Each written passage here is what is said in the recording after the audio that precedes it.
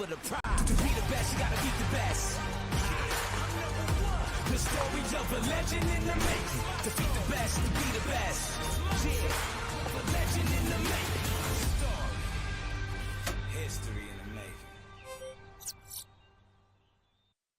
With the last few days remaining before the reshuffle, it's the last opportunity for the first two groups from Danger Red to have a brilliant outing. Will they though? We are about to find that out, ladies and gentlemen. Welcome to another exciting day of iQOO BMPS 2024. This is Super Johnny, joined by my brother in arms, Fixes. And Fixes, we are having a ball once we began our journey, of course, of the overall iQOO BMPS 2024 of this year. But it seems like the Danger Red, the word danger actually fits them quite well. Considering the fact how day number 1 yesterday really panned out, a lot of those big names started popping off. There were, however, not many of those outliers that could really rise up to the occasion. Yeah. But today is day number 2, and I am expecting a comeback. I mean, we are expecting comeback. We are hoping for a lot of these comebacks. But as you said, not a lot of outlying performances. The usual contenders still beating down on the new teams. I mean, we talk about Carnival Gaming. They did extremely well for themselves. But when we talk about Group 1 from Set Red, I mean, it was an incredible journey. iQOO Seoul off to a great start, and the competition was looking quite solid over there.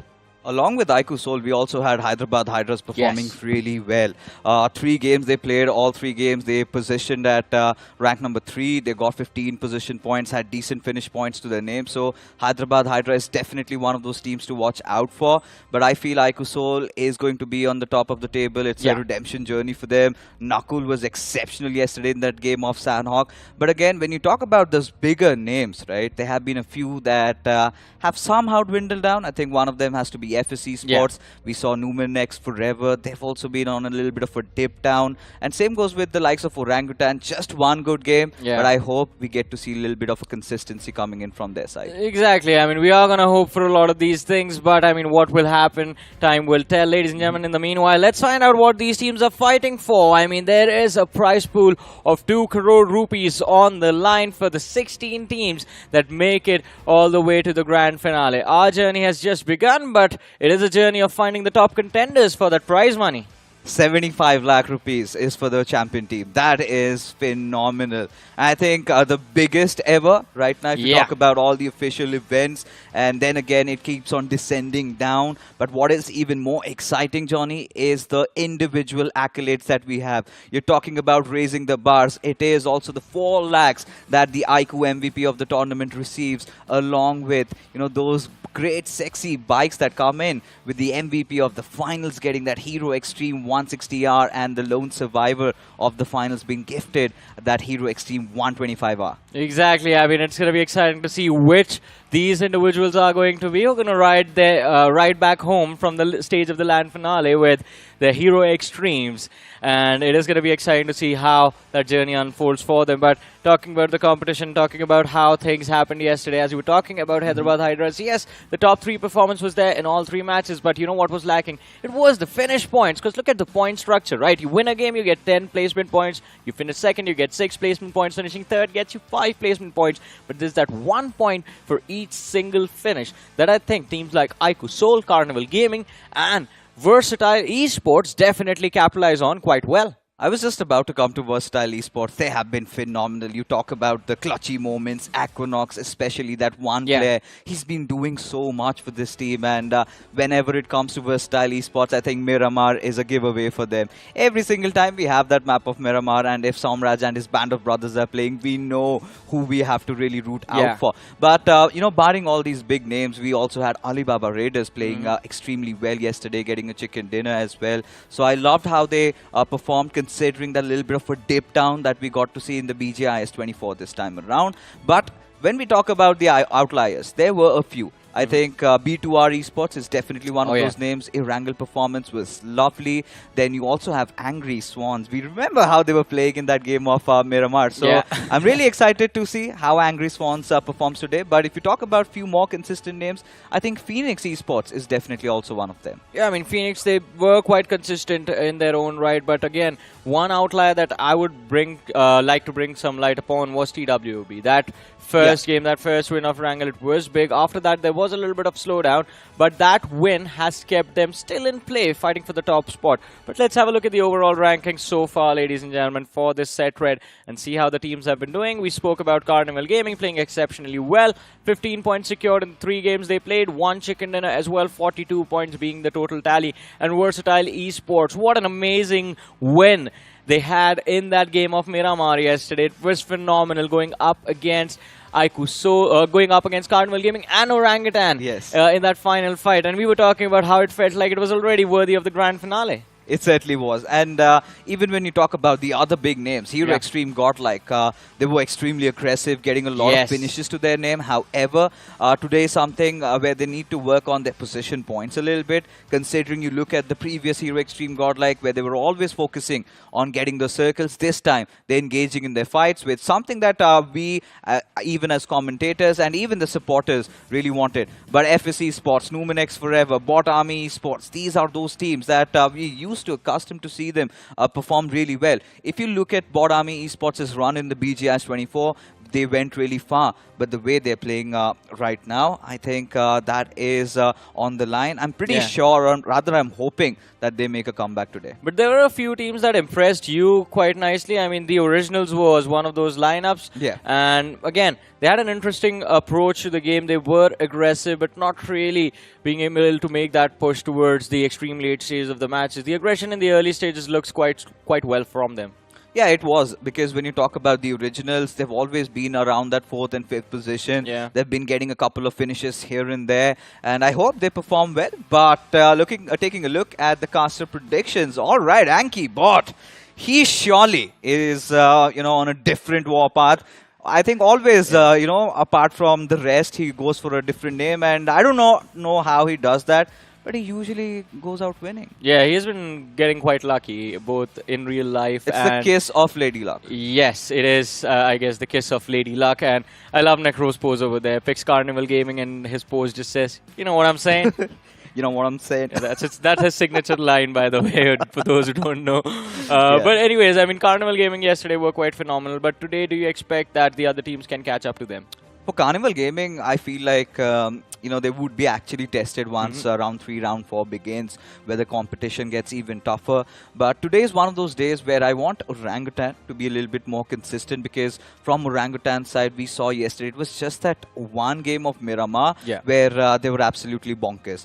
Barring that, I think Erangel and the previous game did not pan out really well for them. The Vikendi wasn't good either. And I think when you talk about Vikendi only, you think about another team, that is Team ASLAAA Esports. Yeah. Another one of those teams that we've seen performing really well in the previous official tournaments. Also, they're also quite struggling.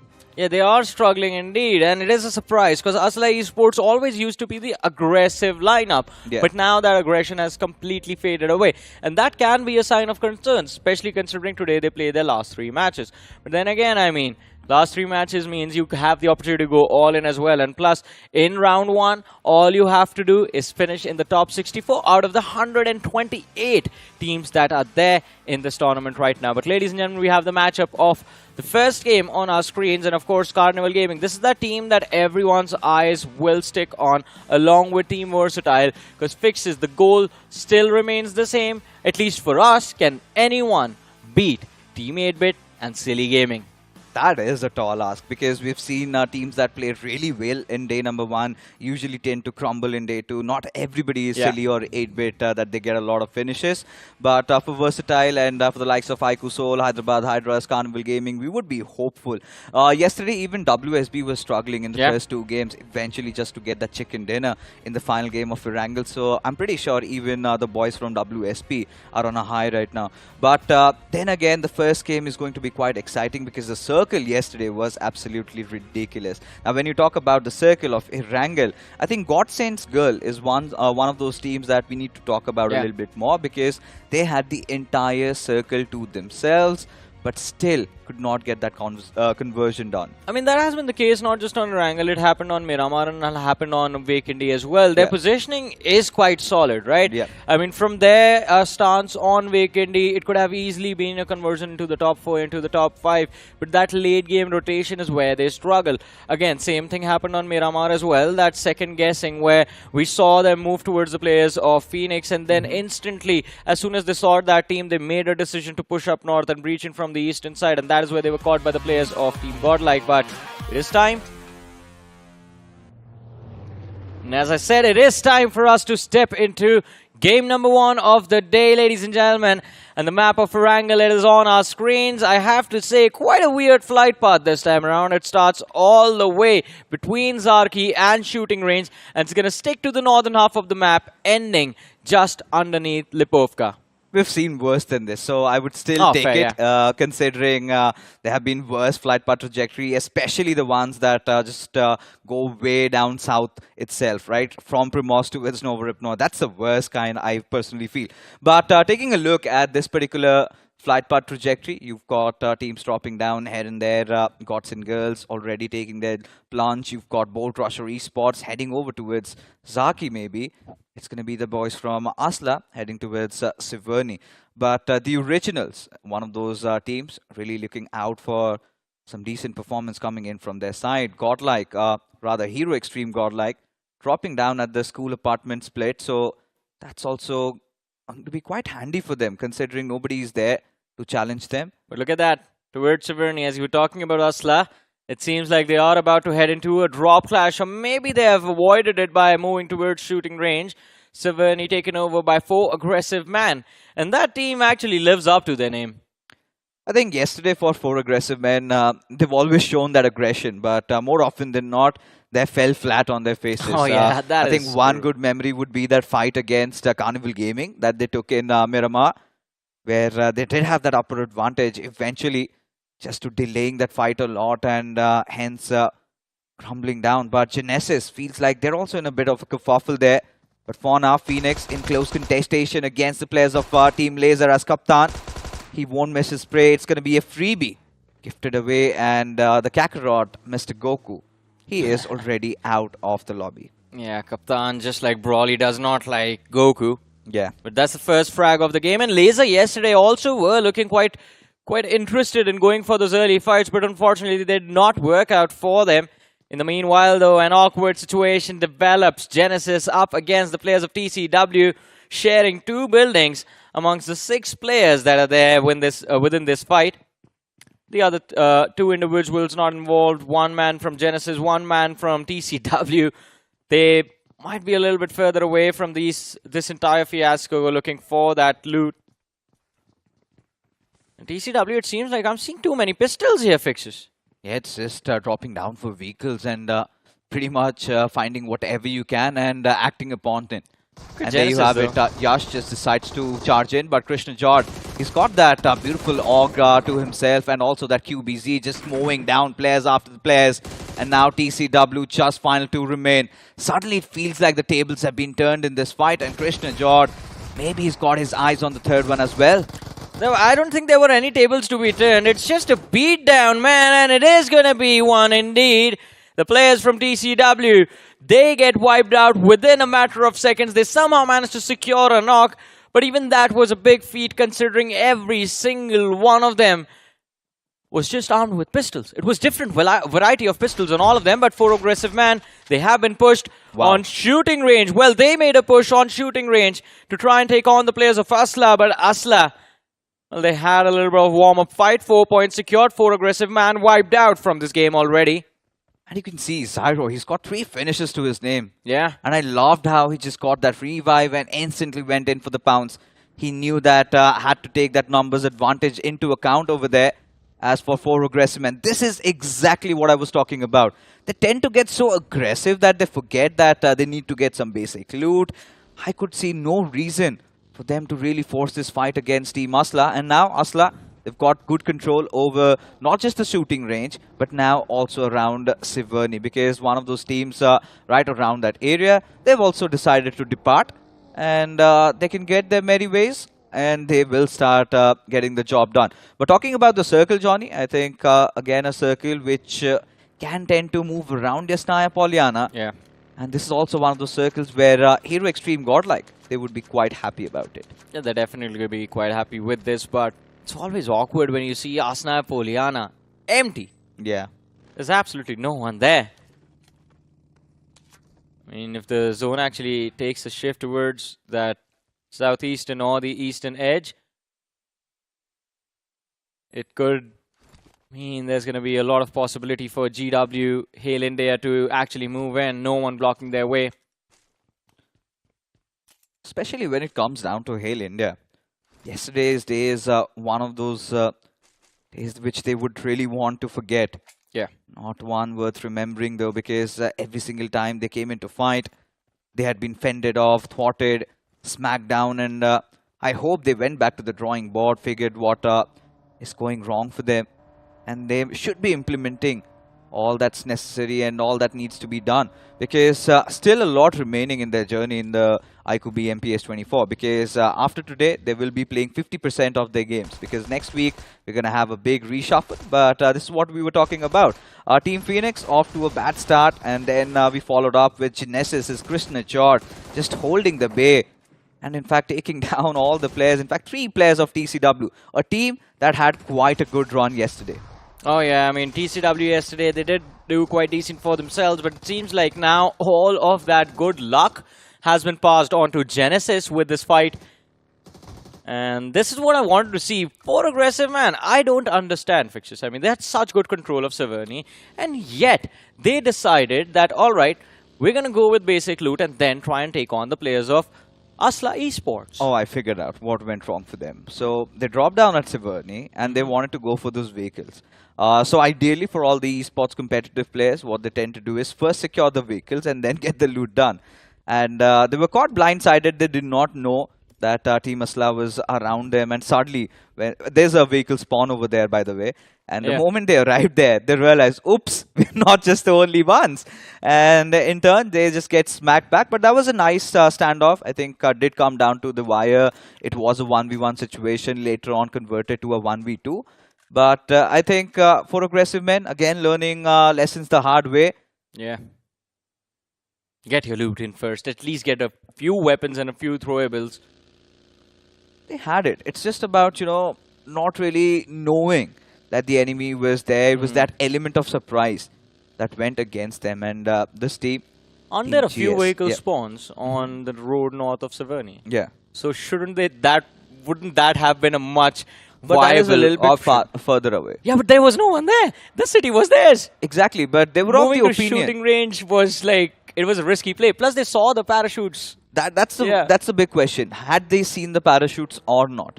Because considering if they had seen the parachutes, they would not have gone there. I'm pretty sure they were really having a different conversation, because that's the only way to summarize that entire fight. Because I don't see a world why you would want to go to shooting range leaving Severny like that. All right. There's a knock right there. MN knocked out. Oh, no. GS. Not off to a good start, and they've lost their best performing player already. That hurts, especially if you are GS. Again, prep's not done. Considering the fact that Punk yesterday put out a story on Instagram that they were going to be heading out to the school apartments. What were they even thinking? Maybe they don't follow them. Yeah, that's their mistake then. Because yesterday, Hero Extreme Godlike had a different approach. That's quite understandable. But I think the lesson here is follow your competition on social media so you know where they're going. Yeah, keep your enemies closer. But for now, we've got another fight amongst us. It's going to be Team ASLAAA, who's just survived the onslaught of a particular team and now up against Bolt Rushers eSports, who've not had a great day number 1, but this time they're looking to turn things around. Well, let's see though. As you mentioned, keep your enemies close, and I think ASLAAA eSports think this is way too close because they want to back off here. Megatron and Krish OP getting the frontline Bolt Rushers. They are pinned down in that factory, in that storage compound, but I think ASLAAA, if they find at least 2 knocks in this situation, that should allow them the ability to go for a push. Look at the radar. The one man, he stayed back very far behind, and he's going to try and find that knock from distance. It's not going to be easy, but if they actually manage to pull it off, I think that is that one thing, that one play, one man so far away, like at least 100 meters away, I think is that thing that Bolt Rushers will not expect. It's that element of surprise that can play out in ASLAA's favor. For Bolt Rushers eSports, there's very less chance that they can really be proactive in this particular fight. They've been pincered down, and especially Megatron having such a good spot over here. He's got so much vision to work around with. It's all about just letting the smokes dissipate, letting the players of Bolt Rushers eSports exhaust all their utility. And that is where ASLAA, they want to make a move. Because it's going to be such an easy infiltration coming in from their side. All they need to do is just throw a couple of Molotovs, flush your enemy out in the open, follow it up with a couple of grenades. And should be an easy task, considering Team ASLAA, they definitely are on a warpath here. Yeah, they are indeed. Already fingers warmed up after wiping out the players of 4 aggressive man. And as you mentioned, Megatron's position, he's going to flush out a lot of utility. ASLAA themselves, though, I think they are out of those throwables. I think they are running out of the frag grenades. Over here, Versatile up against Team Godlike, and it's Punk who's found one man, Aquanox, damage from the flank. Punk goes down. Well, Prone's down. And Aquanox, he does want to take this duel, it seems like, because he's turned his vehicle around, showed up for the second time. Is he aware that there are 2 players now on the other side of the ridge? Finally, I think he hears the sound of that second car, backs off. I think this is one of those fights that Hero Extreme Godlike would want to avoid. Because, again, when you talk about their journey so far in the iQOO BMPS, it's every time a Punk having that habit to play around the edges of the circle. This time, they've got that smack center to themselves. And that is exactly a very good spot for them to really hold on to. And Hail Galaxy on the sidelines, we could see them go after the players of Genesis. So what I wanted to say is, just that compound, in fact that squad house below the Volcano Hills really comes into play. That is exactly where the circle takes that shift. As now, Godsaints girls having lost their momentum after having Emin Noob taken out of the lobby, again goes on to ask questions if they were really prepared for what was coming their way today. Because this is what I wanted to talk about. Even when you look at the iterations of the zones, the best possible spot were either those L buildings or that squad house around those volcanic compounds. They had to play well. But if you want to play well as well, you need to check out our official smartphone partner, the iQOO Z9S. But for now, I think ASLAA, they finally realized that Bolt Rusher eSports, they're out of utility. And now this is where the bombardment begins. Exactly, they found an opening, and Chris Sherpy is pushing inside the storage houses with that S12K, the DBS in the hands of Megatron. And it works out like a charm. 8 eliminations on the board already before we reach stage 3 of the game. ASLAA eSports, they are fixes on fire today. I told you, right? This was bound to happen. It's all about just exhausting your opponents, smoke grenades and all the utilities. And once they're out of it, just go after them. Because all 4 players were just pincered down. They could not go out looking for information.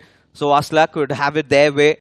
And that is what they did. So 8 finishes, off to a great start. I really hope they make it inside of the top 3.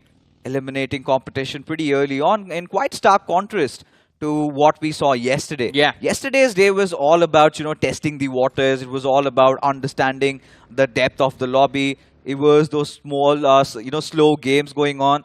But today, it's about intent. Today, it's about knowing which fights to take. And so far, ASLAA, they have been benefiting from it massively. Well, they have been indeed. And I just hope, as you said, it works out. The one thing they need in this game right now is a northern circle shift. Right. Because the entire north of Yasnaya is completely empty. Apart from ASLAA, there is no one there. But talking about Laser on our screens, it seems like they have heard Admino show up towards the city of Rozok. They're just hoping to see him overextend as well. But it is Admino. He's just rolling that buggy in and out, in and out. Also just scouting for information, also trying to force the players of Laser out of their compounds. Hero Extreme Godlike, the fixes, you have to say, they're playing quite split apart from each other. Oh, it's fine, at least for now. It's all about understanding where the next circle shift is. In fact, all of them are waiting for that hard shift. Carnival Gaming, look at them. They've been quite silent. But if you ask me who's got the best position right now inside the circle, it has to be the players of VXT, Versatile Esports. Yesterday also we saw they were quite consistent, got a chicken dinner to themselves. And today also hoping nothing less from their side. A curse has been looming over their heads because lately Somraj and the band of boys haven't been lucky, or rather haven't gotten the results that they've worked for in the official event. So for now, I think they've got the best position, looking out for Orangutan as well, who not really far behind. In fact, around Haley Sports. This is exactly what I was talking. This is the circle that we have seen before. Versatile. I think it eventually ends towards that open lands where you can see Somraj and Raiden just moving around. I think they're going to reunite. But for Team Hero Extreme Godlike, they've got a perfect avenue. Just wait it out. They've got that dip to play. If they want to play aggressive, they also can afford to do that. For Carnival Gaming, they have to fight their way inside the circle. Carnival Gaming on that southwestern edge, a massive cluster for them to face.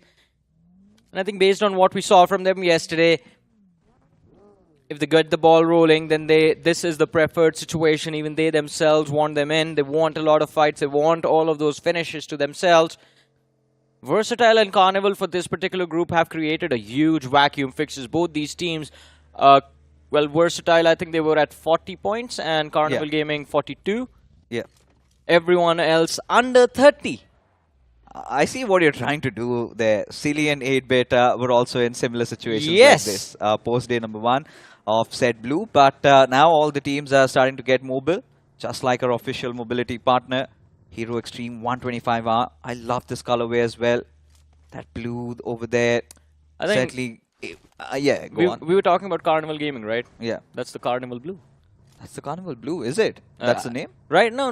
Right now, the tag that's there for Carnival Gaming inside the game is the same blue. Ah. Give them the mobility partner. For that, they have to work a little harder. They have to make it to the grand finals and ensure they survive. Considering this Carnival Gaming, I'm pretty sure we can hope for somebody getting that their hands on the Hero Extreme 160R. That is true. But when you talk about the 125R, I think somebody needs to survive. Maybe Hector. I mean, no. See, I said the same thing yesterday and you corrected me and I agreed with you, right? We are enjoying the new Hector and how he has been leading the team. Yeah, we certainly have been. No second thoughts about it. Especially after Shogun making his way inside the lineup. And it's just not that he's been doing just that support role, even in terms of assaulting. He's been getting those frags. He's been getting those finishes on board. And this is what I've been talking about. This time, Carnival Gaming, look at their approach. Ideally, knowing their old Carnival Gaming, they would always contest for the center. Yes. This time, they are feeling quite settled having the edges because they know that if need be, they can go in for those fights and still come out winning.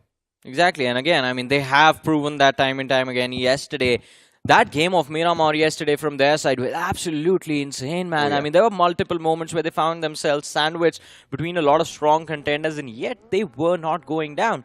But WSB, we were talking about them quite a lot yesterday as well, right? I mean, Zaref being the IGL, Omega also being there.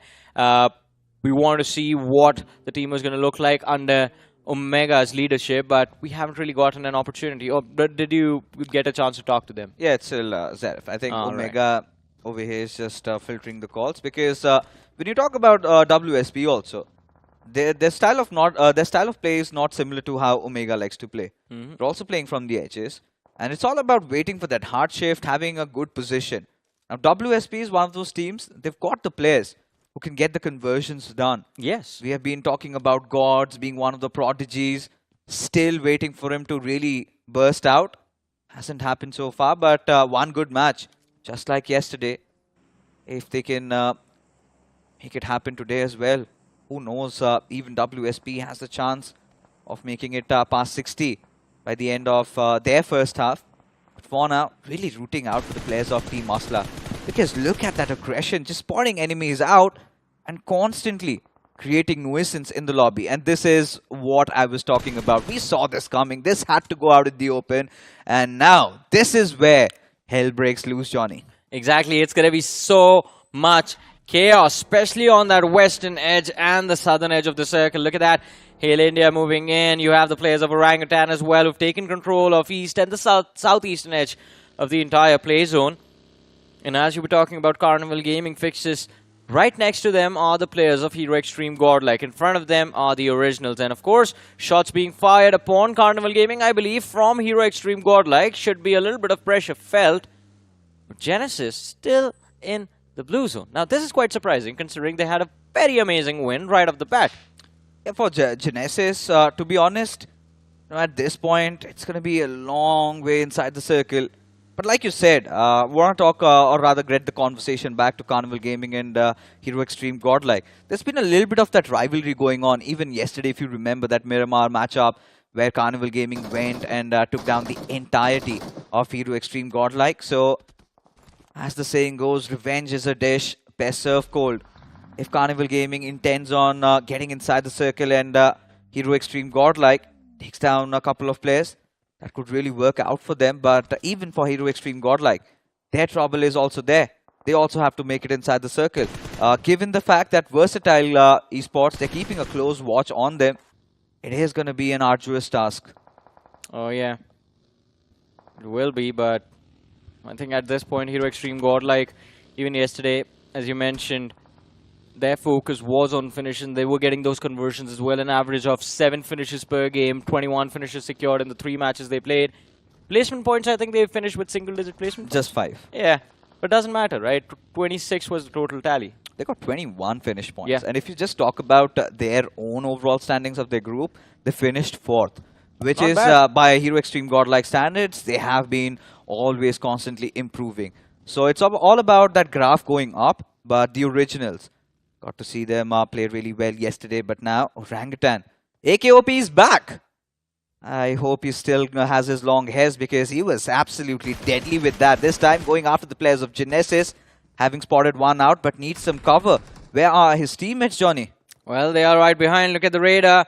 They are trying to see if they can provide some support, and AKOP looking for that opening, whiffs a few shot, goes down, and well, before Genesis can secure that frag, they get baited. 2 players knocked out, and Orangutan, they're looking to recover. AKOP, he's going to want to revive. Aru moves in to try and help his teammate out, and Orangutan, they lose out on one of their best players, but it's not going to matter. They secure 3 eliminations off of that, and I think AKOP, he will not mind that at all, but look at this. Oh no, they are here to ask a lot of difficult questions. Why did you leave as Omega? Why are you playing for the other side? I don't know if Omega is going to have a good feeling about this. He's got his band of brothers that he lifted a BMPS trophy with, but this time in different colors. And for WSP, look at this trifecta building up. You've got Hero Extreme Godlike, you've got the likes of WSP, and there is Carnival Gaming also. All of them trying to get inside the circle. Goblin stepping out of his vehicle, taking quite a lot of shots at Team WSP. At this point, WSP still have the edges, but for Carnival Gaming, they somehow need to thread the needle. Somehow need to find that golden window and need to pounce upon the chance. Oh man, this is such an emotional moment for both Hector and Omega. The old leader up against the new. Yet, I mean, it's a standstill between these two sides. And of course, as you mentioned, Hero Extreme Godlike in the distance as well. Can build up a lot of pressure, but they've switched directions. They've moved towards the eastern side of things. Orangutan, though. Man, it seems like both the OGs, they somehow end up finding each other. It happened in Miramar yesterday as well. The OG against OG. Also happened in Erangel yesterday. Yeah. So somehow it's all about the battle of being the real OG. And Megatron in the meanwhile having been taken down by the players of Phoenix eSports. Now this is lovely stuff. Considering the players of Phoenix did not have the best of numbers. Losing down Goku right from minute 1 and now recovering, getting 2 finishes on the board. But now they still have to make their way inside the circle. They've got the players of Laser. And this is a perfect time to get that revenge. Yeah, I mean, it is going to be revenge. And of course, Phoenix eSports rising from the ashes of here. ASLAAA eSports wiped out already by them. Laser, Jin knocked out in the open field. Kaptan, he's going to hide behind that haystack and that soft wall of smoke. sometimes I believe smokes out into the open work like smoke signals as to where you need to take your shots. And Omega in the front lines, he's taken a lot of damage. Versatile eSports on the flank, but Carnival Gaming, they want to take on the players of Versatile eSports first. It was a big mistake because Goblin and Hector, they've taken a lot of damage. Goblin knocked and finished. Hector barely on the verge of getting taken out as well. And as that vehicle went round and round, Shogun fell to the ground. Hector recovers, but I think it is going to be a little too late because Aquanox, he has that range available to them just to lob a lot of nades towards the players of Carnival Gaming. And Versatile eSports, look at that versatility in action. They're taking two fights at the same time, although in a matter of seconds it's going to be Aquanox, the last man left standing. And it seems like Versatile eSports, they've bitten more than they can chew, and now they're going to have to settle for this early elimination in the game. Really cannot rule out Aquanox, though. We've seen him pulling off various clutches even yesterday. And this time, against two big foes, Carnival Gaming and WSP right in front of him. Hector and Neo from Carnival, and you've got Gods. It is a dance of death for all these teams. And for now, the way things happened for Versatile, they had a really good position, but they were out in the open. Had no other option but to engage. But when you take a look at who's sitting smack center at the circle, it is the Originals. And this is where Aquanox had that golden opportunity to bite, and he does. Gets Neo down, and Hector, the final player surviving. Aquanox well aware of his position from the backlines. We could also see Gods.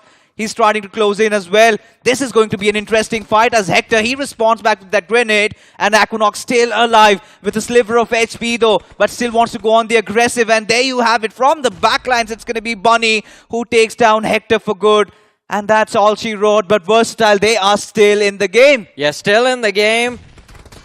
Not anymore though. I mean, as we said, Aquanox gets wiped out. WSB just staying back, letting the other two teams fight. Works out quite nicely for them. But Fixtures, what happened to Hero Extreme? Godlike? Got taken down by Hale.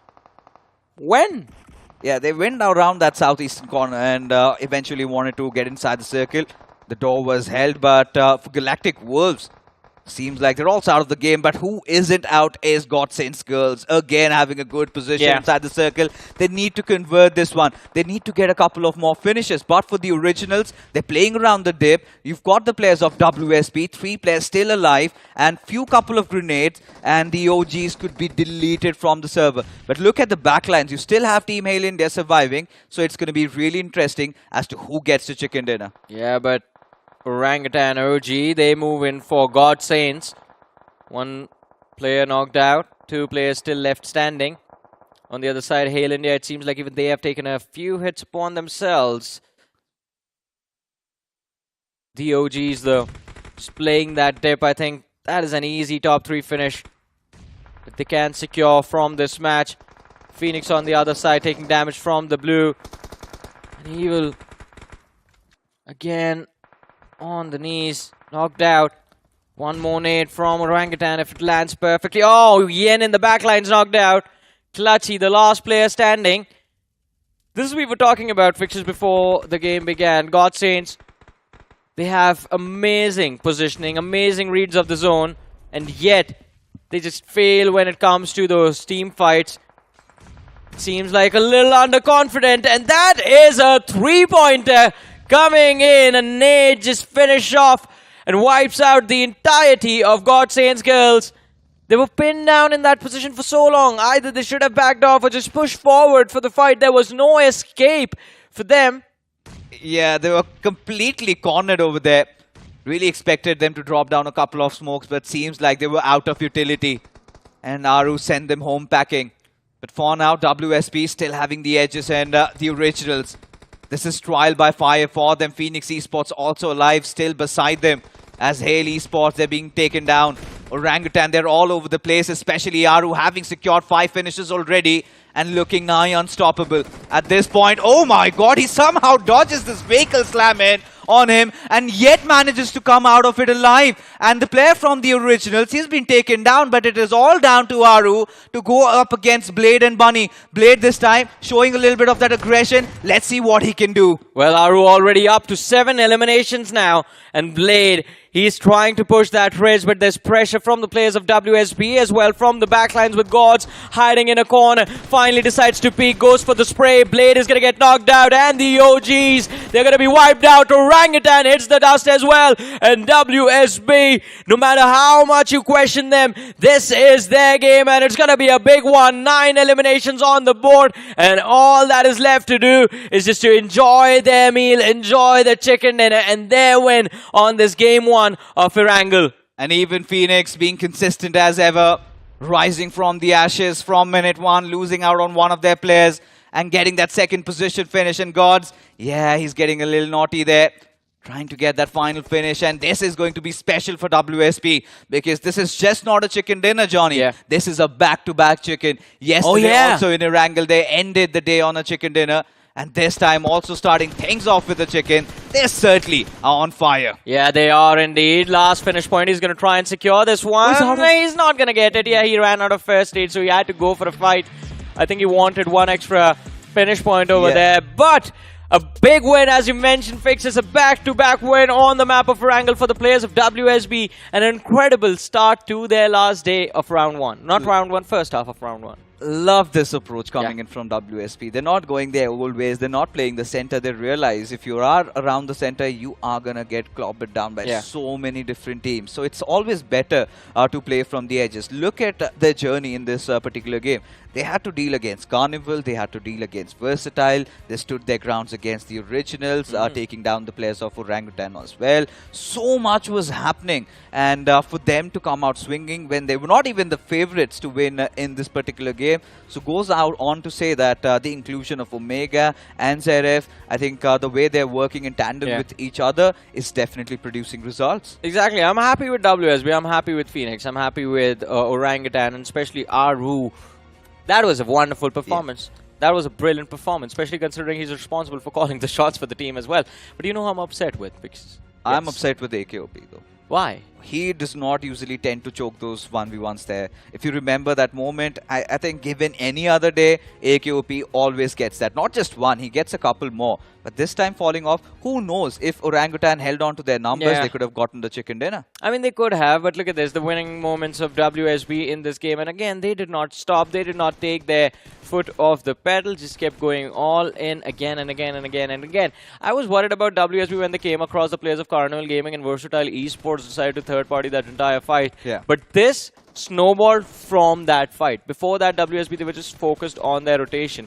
But after that action, I think the fact that they were able to pick off players from both sides, they were able to pick off players from Versatile and Carnival Gaming, I think it gave them the swing of momentum to push for the chicken. And in this game, you could also see that lack of experience really coming in for the Originals, because they had everything set up for them. The circle was right at them, and you could see they kind of got overwhelmed. Because the moment I think they committed not just 1 but 2, 3 players just after the players of OG, that is where the trouble really arose for them. Because given any other day, ideally you're supposed to be having your vehicles, which they had. Let the players of OG come in first and then take them down. And Orangutan, they were busy dealing with another squad. And there was no need for that slam in coming in from one of the surviving members of the OGs. He got taken down over there. The entire attention was fixated on OG that they forgot that WSP was still alive. I think that is what happened. Everyone's attention was on OG, and the OGs just got jealous off of that. They're like, we are also the OGs, so why not us? But that was the wrong way to go about things. Anyways, I was upset with Hero Extreme Godlike and GS, Godsaints. Hero Extreme Godlike, because I think their decision to play from that western edge was actually brilliant. The switch up delayed their entry inside of the circle, and of course Hail India got to the edge of the circle first. That fight became very awkward for Hero Extreme Godlike to deal with. And Godsaints girls, someone needs to motivate them for those firefights. That is the one thing they've been avoiding this entire time. Their rotation strategies are actually brilliant. They always find the entry into the circle. They're always able to position themselves in a way from where the other teams, the teams with a lot more experience, can actually close out with the chicken dinner. But the lack of initiation into those fights is the reason that they get wiped out. It was minute 1, and you could see their spearhead instantly being cut off. Emin Noobs decide to just go in. She was on a stroll around Hero Extreme Godlike's drop location. That was quite uncalled for. Because honestly, if I know, and if we all know that they tend to drop around that school and apartments area, I could not see any reason why they had to go there first. In fact, had they taken that spot, which Versatile took quite later on into the game, where if the girls from Godsaints wanted to head over there, they could have taken, and maybe they could have defended. However, the problem really lies in the intent of taking those fights. Yeah. They land themselves in really good spots, but when it comes down to actually engaging in fights, actually trying to get aggressive, that is where they go quite defensive, and that has always gone against them. It's quite opposite of what we usually see from teams, right? Usually teams struggle with positioning, and their reaction to that is, all right, we're just going to run into fights and pick up those finish points. Godsaints girl, it's the exact opposite. And looking at the match ranking as well, it is going to be quite clearly visible, because we see WSB Gaming finish up the match with 19 total points, Orangutan end with 13, Phoenix with 12. The OGs somehow still make it with 8 points. Hail India 8 points as well. ASLAAA eSports, that early aggression was one of the most beautiful things I've ever seen from ASLAAA eSports. 8 points from that game to them. Versatile eSports, 5 points, all thanks to Mr. Aquanox.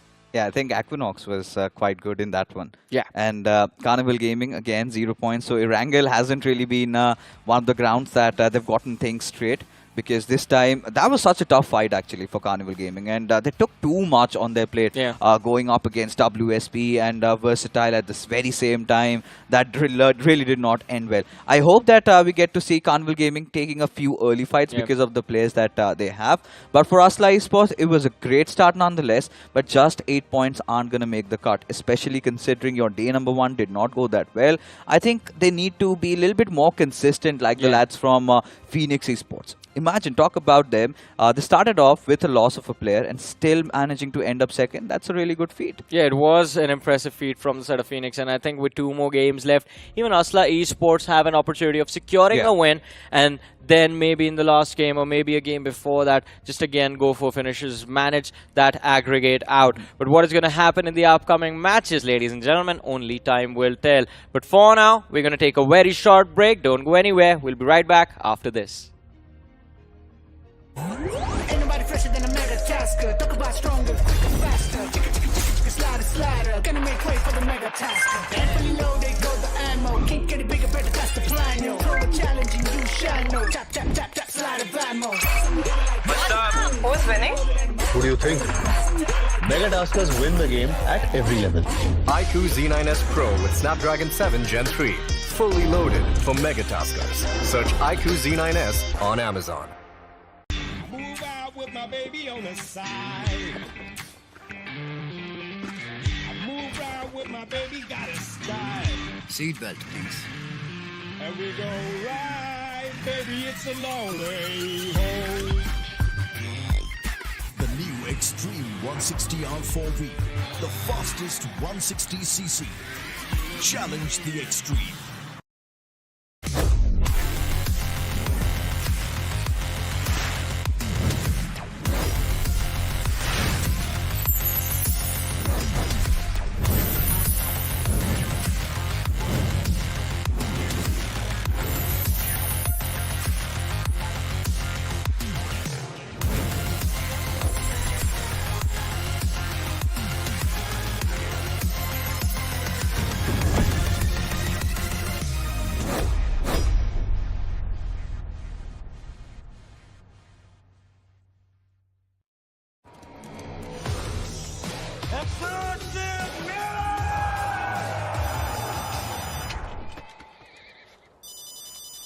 Mummy का phone है एक minute किसी और को बात करनी है क्या मम्मी से take 63 ouch I am not doing this 300 यार ये एक्सूट इतने कूल है लेकिन अगर शूट ही नहीं होगा तो दुनिया को कैसे पता चलेगा X-Suit's so stunning that even Dynamo won't let us tell you about it. X-Suits, a million reasons to keep everyone away.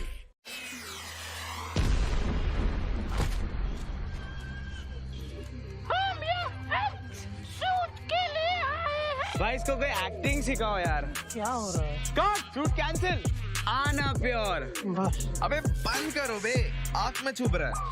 Shoot cancel. हार पूरी रात निकल गई। अगर शूट ऐसे ही चलता रहेगा, खत्म ही नहीं होगा, तो ये लोगों को कैसे पता चलेगा? X-Suits, a million reasons to keep everyone away. Welcome back after the red break, ladies and gentlemen, to the iQOO BMPS 2024 game number 1 of the day, done and dusted. We are about to step into the map of Miramar. But joining me right now on the panel, it is going to be big boy Necro, who has picked Carnival Gaming today.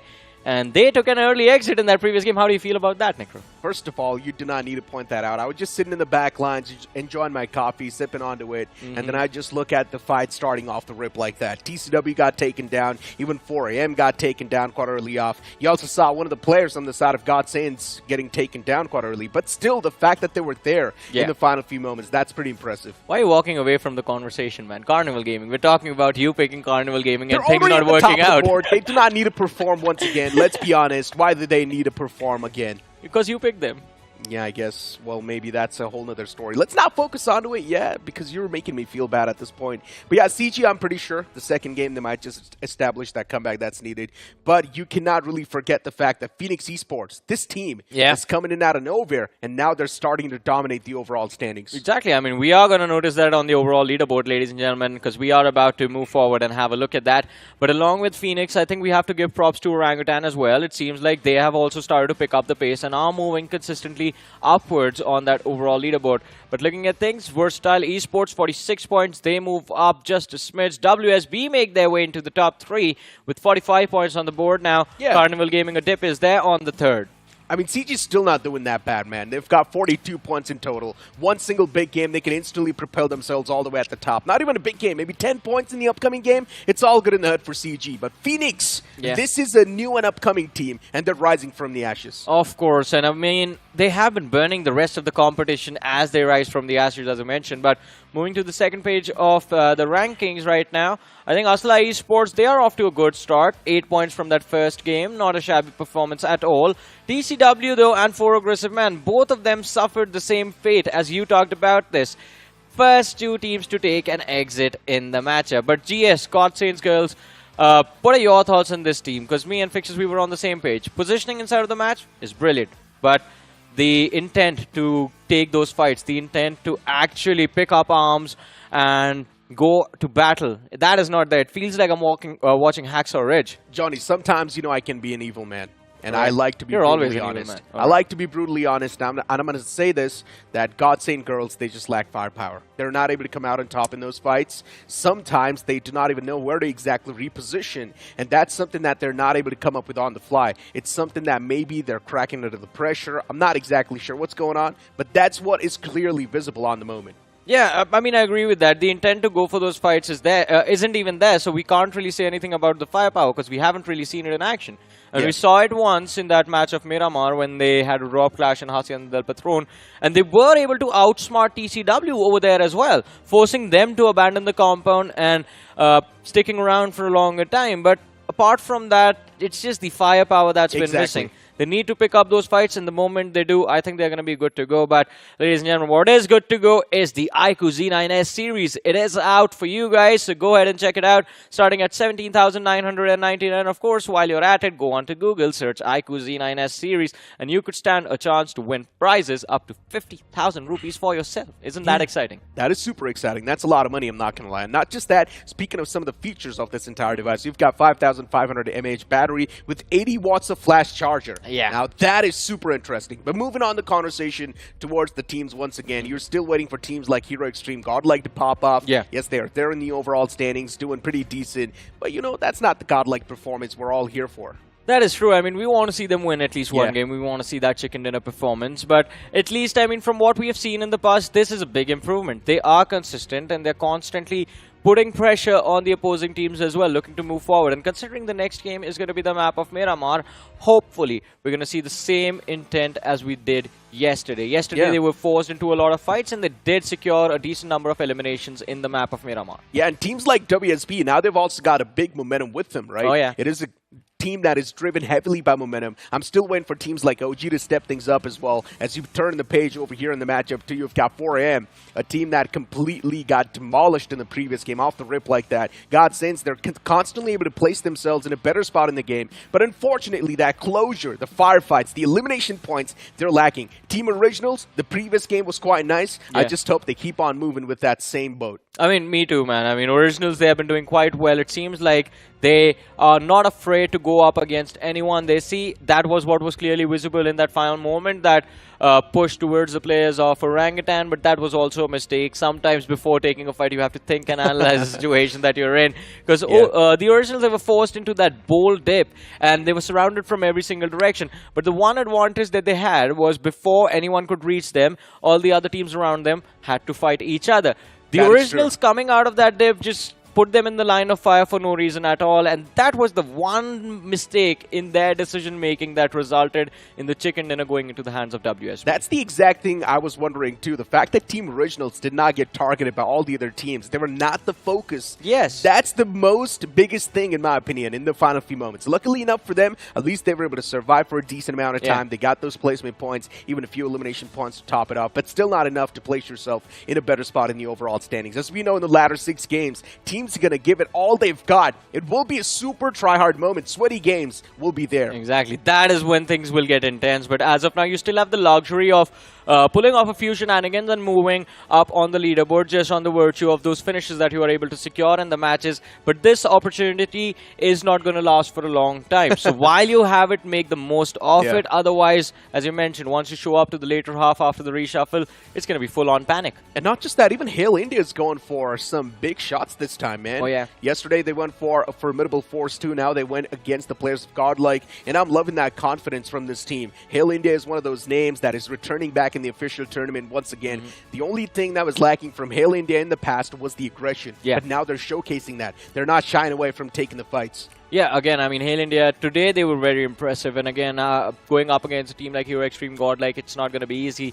But Hero Extreme Godlike, I think it was a little bit of their fault as well. Hail India already had the edge of the circle to themselves, so they did not have an incentive to move outside of their cover and try and force a fight against Hero Extreme Godlike. On the other hand, Hero Extreme Godlike, to get in the zone, they had to take that fight and come out on top. They did not succeed, unfortunately. But it is going to be a new start to this match of Miramar, and hopefully we are going to see them come out with a win.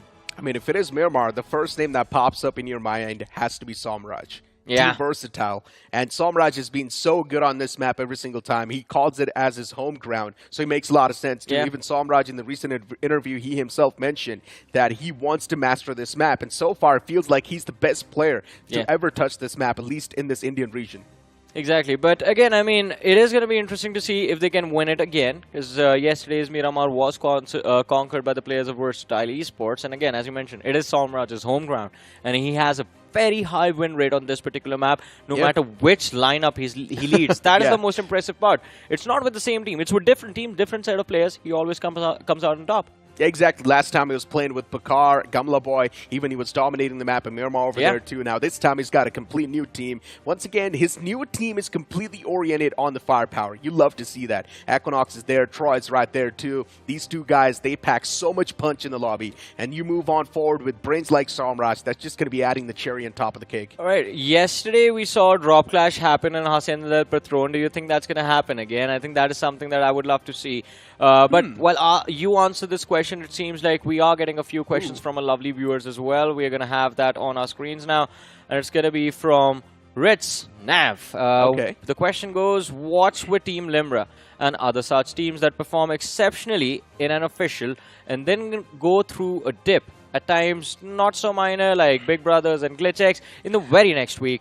Team Limra was so out of the books with their late entry into the zone and converting winner-winner chicken dinners from there. We've answered this question already, actually, me and Fixes. So I don't think so we need to answer it once again, but still just let's do it for the viewers that are tuning in today. We get new viewers every day. Just to touch upon it, I would say, for Team Limra, they haven't really went through a big dip in the performance, let's be honest. After the official tournament, they just played another third-party tournament, but then after that, Team Limra, they haven't really been witnessed anymore in the playing field. So I wouldn't really call that a dip in the performance. And you speak about them rotating late inside of the zone, which makes a lot of sense. If your team is confident in taking the fights, then you might as well try and go for those late rotates. Yeah, I mean, whatever works, whatever Yeah. floats the boat, right? And Team Limra, again, as you mentioned, just one official. They played very well in that one. Exactly. And after that, nothing has happened until now. Yeah, they just played one single third-party tournament. That's it. Yes, they failed to qualify to the later stages, but then the format was completely different as well. So Yeah, you the cannot really blame the boys for not performing in that tournament. It wasn't their format. I Yeah. think, which was the most aggressive team we witnessed during the BGIs that we enjoyed? I think so. During the BGS, most aggressive team was Global Esports, hands Yeah. down. They Global did quite well Esports, in that Yeah, tournament. they were just straight up dominating through and through every single time. Exactly. So Global Esports is known for their power. Its entire lineup is oriented onto that. So that's what you expect from a lineup like Global Esports. Exactly. But for Team Limra, they're much more tactically advanced, if you'd like to say. They like to prioritize communication, synergy much more. They like to prioritize placement as well inside of the circle. So that all just comes into a factor. I wouldn't really say it's a dip in the performance just yet. It was just a different ball game that they were forced to play, and it did not work out It was quite their well. first for them. time, pretty much, man. Exactly. You got to give it to them. Plus, there was added pressure of being on that stage as well, but now there is pressure of them being in this stage. And again, I'm just glad that people noticed Team Limra from the previous BGIS, right? Them getting all of this attention. They were very new to that circuit, because we had a conversation with them on the stage of the LAN finale, and I straight up asked them, like, guys, what happened? And they showed me their hands. Their hands were shaking. They were so nervous on day one. They were very nervous. Young lads, good kids. And hopefully, with the experience of being on that LAN stage once, now when we see them again, they're going to feel a little bit more comfortable. That's what we call the first game jitters, right? Yes. Every single team's going to face that. Even sometimes the known names, they do tend to face those first game jitters. Maybe some of the known names, considering they've got the experience, they know exactly how to calm themselves down. They might not face it once again. But for the newer faces on the block, that's definitely going to happen. It's completely common. It's not something out of the ordinary. But now the upcoming game is going to be rolling up soon. Yes. And what are your predictions going to be? Oh, my prediction is Carnival Gaming. I wanted to talk about Carnival Gaming for a long time. I mean, first of all, the question for Carnival Gaming always on map of Miramar is, do we survive the Picardo drop clash? It's not even a question of are we getting drop clashed, it's a question of do we survive that drop clash.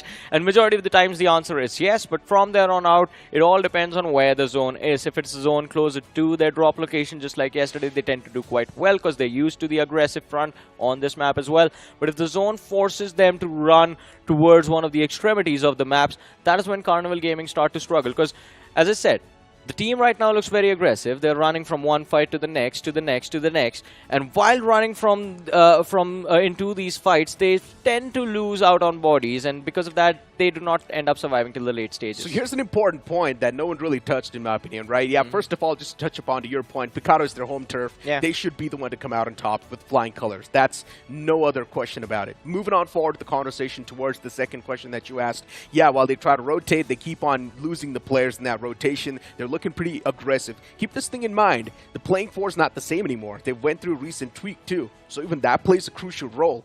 When you talk about the team synergy, the communication, Shogun's still trying to get used to it, right? Which makes a lot of sense. You move on towards a complete new IGL, even that's going to be impacting a lot of that performance because it's been a while since we've seen this man in the driving seat. Now, yes, he's trying his best to drive the team in the force, but let's be honest, the third-party tournament that this man was IGLing, it's a complete different tournament. It was a complete different format too, so you cannot really judge a lot of things just onto that. Exactly, but I have to say, I think this edition of Carnival Gaming has been working out quite well for them, considering the performance yesterday was absolutely phenomenal. Not decent. They got 42 points, man, in 3 games. Why are you calling that decent? Then you look at Silly Esports and then you see did the same. Incredible stuff. But yeah, for CG, you cannot really forget the fact that individual firepower is still there. Shogun's quite an experienced man. You've got a man like Hector too in there. You've got Goblin, Neo. These two guys, they pack so much punch. It's incredible. iQOO MVP contenders on the screen. You've got Silly Esports' Hydra with 19 finishes. Aditya there too from 8-Bit with 18. You've got Jux Amazing with 17. So this is going to be the target to beat, by the way.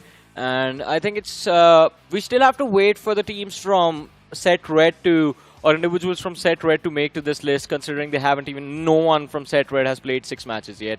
So would love to see if anyone from one of these teams can actually make the list. I think, who are going to be your top contenders from Set Red that you think might approach? Mine is going to be Goblin. Hands down, Goblin Neo can be one of those contenders too. Then maybe you can go for Jonathan as well from Godlike if he does perform well. Then you've also got Admino, who's been a formidable force recently. Admino's been at the top of his form, especially in the official tournament. There's just something that hits Admino, and he starts performing so well. Yeah, that is true. I mean, the man always does well in officials for some reason, and it's always in the third parties that make you question, like, is this the same guy? Exactly, he's gonna be the first one to go down. Exactly, man. Admino, sometimes he does try to pull off those weird shenanigans in those third-party tournaments, but now in the official, it feels like he's playing with a pack, and that's a really good thing. And knowing the fact that even Punk is being the new man in the driving seat, so far Godlike's doing decent, not bad. They can do much better, we know. They've got a lot of that potential. The same thing can be said for CG. Unfortunately, the previous game was lost out. Maybe you can't say there's a big cut in the momentum now, but it's CG we're speaking of. Just 3 players are still there. The core members are there. Just one single man has changed. That's not really going to be changing a lot of things. Exactly, and it's going to be interesting to see how far can they take this momentum, because again, as we've been mentioning, Carnival Gaming off to a great start in this iQOO BMPS 2024, but when they transition from round 1 to round 2, how do things change? When they go to round 3, if they move on to round 3, round 4, how do things change over there? Because right now it seems like all the players have adjusted quite nicely to each other. Shogun just fit into this team yesterday like he has always been playing with these lads. Yeah, exactly. But sometimes, as I mentioned, during the rotations, it can be a bit of a problem. Considering he hasn't been playing with this banner for the long time, rotation pathways can be different for every other team. That's it's always going to be different. Yeah, pretty much. So that's pretty much the case. So Shogun is much more used to Mogo eSports' rotation. Now moving on towards Hector. This will take a bit of time. You know what happens when you join a team, right? You get a playbook. Yeah, that's for sure. You will definitely get that. As an IGL, you're supposed to do that as a coach as well. That's what's going to be the case. But moving the conversation towards teams that are struggling, you've got 4 AM on the board too. Previous game getting taken down off the rip like that, it was definitely quite bad. You move on the conversation towards TCW, another returning name.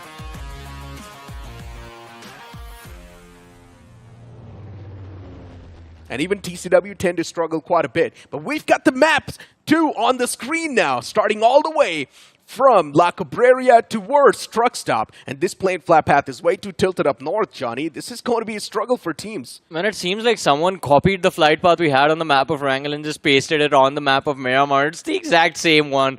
I mean, in terms of the general direction, the way it's tilted from the northwestern to the eastern edge of the map. But again, Miramar, it is a much bigger map, so there's going to be a lot of map area that's going to be off limits. You take anywhere south of El Pozo, Monte Nuevo, La Driela, Chumacera, off limits for anyone looking to go there. Los Leones and Impala still accessible, but there are a few teams that play from Puerto Palacio. There are a few teams yesterday we saw playing from that Valle del Mar, Minas del Valle cluster, and those teams are going to be in for an early challenge.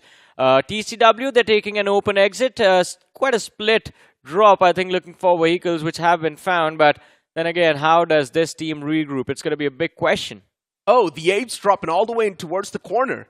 It's something that I never saw coming, dropping towards Ruins. You've also got Team Originals facing off against Versatile. This will be an interesting fight as well. All right, but again, a lot of changes, like a few changes here and there, Necro. One thing, Picado completely given to the players of Carnival Gaming. And the second thing, TCW taking an exit towards El Pozo means that Godsaints, they get full reins of Hacienda del Patron. All of that is fine, but what is Versatile doing? There's Somraj and one more teammate all the way towards the right, and then there's Equinox and his teammate all the way towards the city. This will be an interesting fight too. A collision going on the screen for now. ASLAAA eSports up against Bolt Rushers. And for Bolt Rushers, the previous game was quite bad. They were not able to withstand the wrath, but eventually, this time, Bolt Rusher, it's time to redeem themselves. It's Warren too. Did you give him the buff? No, man. It's just the Warren buff. If you are named Warren, you're automatically good at gaming. Yeah, but then what happened in the previous game? Nothing. No one saw that. No, I'll take your strategy. I blame my teammates. Teammates forgot to provide me cover fire. Yeah, I was doing all good. Yeah. It's my teammates. Bad rotations. Look at that. He has the axe as well. Yeah, he's also pulling off some nice parkour moves.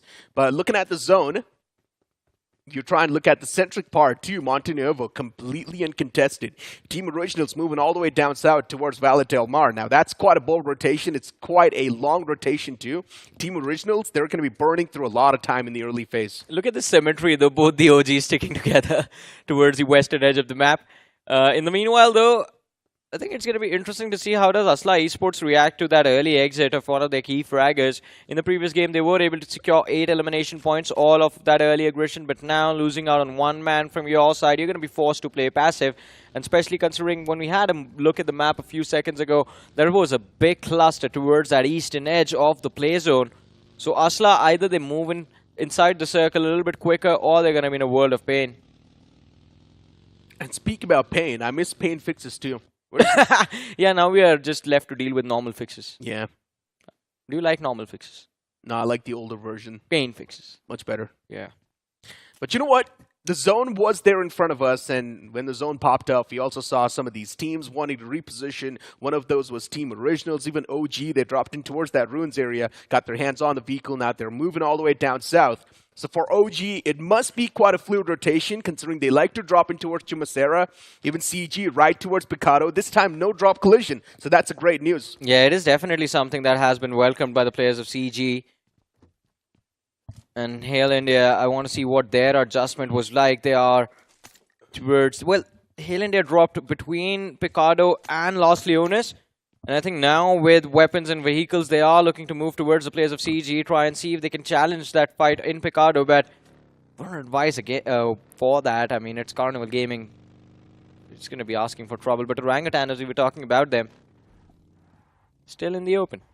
I wouldn't be surprised if Hail India do manage to take down CG. It's happened once in the past on the map of Erangel, so it can definitely happen once again. CG can be challenged toughly by Hail India. You never know. For CG, all it takes is one single banger game to just pin them that first spot down.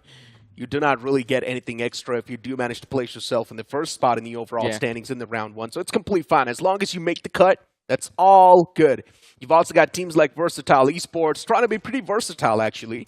Some games they do tend to win, especially the map of Miramar. It's supposed to be the strongest, and they've already proven that time and time. Well, let's see, though, how are things going to turn out for them now. VXT, a big win for them yesterday, Necro, on this map. In the final fight, they took on the players of Orangutan and Carnival Gaming and came out on top. In the previous match as well, I think 6 eliminations secured by the team as a whole. Somraj right now, the god of Miramar, looking down on the lands below. The god of Miramar, damn. Some bold words. I mean, he has been, I mean. Yeah, he's been one of the best, yes, hands down. But you never know. One single misstep, and even that team can collapse. Oh, I thought Somraj, I mean, that would have been a massive fall. Yeah, exactly. And we've seen that happen time and time with this entire team in the past, too. Yes, with some different playing force, but it has happened. It has definitely happened. Miramar is one of those maps where teams do tend to go for the high ground as soon as possible, and Global Esports used to be one of those as well. Yeah, true. Very true. Let's see, I mean, still the early stage of the game, and only one player lost from the side of ASLAAA eSports so far in this entire match. Off to a slow start of Miramar, but that's going to mean that there's a lot of chaos awaiting us during the mid-game and the late-game stages now. Yeah, even Siege is on a move, by the way. Oh. I guess if CG wants, they can start hunting down teams. They've already got a lot of points. They do not really need to care about the chicken dinner. But if they do get a nuclear performance in their hands, it's just going to add on to the tally and the respect. Yeah, that is true. And it is going to be interesting to see which team do they pick up a fight against, because they have the players of GS quite close to them up north, Hail India down south. One way to test your firepower, GS. Go up against CG. Yeah. Hey, man, I mean, if you are GS and you take on Carnival Gaming and come out on top, I think the next game of Sanhok, they will just run around and hunt everyone down. That's going to be such a big confidence boost. It's a different level of booster that just pops into your veins. How do you... all right, Necro, you're good with speeches, right?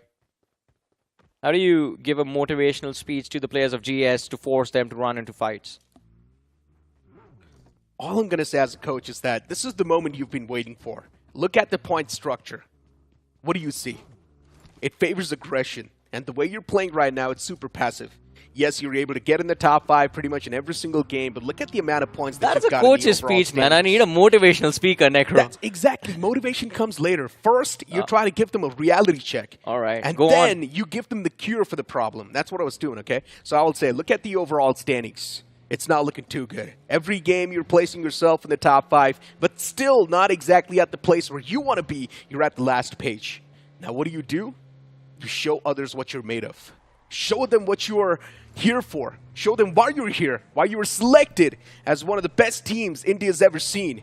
You've got it in you. All it takes is you to initiate and ignite that fire. That is a good one. I know, right? Yeah. You got to give them the reality check, though, at the start. Yeah, that's true. I mean, way you wake up. I think they themselves realize this as well. Like, all right, yeah, we need those finishes now. But then again, I think they are planning to get those finishes in the late game stages, but by then it's a little too late. That's a problem. And I think the same speech can apply to the players of TCW as well. We saw even them a for few these months ago, guys, even for 4 aggressive. But it's 4 aggressive man. It's 4 aggressive man. I think they, after a certain point, they're going to realize, hey, look at our name. We have to be aggressive. You got to go aggressive. And 4 aggressive men, listen, nothing taken away from them. They're actually doing quite decent when it comes to aggression. But when it comes to converting points, that's where they're struggling. Yeah. So 4 aggressive men, yes, you are aggressive, but this time maybe you try and get those elimination underneath your belt too. I miss the 4 aggressive man from last year's BGIS. Now that was an aggressive team. Oh yeah, what do you miss exactly about them? I mean, last time they weren't really worried about position at all. They would just drop clash someone and just try and take a fight every single game. I'm not going to lie, Alpha 6 was someone I missed a lot. Oh yeah. And I'm just glad the fact that I got to see Alpha 6 once again. Same here, man. And I mean, Alpha, it's what makes me even more happy is the fact that they haven't changed. It's been a year and they haven't changed at all. Exactly. And the funny part is, usually in the early stage of a tournament, just like this, there's nothing happening. If there's a team actually going for the fights, now that's an entertainment we all want to see. Exactly. And it's surprising for the other lads that are getting pushed into the fight as well. No one expects it this early, but talk about unexpected guests. And, well, Carnival Gaming, they're going to greet the players of BoltX eSports. Although BoltX, they do manage to get a little bit of distance between them and the players of Carnival Gaming. Bolt Rushers, this time playing it quite passive. And Sparky messes up big as his vehicle turns around, it flips around. Luckily enough, maybe he can't try and make it out alive from that entire spot. His vehicle's about to blow up too. He hides behind it. But for how long can he stay alive? That's the real question. Bolt Rushers, it's time to provide the cover fire to the player who's out in the open. CG from the top. It's just raining down bullets. And now they've also got the confidence in the fight. For Bolt Rushers, the only way they can try and make the man alive from that entire scenario is by taking down one man of CG. That will set the panic that they need. It's going to force the players of CG to go for a revive, but look at this. The IGL, Harsh himself, comes to the rescue. Nicely done, actually. But unfortunately, stops at the wrong spot. Yeah, and Sparky still got out. Should have stayed in that car, wait till you get towards that compound. But good recovery, I have to say, from Bolt Rushers. Somehow they do not panic, or maybe they did panic for a second, but they do reset themselves mentally and find those safe havens, safe compounds for themselves. And now it's going to be down to Carnival Gaming whether they make the push to the low grounds or not. But ladies and gentlemen, huge shout out to our official smartphone partner, the iQOO Z9S series, starting at 17,999. Looks quite nice, I'm not going to lie. The device, every single time when I just come into the studio, I feel like just packing one home. But then I can't. I mean, we can at the last day of the event. Oh. I hope no one's listening to this. I think we should tell our viewers not to tell anyone. Yeah, please. Yeah, guys, please don't. Don't do it. Don't reveal our plans. It's a secret plan that we're trusting you with. Yes. It's the smartphone heist. Yeah, it's all of us together. Yes. Let's see if we can pull this off. This is our rotation. Jokes apart, though, focusing on the game, right? Sometimes when there's just nothing going on in the game, you got to do something like this. I know, viewers, sometimes we might be boring for you. Our jokes you might not understand, but... Talk about yourself, man. I'm entertaining. I'm hilarious. That's the first time someone said I'm not entertaining. Oh, is it the first time? Yeah. My apologies, man. I should have told this to you sooner. Wow. Do let us know in the chat. You got to feel bad for me. But TCW on the screen. For TCW, a redemption arc is needed. Previous game was a complete letdown. It's time to wake up. For the originals, previous game was quite nice. Not exactly the winning spot, though, but still, You get those decent amount of points. You bring yourself back in the game. It's all good in the hood. Oh yeah, I mean, it is going to be interesting to see where they can actually pull it off right here in this match of Miramar, or are they going to have to wait a while? The OGs, though, I mean, the OGs is a surprising entry into this tournament, by the way. I mean, they've been doing quite well for themselves, and I mean, it just makes me wonder, where were these guys before? I don't exactly remember if this was the same playing four the last time we saw them in BGS 2024, but there was definitely the originals too. So yeah, I mean, they were there, but I think a few players are new. I don't remember Blade being there. I mean, in general, there's so many transfers that happened. Yeah. There's so many roster shuffles that happened that it's just really tough to keep track. At the end of the day, we're humans too, man. Even the gods sometimes, they forgot.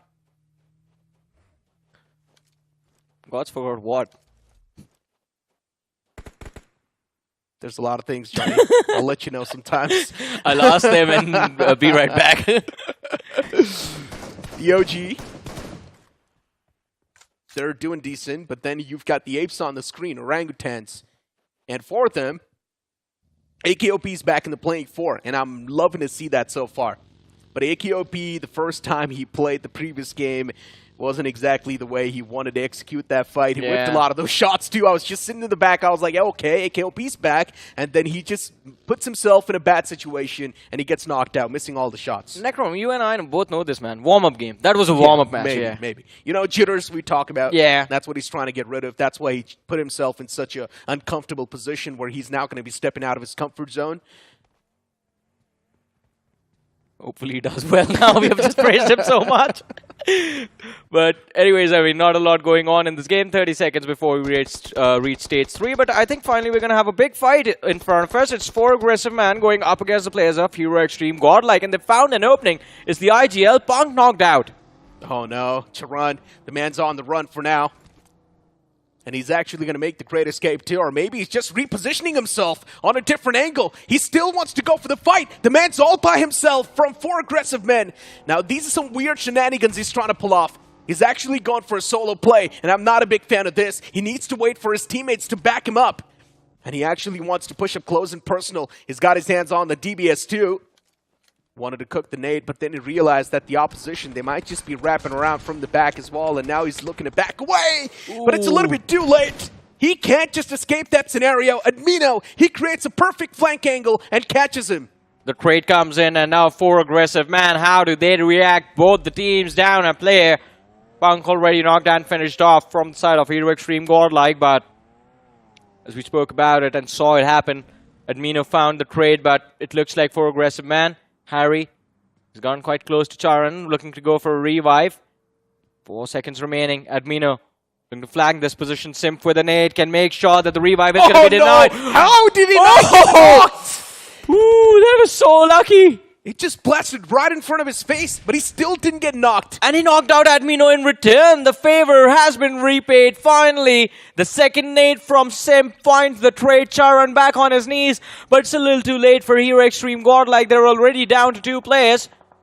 Password from the side of 4 aggressive man was finished off by Jonathan, but I don't think that's going to be enough. Simp, he's looking to go for a revive, but this will put him in the line of fire of Harry and Charan.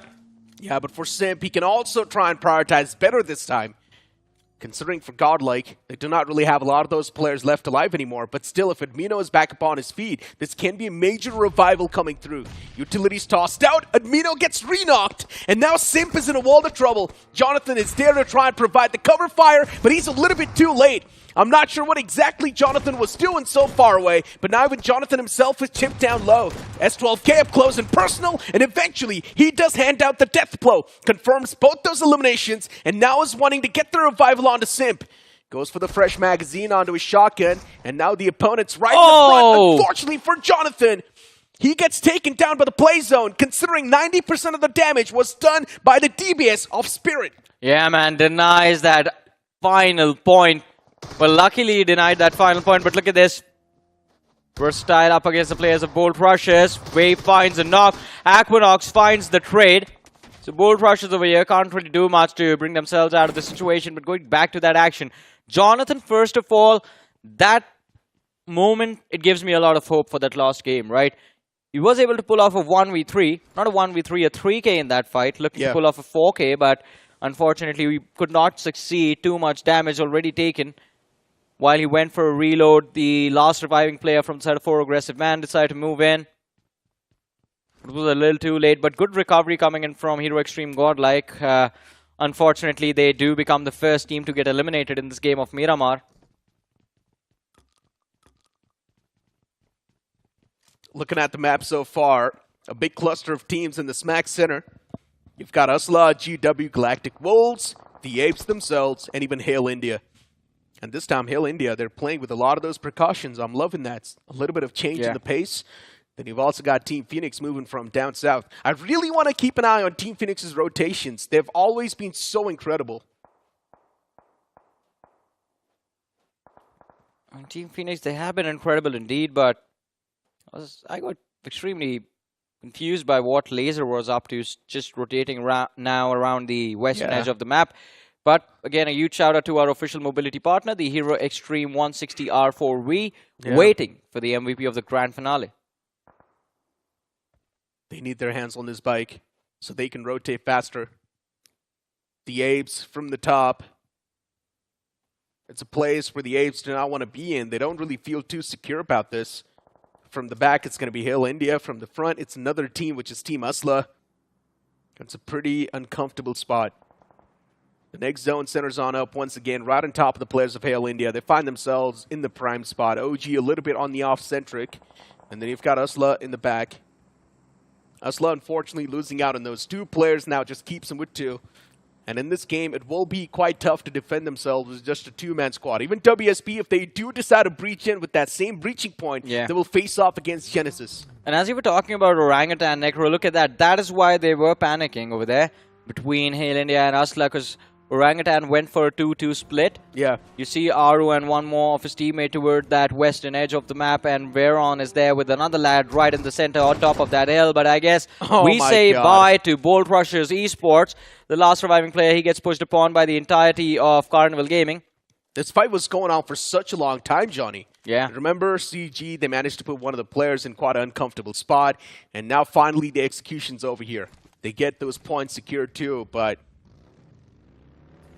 only 1. Interesting. Yeah, what happened to Bolt Rushers? I think they just lost a lot of their players mid-rotation. Carnival Gaming was there, involved in these early knocks, but I think CG reset themselves and then started to focus on their own play because they are also outside the circle as of now. Look at this, OG. I want to see how does this team regroup. The 2 units that have been sent out from the side of Orangutan, they need to come together.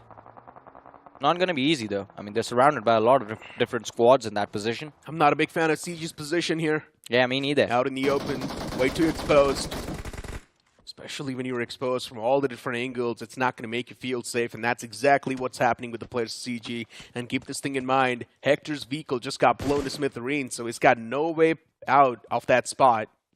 He's completely trapped over there behind his monster truck. And Versatile, too. That's the team they're facing off against. The defense will be quite tight. And if CG want to breach through it, it will be tough. They need some sledgehammers to try and break that wall, which seems unpenetrable so far. Goblin creating that off angle. CG's got no clue if the compounds on the left lines are clear or not. But they're still taking a big gamble. Yeah. And luckily enough for them, the compound's clear too. So there's no threat on this side.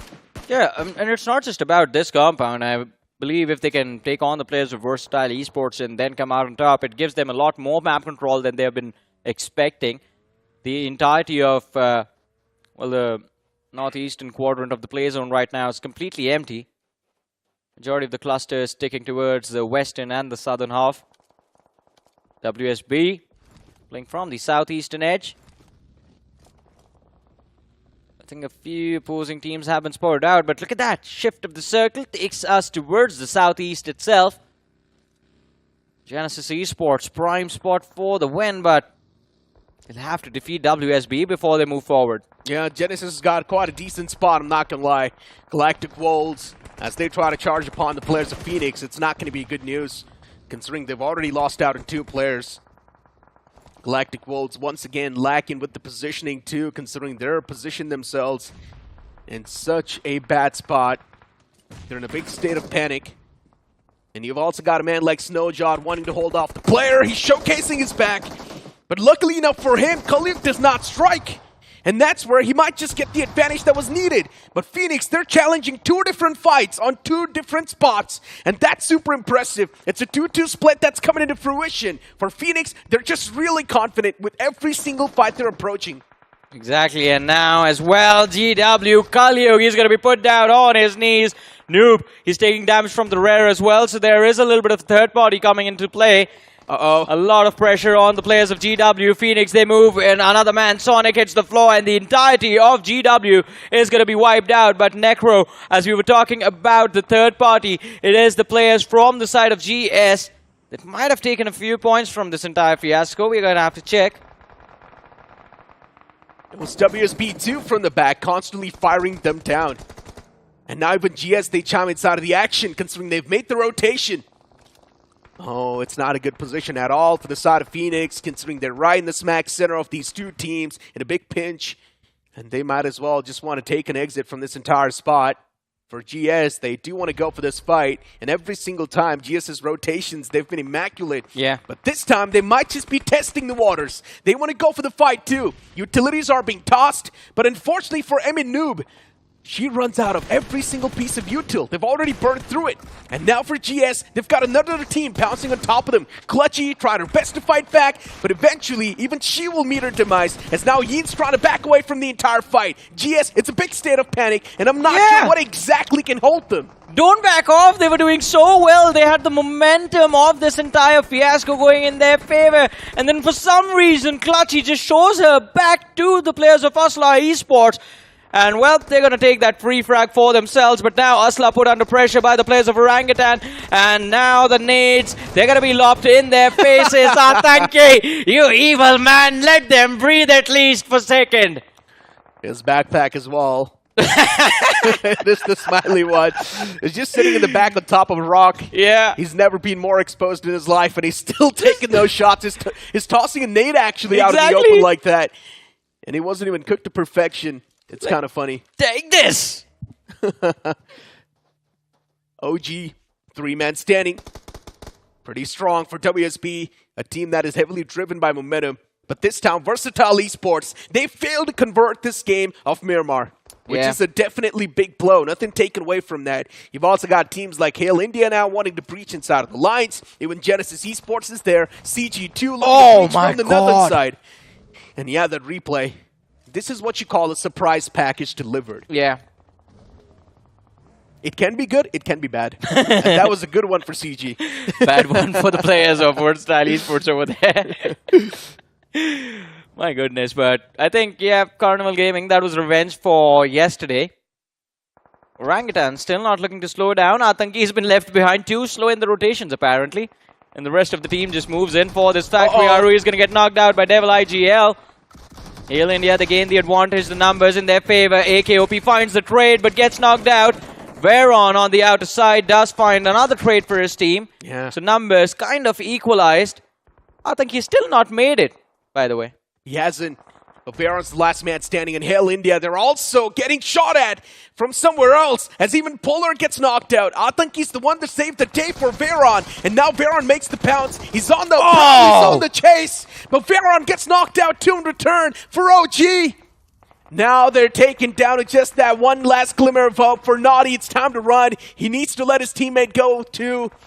For Hail India, it's next to impossible to convert this chicken dinner, but maybe the man can go for a med strat, and that's what he's planning to do. There's still a lot of those death crates in the back. He can constantly keep on looting the first aids. I mean, he can definitely pull it off. Surprise the players of Carnival Gaming. Look at this. They aren't aware of where he's hiding.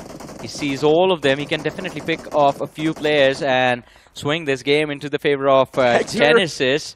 Hector's right in the front. He was sitting in the same spot. Oh, man. For a while. You know, they can see him through the gap, but no one's checking the red. They think it's empty. Who's going to check? The blue.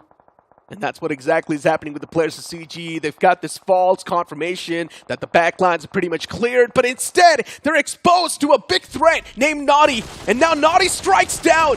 He's able to get the first knockout, a bit of a whiffy spray. But at least he got something, I guess. Yeah, he wasn't able to convert the finish, but he swung the fight in the favor of WSB, at least giving them a little bit of breathing room to work with, pulling off some pressure from the players of Carnival Gaming. And I think Carnival Gaming have just lost one player for no reason. Oh, CG. All thanks to Naughty. Not because of no reason, it was because of Naughty, but hey, Necro, out of nowhere, Genesis eSports, they're the top contenders for the win in this game. I'm the lucky man for Genesis. I stepped in, I had a conversation about Genesis eSports, and now they perform. You also gave a motivational speech to GS. They got 3 frags in this match. Oh, wow. One way to look at things, always be positive. But CG, Goblin, with this Groza, is definitely mowing down the lawns. He's shredding through the players. And now is also looking to move a little bit more, wanting to be proactive. Hector, he finds a knock on to Omega. That's not a great start for WSP in the fight. And considering they've been wiped out completely from this entire game, for WSP, that's going to be a tough pill to swallow, but still super consistent. Now it's time to make the prowl on top of the players of Genesis. These Bloodhounds of CG, they know exactly where Genesis is positioned, as the nades are doing that constant damage. Even Donovan in the back is taken down way too low, and CG, for them, they're just waiting to deliver that final punch in the gut, as Hero, he's left all by himself to face off against a storm of CG, and now it's down to Donovan, and this time, he will collapse against the Carnival gods. Well, Carnival Gaming, they made it look like a walk in the park, just filled with a lot of sand. I mean, 14 eliminations, I believe, secured from this particular game. And my apologies over there. I thought for some reason Carnival Gaming, they're going to be down a player. But no, they got that revive in. Yeah, luckily enough, they were able to get that revival. And that's where WSB sort of failed, in my opinion. They should have went for an instant capitalization, knowing the fact that, yes, you heard the gunshots on the left side. They should have instantly went towards that direction and try and capitalize a little bit better. But unfortunately for CG, that did not really come through. But they're still consistent, so that's all that matters. Yeah, that's all that matters. And I think, again, both these two teams have been doing quite incredible for themselves. Genesis in this matchup towards the end, they only had 1 elimination, and finishing on the 2nd place means they get 6 placement points, 7 points. Yeah, Genesis is doing fine. Yeah, this one single game might just propel them in a really good spot in the overall standings. They should be there on the 2nd page, maybe. But I would like to touch up on Carnival Gaming a little bit more. You were flaming me for Carnival Gaming getting eliminated early in the previous game. Now what, buddy? We're gonna wait for Sanhok, man. Yeah, look, the guy just changing the topic, the subject of the conversation. But you know what? I'm not as evil as you. I'm going to let you have that. You're worse than me. What are you talking about? Hey, bud, hail India, though. You got to give it to the boys. They're definitely looking pretty confident with the approach that they're showcasing in the firefights. I'm loving that. And they're also pretty good with the firefights, too. Now, the main problem is the repositioning on the fly. The position during the firefights itself. That sometimes can be a bit of a problem. The setup is not strong just yet. Yeah, exactly. I mean, they're still trying to figure out and fix a few kinks over there. But another team that we have to give a huge shout out to is Phoenix eSports, man. Phoenix has been quite consistent, and this is a new name. Exactly. They've been playing super well every single time. And you look at Hail India too, as I mentioned, Firepower's looking on point. Genesis eSports, they're on the receiving end of things, considering CG, they had all the 4 players left alive. And it's CG you're facing off against, one of the most experienced lineup in the entire moment. So yeah, CG was the one to directly come out on top. It's not a big surprise. You know, there is one thing that Hail India's Naughty should have done if you wanted to ruin the day for Carnival Gaming. What? Instead of going for a spray, just lob a nade or a molly. Oh yeah, did he have any utilities? I think he had a nade on him. I mean, there were a lot of those death crates in the back. If he wanted, he could have borrowed some more time, get his hands on the utilities, and then maybe try and turn the tables a little bit more. But I think he was panicking at that point, like, what should I do? What should I do? There's so many eliminations just walking in front of him, right? Those 4 points can be converted. But then he realized he just whiffed a lot of those points, and he was not able to get the confirmation. Good effort, though. Good effort. Points for effort. And, of course, I think they had a top 4 finish. Yeah, they did. They did. Hail India is definitely doing decent. And this slow and steady climb is going to secure them maybe a slot in the round 2 as well of this iQOO BMPS 2024. But Necro, Hero Extreme Godlike. Their Miramar yesterday was actually quite decent. Today, 3 eliminations, all thanks to Jonathan just popping off in that one fight. But after that, even he got eliminated. Yeah, here's the point, though. For some reason, Godlike, they seemed really disconnected in those firefights. You see Jonathan just arriving with the backup a little bit too late. I'm not sure what was going on there. I guess he was in the back lines wanting to provide that cover fire, but still a call should have been made. Jonathan, try and close on up because I'm in a firefight with a shotgun. I think what happened over there, why he was late for the firefight, was because he did go ahead and pick off one flanking player before the fight even began. So it was both the teams playing with a similar strategy, right? 2-1-1.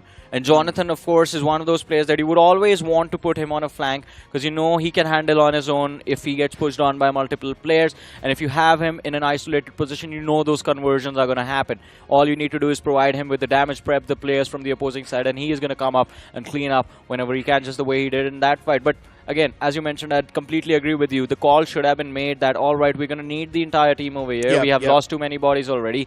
Pung got finished off right off the bat. Admino got knocked out. Simp went for the rescue. And even he got taken down. By the time Jonathan showed up and tried his level best to help his teammates survive, it was too late. Now, I like that play from Admino when he was creating that flank angle, when he opened up the entire fray. He was the one to get the first knockout. Yes. But then he overextended way too much. He should not have been so confident. He should have just kept himself pinned down in that same spot, play with a little bit more of that discipline, and maybe things could have been better for Godlike, considering they already had the advantage, the upper hand in the fight. And maybe if they wanted, they could have also made the pounce at the right time. Yeah, I mean, again, yesterday's momentum has completely faded away now. Now Yes, they need a big game on that map of Sanhok if they want to recover that. And it's not going to be easy. It is Sanhok. It's one of the most chaotic maps inside of the game. It's really tough to say who's going to be the one to come out on top, right? Because it's a completely zone-oriented map. Unless if you're someone whose firepower is looking impeccable, someone like Global Esports, and there's Beast alive in the final few moments, and he always clutches that out. Then that's a whole different thing. But if you try and look at the realistic point of view here, we know it's a zone-oriented map. If the zone's favoring you, you will be the one to come out on top. Exactly. If you are aggressive, then you can go all aggressive. There are a few special cases for this particular map. You talk about Global Esports, there's iQOO Soul and X-Park as well. Exactly. Teams just built around aggression tend to dominate this map. And Godlike as well right now has enough firepower that they can be aggressive, win those team fights, and secure a lot of eliminations on the scoreboard. And the thing is that they're not doing too bad in the overall leaderboard as well. Yesterday, I think they ended the day with I think 26, 27 points. And today as well, I think they just need to keep that average of 6 to 7 points per game. They're going to do well. A lot of these known names do not really care about placing themselves on the first half of the board. They just barely want to make the cut. Still 64 teams, they make the cut. That's a big chunk of teams moving to the round 2. But you cannot really rule out the fact that also a big chunk is getting cut off. Just if you're unlucky enough, if you barely do not qualify, that's going to sting you more than being on the last spot. Exactly. It's like a flip of the coin, but the odds here can be in your favor because you are the ones playing the game, so you have to do whatever it takes. And the best part is, again, this is the last game they play for the first half. There is a reshuffle. There are 6 more matches that await them on the other side. Yeah, and now try and focus on Godsaints a little bit more, right? You mentioned at least they got a few elimination points this time. But unfortunately for Godsaints, just those 3 elimination points is not going to cut it, right? They need a few more and a little bit of more placement points to start things off. Listen, their placement game is phenomenal. They just need to add on the firepower a bit more, get those 4 to 5 elimination points as well to back it up. Exactly. That's 10 points per game, in my opinion. That's not bad. Exactly. I completely agree with that. I mean, look at this. They have 4 points from this match in terms of the finishes. This is more than they got in the previous game. Yeah. They survived till the top 6 of the previous match, and they got 2 points total. This game, they went out super early. There is no placement points in the bag, and they still did better. I like that. Exactly. I mean, I like that as well. I mean, the team's positional play is actually well. We have been, all of us agree on that. Need a little bit more firepower in that cluster. I think they could have easily walked away with like 6, 7 eliminations. The idea when you go aggressive is never show the opposing players your back. That was the one mistake made by 2 players, Yin and Clutchy. I'm going to point that out. It's not just a small mistake. It's a big mistake right there. It's a rookie mistake that these guys are making. But you know what? The latter half of the board on the screen. TCW, once again, another big letdown. Just 1 single point, Johnny. What's happening with TCW? We've also got Bolt Rushers struggling. Yeah, I mean, see, TCW yesterday, I think they tried to go for an early fight. They got outsmarted, I'm just going to say it, by Godsaints girls, thinking into making them believe that, all right, we are not here anymore, but GS, they stuck around, and Hasi and Nadal Patron, TCW found that out later on. Today, they went for an off drop, and I think they just struggled in adapting to it. Yeah, even Versatile Esports, I had a lot of expectations from that game. They did well Miramar, yesterday, it's okay. Unfortunately, that Miramar did not really was not really converted the way they wanted it to. True. I mean, that is their signature map. Unfortunately, did not work out. But as I said, Versatile still sitting at the top of the leaderboard, so they do not have a lot to worry about. But hopefully, we see them pop off in the next map of Sanhok. And of course, a lot of big names are going to show up, but all of that and more after this break. Have you seen my phone? Yes, I have. It's so gorgeous. Yeah, bro. Really. Hey, but have you all seen it? Mega Taskers win at every level. iQOO Z9S Pro with 3D curved AMOLED display. Fully loaded for Mega Taskers. Search iQOO Z9S on Amazon.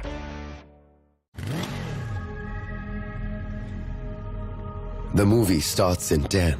You can miss the beginning, or you can go ahead and challenge the clock. With an all-new Sprint EBT engine that goes 0 to 60 in 5.9 seconds. Presenting Hero Extreme 125R. Challenge the extreme.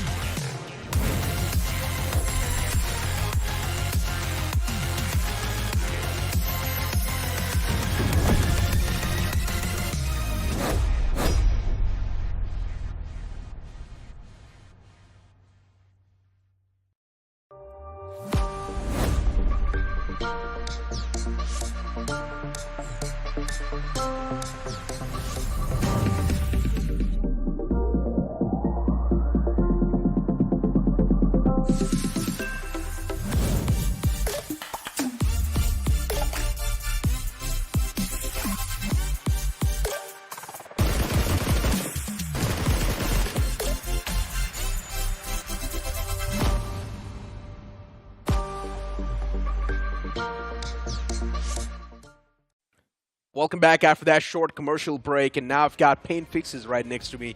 You are pretty much sitting in the back lines looking at the game. Fixes. What are your thoughts? It's just fixes. Correct yourself. Okay. Say fixes. Fixes casts. Thank you so much. And yes, I was watching all the shenanigans you both were up to. Thank you so much for the motivational speech for Godsaints girls. Finally, they've managed to secure a couple of finishes. Would love to see that merge with a couple of position points. But nonetheless, nothing taken away from Carnival Gaming. They are on a roll. Especially that one grenade and 4 players just being taken down. I'm yet to process that. As I mentioned, it's supposed to be a surprise package. Sometimes it can be good for you or either bad for you. And that's what it was really good for the side of CG. 4 elimination points with that one single nade. And yeah, unfortunately for the fact that CG were really left out in the first game. But now the second game is going to make up to that fact. They've got so many of those elimination points. A lot of those placement points considering they were the one to come out on top. So CG's doing really good. But our official smartphone partner is iQOO Z9S series. With that being said, it's starting all the way from 17,999. So make sure to go on and check that out. You certainly have to, because when you talk about those features, it's loaded with them. The Snapdragon 7 Gen 3 comes in. You've got 80 watts worth flash charging. And then you also have that 5500 mAh battery just to ensure that you have those long gameplay hours of BGMI. I'm pretty sure a lot of these professional athletes will also rely on to, especially the ones that are trying to break in inside the scene. But now coming back to business, Necro, it's going to be the final game. It's going to be Sanhok, especially for group number 2 from Set Red. So now the expectations are really high. Carnival Gaming, they are on a roll. Versatile, they have been quite consistent. Needless to say, really felt like this could have been their game. But yeah, still not over that grenade. But then again, if you talk about the outliers, I think that fight for Orangutan really did not go their way. Exactly. For OG, for some reason, they're really choking these fights, man. And I'm not sure what exactly is going on with the boys of OG, but if they're just barely looking to qualify towards the round 2, if they do not really care about placing themselves in a better spot in the overall standings, then that's a whole different thing. But I'm not going to lie, I'm not really able to see the same AKOP that I saw a few months back. Yeah, I think he's lost a little bit of that edge. I'm pretty sure that he's going to get it back because we saw a few semblances from his side where he was getting a couple of knocks. But if it comes down to reliability, I think Atanki has sort of taken over that role because he's been having a ball. Aru in the game of Erangel, he was on fire. But then again, coming back to the discussion over here, Orangutan still have been having decent points for themselves. I'm pretty sure that reflects on the overall standings. A lot of finishes for their name. Yeah, 5th position, 45 points. I think quite good considering when we were talking about the average whilst we were casting Group Blue was that it's somewhere around that 40 to 45 points. Yeah, we still have one more game. I mean, still for OG, they're doing really good, right? Considering the first 3 games were immaculate for OG. They performed really well in the first 3 itself. So now in the latter 3 games, if they do one, they can try and test the waters a bit more. You've also got teams like iQOO Seoul underneath them. Even Phoenix, a new and upcoming team rising from the ashes. They're doing so good. CG at the top, WSP, they've got the momentum with them. They're super consistent. For Godlike, they're there on the top 8 as well. For Godlike, something's going wrong. First 2 games did not really start the exact way we all expected. Latter half of the board, even 4 AM right there, slowly and steadily, even they're making that climb. You've also got Genesis right next to him. For Hero Extreme Godlike, I really felt like Jonathan could have provided assistance a little bit earlier in that particular fight, because it was these players just constantly in the mix of things. It was a heated up battle, and he came a bit late into the party, and towards the end had almost clutched it out, but of course getting taken down from the circle. Still, that teamwork is a little bit missing coming in from Hero Extreme Godlike. But then again, now that you mentioned Phoenix eSports, that was also a name that was ringing in my head. We had seen them somewhere, and I went and did a little bit of a research. You remember the team ESCN? Honey, Cheyenne, all these players. So now they've got a new banner to play under, and I'm really happy for these lads, especially how consistent they've been. You know, they've got those finish points, they've got those position points to back it up with. So really hopeful that they have a really good run in this edition of the iQOO BMPS 24. I mean, so far they're definitely having that good run, right? But if you move on towards the matchup, once again, these teams will be duking it off against each other. And you cannot really ignore the fact that even Hail India has been doing quite good. Their firefights are looking pretty nice. Sometimes on the fly, they do tend to panic a little bit, but in general, Hail India, they're not shying away from the firefights, and I like that. Slowly and steadily, even they're making that pounce, even they're clawing their way back up. You've also got Team Originals, Godsaints, once again facing off. For Godsaints, the previous time, they at least amped up the firepower a bit more, so I'm loving that. I just want to see a bit more of that and consistency with the placement. And especially in a map like Sanhok, it might be possible, because every single time it is a game of Sanhok, somebody unexpected, somebody that has not been having the best of days comes out swinging. But so far, the storyline for this particular group has all been about, I think, 3 teams. That is, 1 Carnival Gaming, second is WSP, and third is Versatile. These 3 squads have been playing phenomenally well. To follow up has to be the players of Team Phoenix also doing well. Yep. But Orangutan, like we discussed, right? It's all about getting those finishes for themselves, position points. That chicken dinner is missing. But who knows? We know for sure that Orangutan does tend to have those good circles in the game of Sanhok, and maybe the drought for the chicken dinner might end in this one. I mean, in my opinion, OG's doing way too good, yeah, man, in the still overall fine. standing. So it's completely okay. Even if they do miss out on this game of Sanhok, it's not really going to be affecting their run in the upcoming rounds anyways. They are pretty much going to qualify. It is OG we're speaking of. You've also got teams like Hero Extreme Godlike. Being a fan, if you are someone who's currently watching this tournament, even you should put a little bit of a faith. You know this team as well is going to be moving on forward. All the known names, I'm not really concerned about them. But if you try and speak of some of the returning names, which are supposed to be newer faces on the block, speaking of teams like Bolt Rushers, who are currently struggling, you've also got Galactic Wolves, even TCW. You saw this team in BJAS 2024, and now the return in iQOO BMPS 2024 has not been great. But let's find out what happens in Sanhok as we set sail.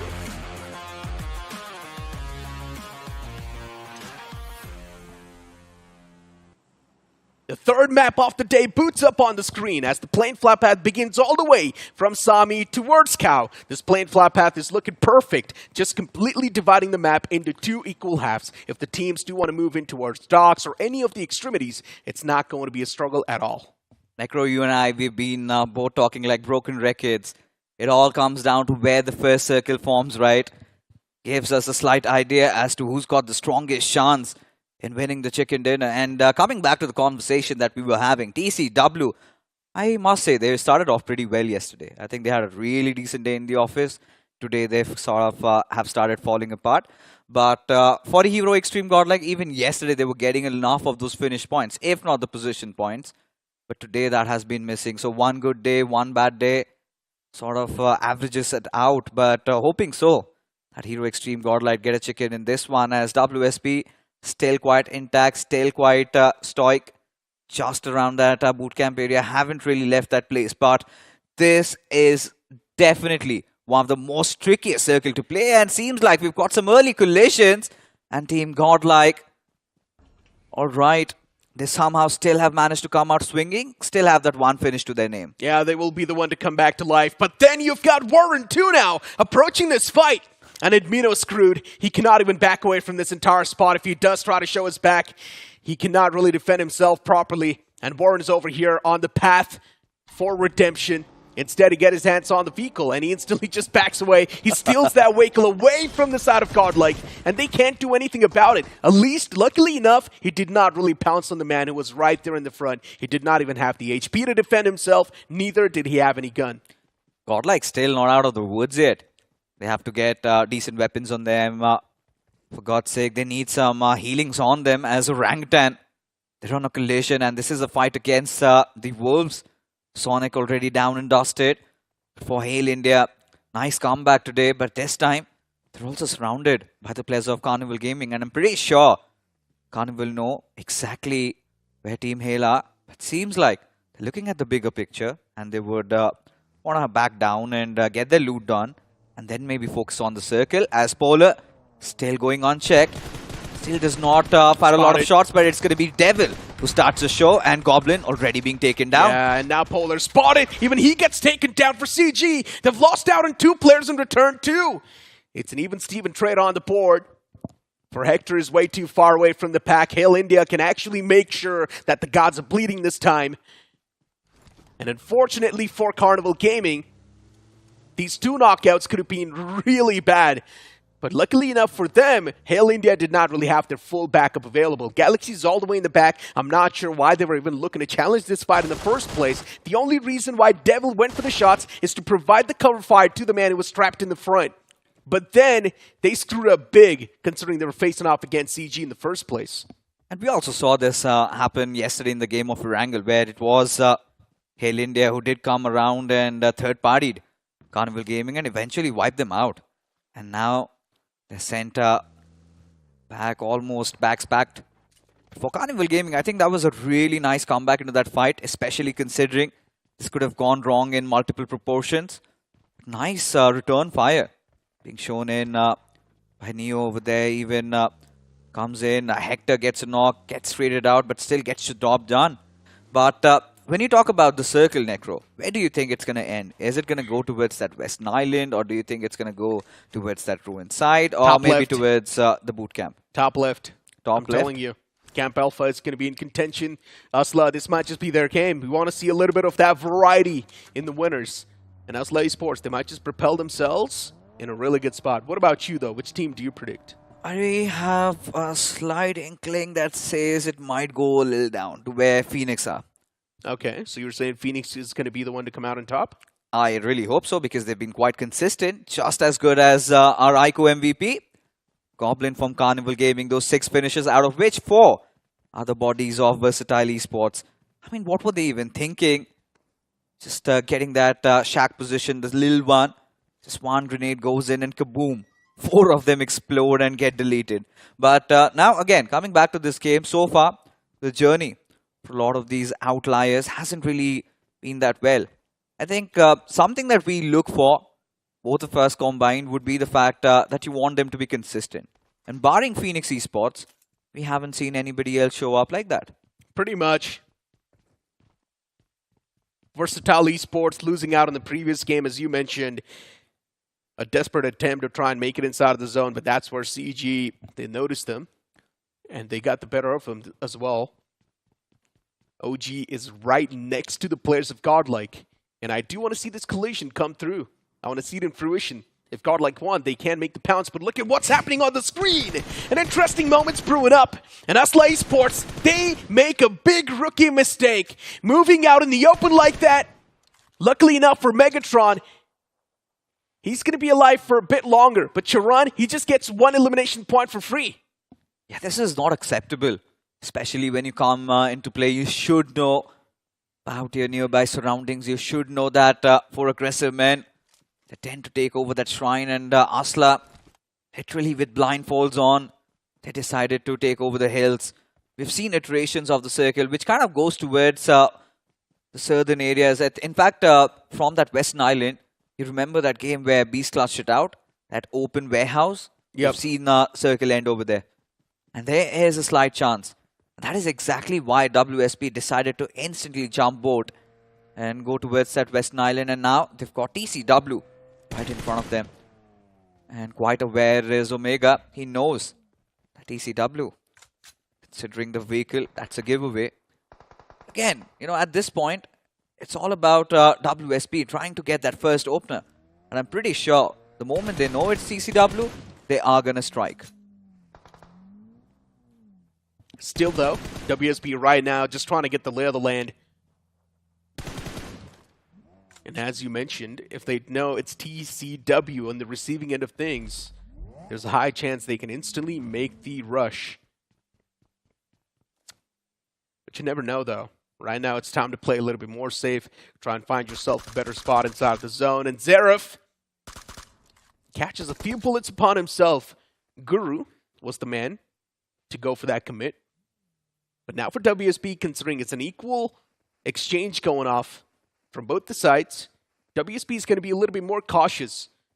The opposing teams, they will try and do a bit more of that damage. So CG cannot just make the prowl just yet.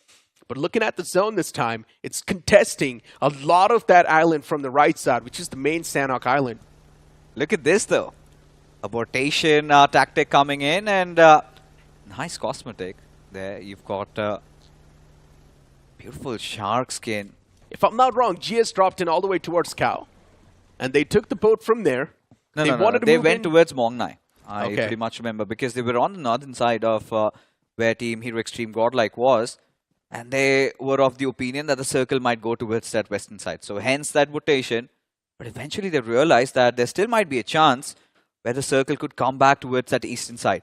Yeah, and but WSP, they were quite genius, right? They sent 2 players towards the other island. They were still having that contingency plan set. They knew the moment the circle shifts back to them, they can provide at least enough cover fire for the remainder of the teammates to come back. And that's genius. Just like this beautiful SWAN in front of us, which apparently is our official smartphone partner. The iQOO Z9S starts from just 17,999. Team Originals, they've had one good game so far, but after that, it's been quite inconsistent. So Originals, they need to come up with something original, just like their name, and try and implement that on the block. If they can't, well then inconsistency is something that might just get them kicked out of the tournament. Genesis on the screen, and for them, the previous game was really good, so maybe the momentum right now is swinging with them. Versatile eSports going for quite a late game rotation, and I'm not a big fan of late game rotation, especially on the map of Sanhok, because already all the prime spots will be taken away. It's a map that is favored heavily by the Zone 2, so this is where you're supposed to be a little bit proactive. But is this something different coming in from Versatile? They've been doing it since the inception of the game itself, right? Especially when they were back in the days of Entity. You remember Mr. Gumla Boy? He used to be their doctor as well. And this time with a different roster, it's still that Southern Belt being completely looted down. And then they decide to sort of infiltrate inside the circle and try to take over those fights. But considering that roster and this roster, this one shows a lot of promises, especially since the addition of Aquinox. Definitely one of those individuals that has really amped up his game. But you talk about still teams not wanting to move. Has to be Galactic Wolves, still placed around the docks area. They haven't moved an inch. They indeed haven't. Galactic Wolves are taking their sweet little time to loot. And I'm not sure how long they're going to take. All the way towards docks, as you mentioned, just looting those individual compounds. Maybe trying to get their hands on some meds and go for a med strat in the final few moments. That can be a viable strategy, but still, you need a lot of those elimination points too to back it up, so you can have a better spot in the overall standings in general. If you're not going to have those elimination points to back it up, well then it's pretty much useless. Even if you do manage to place yourself on the second spot in the game, it's still just going to give you 6 points in total. You know what, Necro? I'm really in two minds at this point. I'm starting to get confused where the circle really ends at. Considering when we had the first zone, you were of the opinion that this goes towards the western side. I had this slight opinion that this goes down south. I, however, still feel like there's one hard shift yet to come. So, are you going to still stick at where ASLAAA is right now?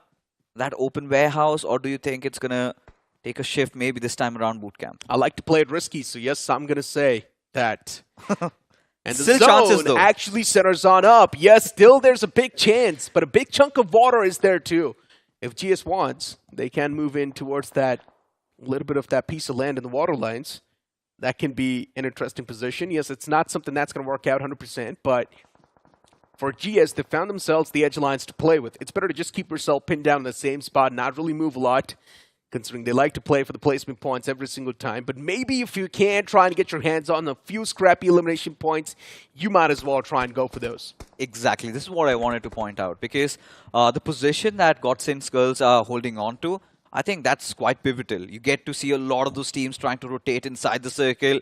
You can actually get a lot of finishes for yourself if you want. And for Hero Extreme Godlike, such a nice time for them to pop up, because we've got our official mobility partner for this tournament as well.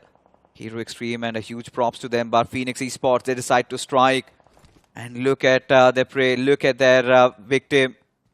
It is going to be Somraj himself from Versatile. A little bit late into the circle, and that has really gone against them.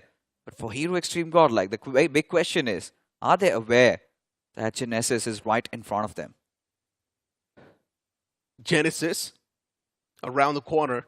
And yes, Godlike knows that Genesis is right there in the front, but they do not know exactly where the boys are positioned.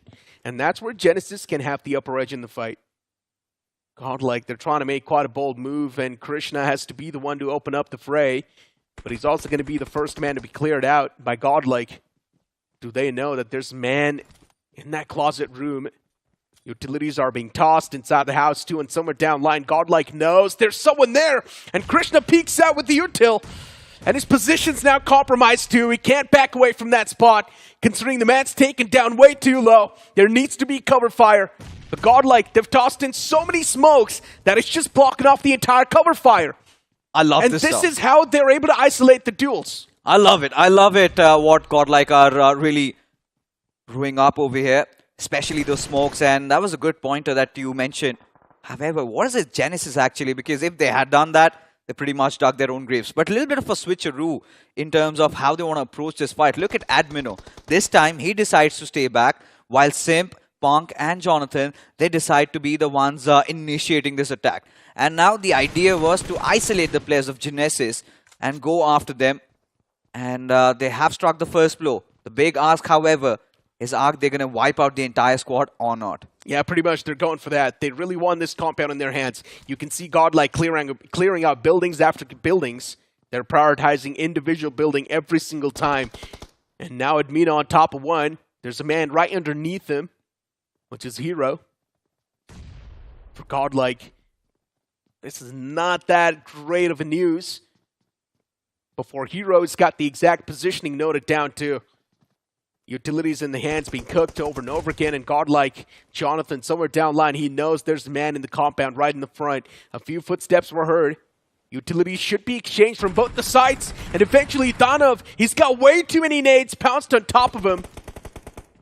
And those tosses are going to deal a lot of damage too. Eventually Admino does sniff out the player right underneath him, and it will be Hero facing off against Admino. A lot of those shots were missed, but still Hero gets taken down.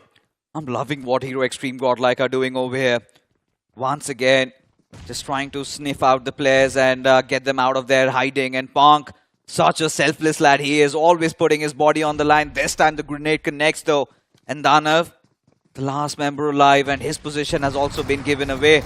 They know exactly where he is, and this is going to be a no-brainer for Hero Extreme Godlike to take down Genesis eSports like that in such a clean fashion. 3 finishes coming in for Admino as Phoenix, they decide to infiltrate the bootcamp region.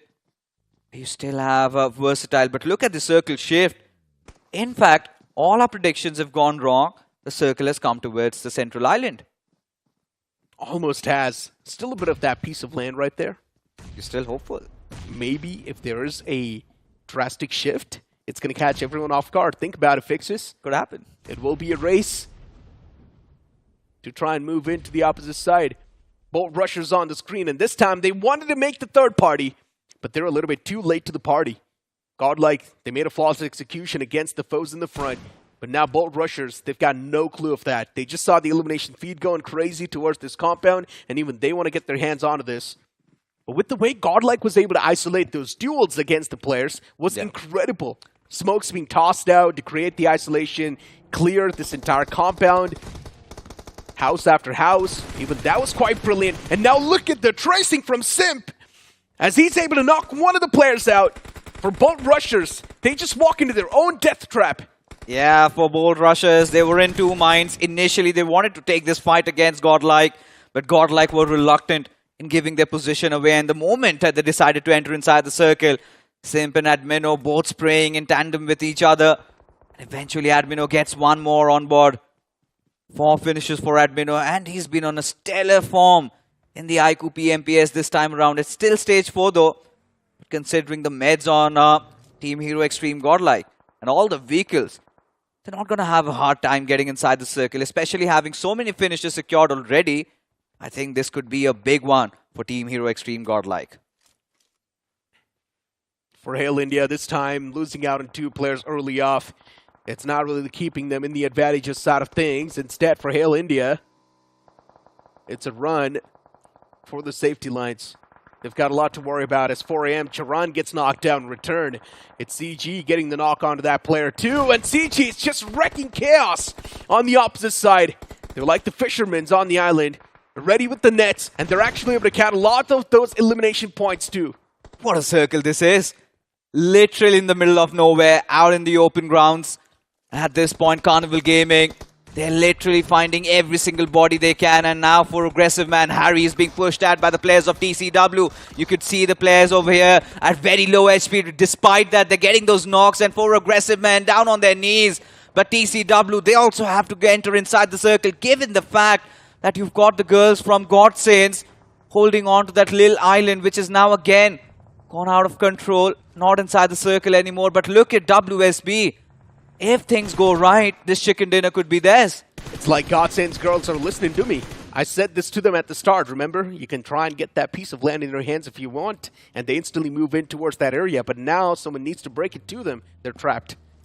It was a bad spot to be at in the first place. For CG, still being the fishermen's with the net, they're able to catch so many of these eliminations, as now Laser, they face off against Godlike, and for Hero Extreme Godlike, it feels like it's going to be a quick stroll in the park, or that's what it felt like for a moment, but then it's Laser. They just rise back up from the ashes. What exactly just happened in that fight? Yeah, it was very sketchy. At this exact point, we could see Team Hero Extreme Godlike, they were trying to rotate around, try to get inside the circle. Unfortunately, had to face the players of Team Laser. Came down to a 1v1 and Slayer managed to clutch it out towards the end. But now Carnival Gaming, they've come in to pick up whatever remains as now Team Laser, they're in a whole world of trouble. Look at those grenades coming in at their direction. I'm starting to ponder who might that be.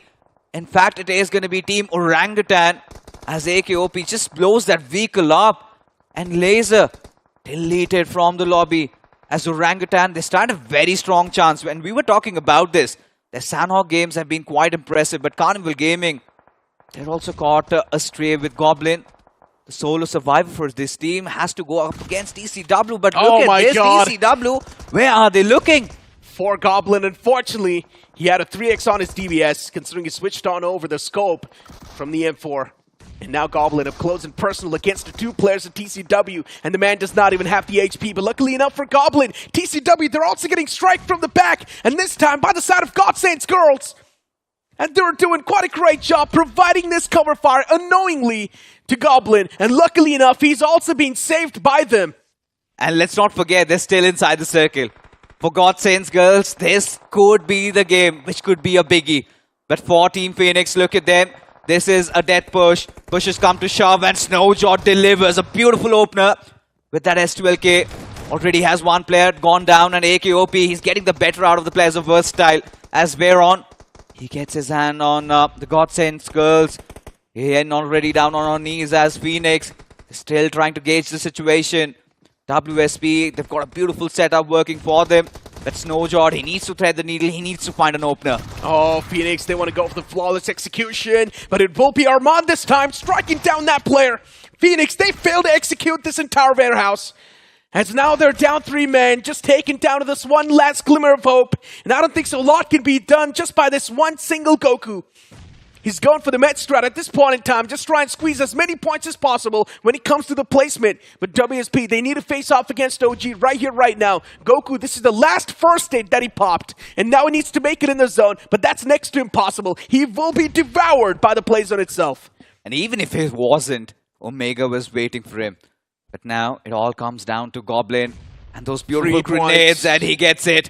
He gets it home, and Godsaints girls got in such a rough position over there. And Goblin did them bad. That one grenade just wiping the entirety. But now for Orangutan, Veron made that early switch, and look at this beautiful grenade. Yeah. Everybody sent home packing. But now this is one of those games where Orangutan could finally get their chicken dinner, given all their players are inside the circle. CG, the players with the fishing net, and they're catching so many eliminations, 10 so far. But it just blows the fact that now CG is down to just this one single survivor. For OG, all the players exactly on the mark, and what a beautiful Molotov that was. Maybe forcing Goblin out of that spot just yet. Wow. But no's going to be the answer. Backs against the wall as the wall of death started to move. And now Goblin, it's time for him to leave that comfort zone. It's time for him to leave that comfortable spot. The wall of death is chipping a lot of that damage. It will be a proper standoff between the players of OG and WSP. And WSP, they've already lost down to Xerath. And one more man gets strike down. This time OG's the one to come out on top in a few duels. They kick things off in a great manner inside of the fight. Even Omega's taken down way too low, Armand's left all by himself to face off against Veron as he comes out on top in that duel. And that's all it's going to take for OG to secure the chicken dinner. But Goblin, he makes it in the zone at the last moment. And his utilities have been on point so far. Every single man from the side of OG's behind this one single piece of cover. As his nade finds AKOP, it's going to be a re-knock once again. Veron's taken down way too low as well, and the second nade sails in. I think he was taken down low too, but luckily enough, he pops that med at the perfect time. And it will be OG to come out on top as they overwhelm Goblin with his presence. It was too close for comfort, especially for Orangutan. Even they felt this chicken dinner almost going out in front of their eyes. Goblin, huge props to him, but Orangutan, like discussed, right, they tend to have those good games in Sanhok. And today, they finally have shown up. They finally delivered really nice zone reading, really nice zone takes, especially keeping Veron a little aloof from the squad whilst the 3 players were inside that warehouse. But credit where credit is due, man. Goblin, that lonesome warrior, that lone survivor, taking down the entirety of Godsaints Girl and almost had Team OG as well. I mean, look, OG, that was the chicken dinner they were searching for. They were already doing so good in the overall standings. Now this chicken dinner, it's going to be like the icing on top of the cake that OG need. They might just propel themselves on the first spot in the overall standings, by the way. But then CG too, they had a lot of those points. So I guess CG will still be at the top. So before this game began, we remember last we saw the overall standings, CG had around 62 points. And I'm pretty sure that the way they've been playing, they might have there's crossed no way over. they can't surpass them. They might have crossed over 80 at least, because Goblin surely had a lot of finishes. I think 10 plus. In fact, in this particular game, they had around 10 finishes and a second position finish that earns them 16 points. Yep. I feel like 8-Bit's position could be under threat at second spot in the overall standings. Can be, but still it does not really matter, man. It's not like you're going to be getting something extraordinary if you do place yourself in the top 3 in a better spot. It's just the round 1 of the tournament. It's all about testing the waters. A lot of these teams aren't even taking the competition serious, let's be honest. I'm speaking of the known names. That's what they tend to do. But you try and look at some of the moments that Goblin managed to pull off, and this was one of the most incredible ones. I mentioned this during the cast itself. CG were the fishermen with the fishing nets, and they were getting so many eliminations just with the water. It was a fish in the battle situation, and even going back to the going back to the cast, right? It got really hot during these end moments, right? Because for a moment we really felt as if WSP could actually make it. The moment Aru went out in the open, I felt like that was a little bit of a mistake because he had no cover to play around with. And yes, that was a sacrificial role. He wanted to draw in all that attention, but then again, Gods getting that knock onto its AK from down below, that could have absolutely changed the game because WSP, they also had a really good run in this one. So we're pretty sure of one thing. I'm pretty sure Carnival Gaming, they're going to end up top, at least for this group. Yep. Second is going to be WSP and third maybe Orangutan. Yeah, that's pretty much going to be the standings for this entire group. But you try and move the conversation towards Hero Extreme Godlike. We spoke about Godlike not having the proper communication in the game of Miramar. Yeah. But this time in the game of Sanhok, it was a complete different outcome. You saw the fight against Genesis eSports. It was such a slow and methodical approach. They also played it quite tactically well, tossing in the smokes to try and isolate the duels, clearing out every single building in that compound, and in the end, it was a flawless execution. Communication was on point. Team synergy was on point. I think for Godlike, they've got their work cut out. We know for sure that if you've got bodies in front of them, they know how to shoot, they know how to get that elimination. Yeah. It's all about fine-tuning their synergy with each other. And another thing is that they need to get that chicken dinner, especially those position points, which they have been severely lacking. And that usually tends to happen when you play around the circles rather than playing for the center.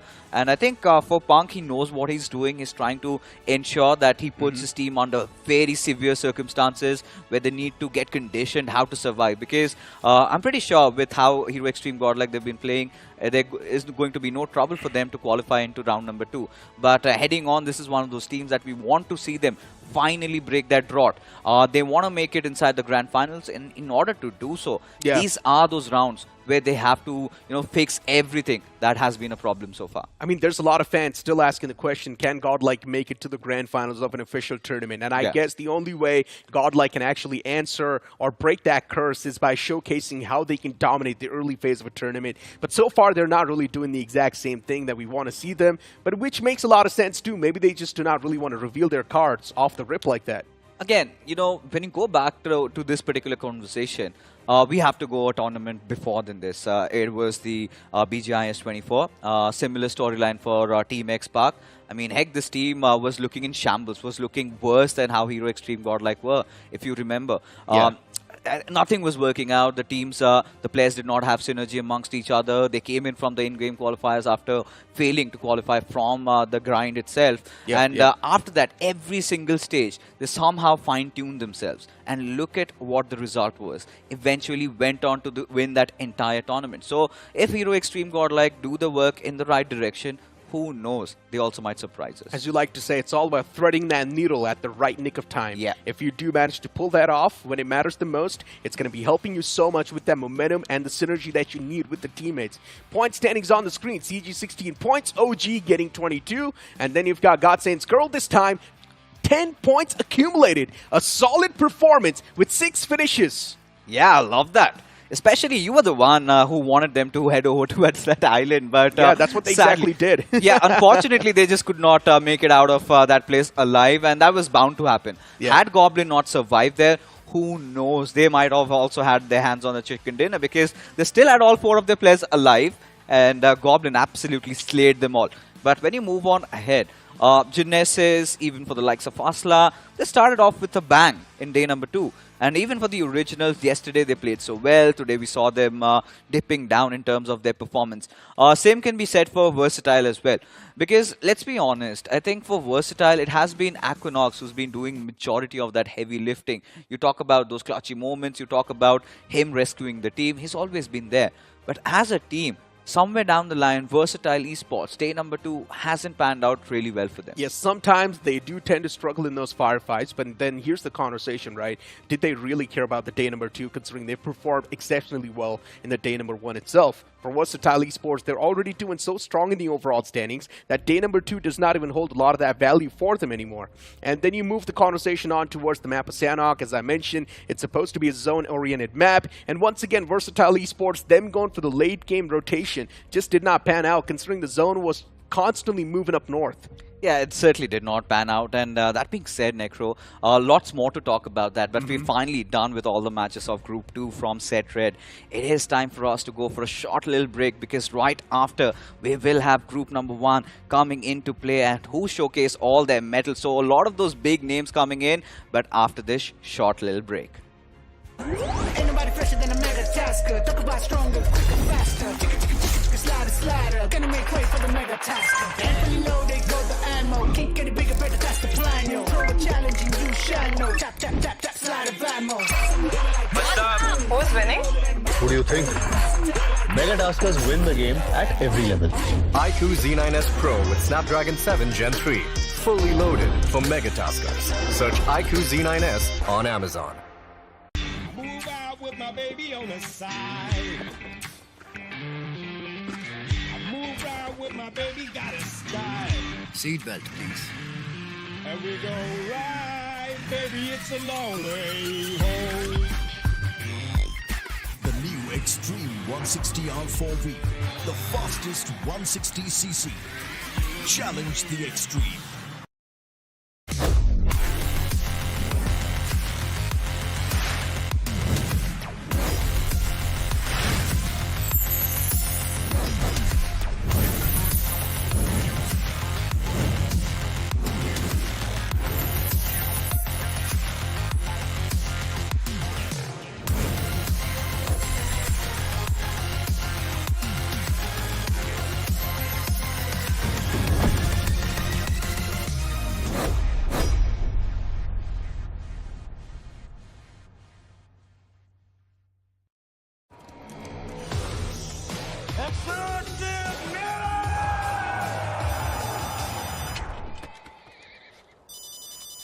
Mummy का phone है, एक minute. किसी और को बात करनी है क्या मम्मी से? Take 63. Ouch. I'm not doing this. 300. यार ये एक्सूट इतने कूल है, लेकिन अगर शूट ही नहीं होगा तो दुनिया को कैसे पता चलेगा? X-Suit's so stunning that even Dynamo won't let us tell you about it. X-Suits, a million reasons to keep everyone away.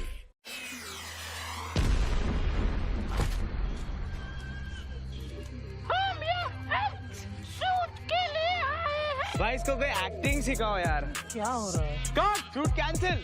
आना प्योर। अबे बंद करो बे, आंख में छुप रहा है। Cut, shoot cancel. हार पूरी रात निकल गई, अगर शूट ऐसे ही चलता रहेगा, खत्म ही नहीं होगा तो ये लोगों को कैसे पता चलेगा? X-Suits, a million reasons to keep everyone away. Well, Group 2's matches are done and dusted. It is time for Group 1 to come into the picture and show what they have to offer today. Welcome back, ladies and gentlemen. Once again, you are watching the iQOO BMPS 24. And 3 games already done and dusted, and now 3 matches remain. And this is where things are starting to get really exciting, because now we've got a couple of the other big names coming into picture. We've got iQOO Seoul coming into play. We've got Hyderabad Hydras also coming out. But then again, you've also got the likes of Numinex Forever, who've also been quite struggling, Johnny. And you've got a really happy face. It feels like someone has sent you flowers. Yeah, I mean, I got flowers from my lady luck, so my day is going pretty well right now. I just hope it goes well, equally well for the teams. I doubt it though, but it can go well for you if you grab yourself the iQOO Z9S series, ladies and gentlemen, starting at only 17,999. And if you go onto Google and search the iQOO Z9S, you can stand a chance of winning prizes up to 50,000 rupees. It's an amazing device, right? It certainly is. I mean, I have been the one who's tested this one out. I've gone all the way with it, 2 days. And then thank you to Johnny and Necro. They kind of sabotaged me. But finally, somebody sent them flowers. And finally, he's got a good smile on his face. So that is what was needed. And hopefully, I get to sneak it once again. But now, coming back to business. I'll help you now. All right, so he's going to help me. He's going to be my partner in crimes. But I think this is something that we are discussing on open broadcast. We should not be. But something we can discuss about is a question asked by the community. Somebody from the community has something on his mind. So we'll have the X question right now. It is from Suryansh. What's the one major difference between Hector's IGLing and Omega's IGLing? Hashtag Ask BMPS. You want to go first, Johnny? I think what I have noticed right now, and it might not necessarily be in the difference between the mindsets of the two IGLs, but right now Carnival Gaming getting a little bit more aggressive in a different way.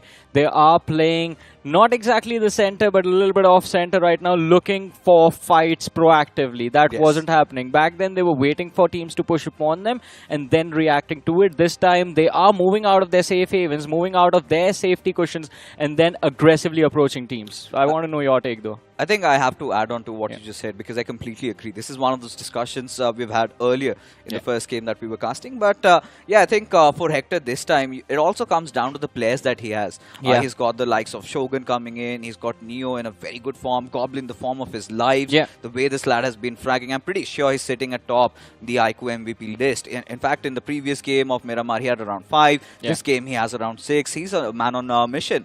But yes, coming down, it's about Hector realizing that he needs to utilize and exploit his players' potentials, and hence he's making them play aggressive. We're seeing Carnival Gaming not really shying away from all those early fights as well, and that has been paying off very good in terms of how they've been playing or what they want to intend. Exactly, and the first thing that you mentioned, right, 2 different lineups these 2 IGLs led. That is the most important thing. Yes, they are under the same banner, but they are leading to completely different team. And yet, Carnival Gaming, 82 points. Man, I'm so happy. Finally, someone got close to 8-bit and Silly Gaming. I think Carnival Gaming and 8-bit, they're tied up at 82. They are. So it all comes down to who has the more finished point numbers. But I feel like it's about CG. I think getting those 2 winner chicken dinners, that also might come in handy. But for Orangutan, I think today's day has been phenomenal. The way they have played, they have been all guns blazing. But as we move on ahead, this is where FS eSports, you look at them sitting at the 28th position. This is unacceptable, and I hope they make a comeback today along with Sarkar Gaming. Exactly. I mean, FS, they have been struggling for a while now, but it is going to be interesting to see how they make that bounce back happen. One team that I think all of us were talking about quite a lot, Godsaints, finally I think they've started to pick up the pace a little bit, but unfortunately the match has come to an end. Good thing is, at least they've figured out what needs to be done, and hopefully once they show up for the second week of round 1, they are going to be better prepared for things. Right now they have research material as well. They can do their homework, figure out where the other teams drop, what their rotation strategies are like, and then the only thing that needed to be done was bring in the aggression. They've brought in that today. Just keep the same play style, keep the same momentum going into round 1 after the reshuffle, and I think Godsaint girls can also have a decent outing. I think this is one of those conversations we were having with Necro, similar to what Hero Extreme Godlike did. Yes. I think work in the right direction. They're getting better with every passing day. Same goes with Godsaints girls. I think a little bit low-key, a little bit under the radar, but this time the finishes are coming, the position points are coming, and hoping so when they face that second half of, I don't know against who, they come out swinging. But a quick look at the matchups this time, because now we've got Group 1 coming into picture, and it is going to be a map of Vikendi. So FS eSports definitely want to eye out for. We want to see them making a comeback. Same goes with Sarkar Gaming. But hey, Angry Swans, they're back. Yeah, they are back, and they are going to be angry. I love their again. logo. Yeah, I mean, it's an angry swan, right? And from all the memes that I have seen, swans are a menace when they are angry. So I want these lads to be a menace inside of the game as well. The only problem for them is that the fact that their group is like so stacked, man. Alibaba Raiders, you have FS eSports, you have iQOO Soul, you have Newman to deal with, you have Aerobotz and Autobotz to deal with as well. Bot Army. Arrancars are also like a decent team. We've seen them again and again in the past as well. So I think Angry Swans, just stay angry, stay focused, go for those frags, and they're going to come out on top.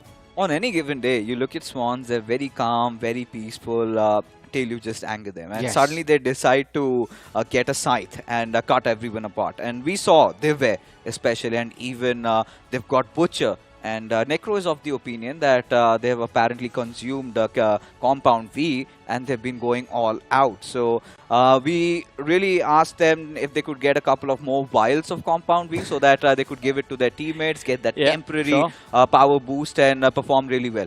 But getting back to serious matters, I think today has to be the day where Newman forever they make their comeback, because they were sitting at the 25th spot when we saw the overall standings. Yeah, I mean, it is going to be interesting to see how they make it happen. This team has a lot of experience under the belt, and of course, I mean, they have two of the biggest brains inside of the community in their teams, right? Ash and Waze. These two lads need to come together, and I think it doesn't matter who is calling those shots. Either one of them can get the job done. I doubt one of them is going to fail or do worse than the other. I think both the IGLs are pretty great. They have their own legacies, and I think it's just a moment of getting that momentum. It's just about building that momentum, but it needs to happen in the first game today. All right, I need to have a very serious conversation with you. Wait.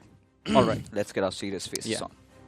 So, we saw Team Forever coming in yesterday. They were playing with both Ash and Ovis, and this is one of those conversations we will have once Vikendi begins. All right.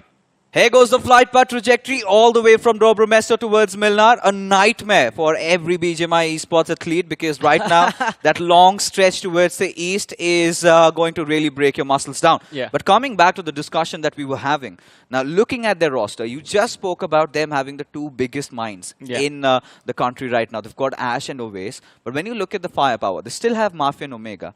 Do you think, if they had gotten in Ninju, who's still registered for the squad, by the way, and if you look at his recent third-party tournament performances, Ninju was their best fragger. Do you feel like bringing back Ninju could actually make a difference in terms of what Team Newman Forever want to secure for themselves? I think it definitely will, right? I mean, because you are still in the early stages of this iQOO BMPS, and the one thing that you need to do is just bring in those frags, get out of the round of 128, and that can be accomplished quite easily just based on the firepower. And I think that is something that Team Forever should realize, and I think they will as well. But let's see how this game turns out for them. I want to see, have they brought Ninju in as well? We're still waiting to see his name. I don't think so. I see Ovis. Yeah, I see Ash and Ovis both. And this is where, you know, I really feel like if Ash and Ovis have worked on their gun game, this could pan out really well for Newman Forever, because this points distribution structure that we have really favors the mighty, really favors the brave. But look at this, Angry Swan. If they're inside the lobby, I'm pretty sure they tend to take those early fights, and this time it is against Team Arrancar. Yeah, this Ryu from Arrancar, well, if he wants to get out of there, he's going to have to use everything in his kit. Go for that Hadouken, sure, you can, whatever you can, but the Angry Swans, they are up for the chase. They are angry indeed, and the anger is going to result in the demise, the first finish of the game, ladies and gentlemen, in their hands. Yeah, this is entertaining. This is fun, ladies and gentlemen. Especially when you have Angry Swans. Somebody has again poked them, and this time they've also started wielding those sights and hunting down players one after the other. Everybody consuming that vial of Compound V as Butcher gets another to his name. One for Divya, one for Butcher. And Angry Swans, they are looking ever so dandy, ever so good. And this combination of players, especially with just their IGNs, it's like interesting, right? You have Butcher, you have Perry. God, every time he's on the screen, you what just was go, that? Perry. What was that cartoon? I remember back in the days, the Perry the Platypus. Yeah. I think he should also run around with a cowboy hat. It was a spy cartoon movie. I'm pretty sure a lot of it wasn't a spy cartoon movie. It was Phineas and Ferb. Yeah, Phineas and Ferb. Yeah. What were you watching, Fixes?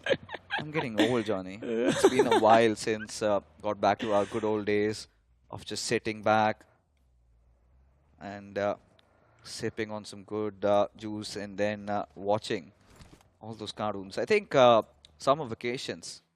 It's been, I think, what, 10 years now? Or even more than that? Yeah, I think so. School days, summer vacations, suddenly... Why are you making me feel old, man? You are still old. young. I am 29. I'm I just need to 2 get years married, younger than you. Yeah. But anyways, coming back to the game. I don't think we can expect a lot more action after that. Although, if you look at the radar right now from the perspective of where the players of Team Newman are, they are quite close to the players of iQOO Seoul in Hot Springs. Yesterday we saw iQOO Seoul take control of Winery and Abbey, Volnova. Today it seems like they are looking for that early fight. Yeah, why not?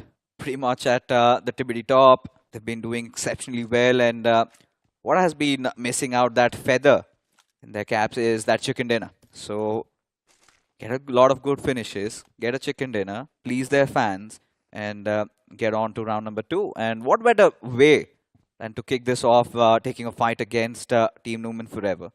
This is really, like, my personal opinion. I would have felt that it was better to have Ninju come into play. Yeah. Surely the young kid lacks experience, But then again, I feel like Ash and Oasis, I think either of them sitting out and Tenju getting in, get that extra little bit of a punch, could have really helped this squad. I think, well, if Ash and Oasis both are playing, I think the team should just go for a 2-2 split, and both the IGLs should like take control of one unit, play the entire game like it's a 2-man squad remaining. But you know, the problem here is, Johnny, is that, again, Ash knows everything that needs to be known by an IGL in order to excel in a game. All he needs to do is just work on a little bit of his gun game. And once that is fixed, I think this squad is ready to go.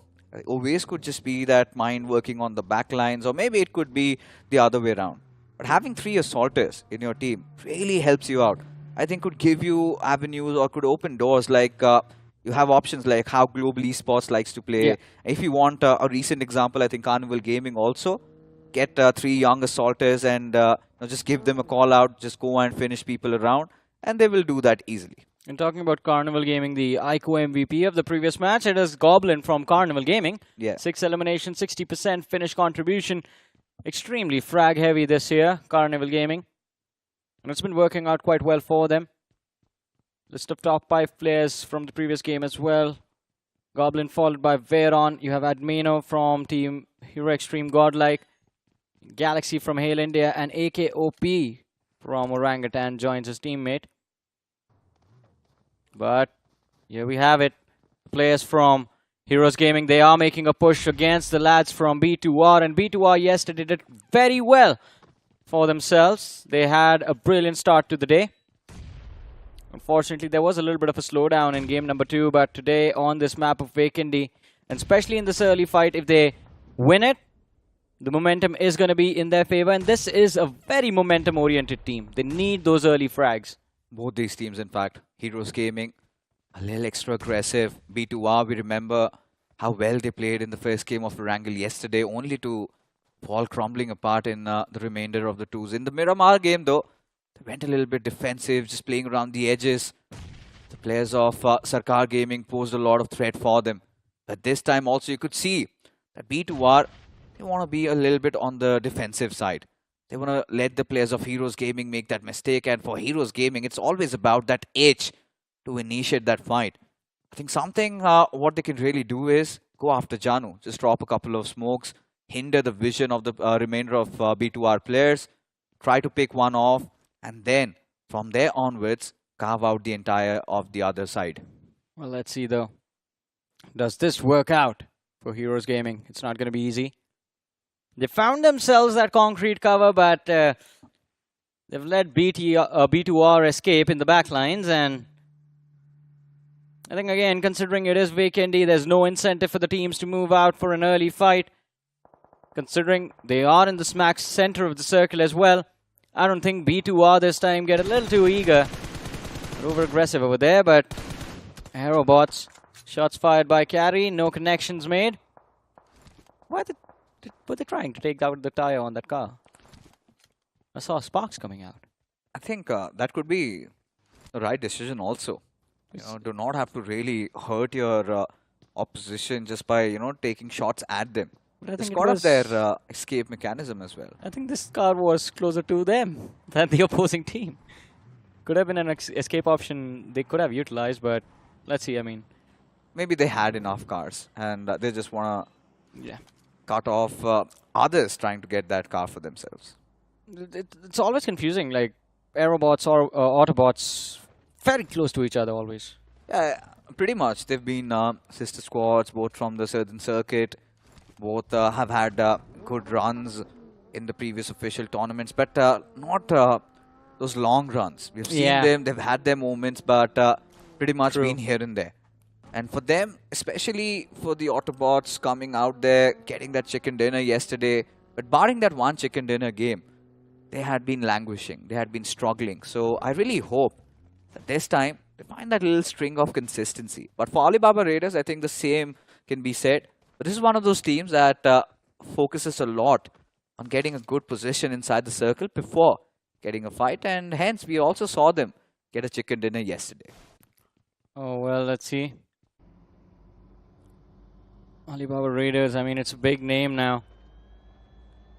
And it's amazing how quickly these lads have drawn so much attention to themselves, especially Ralph and Roman. I mean, their journey, the first time we saw them was the BGIS 2023.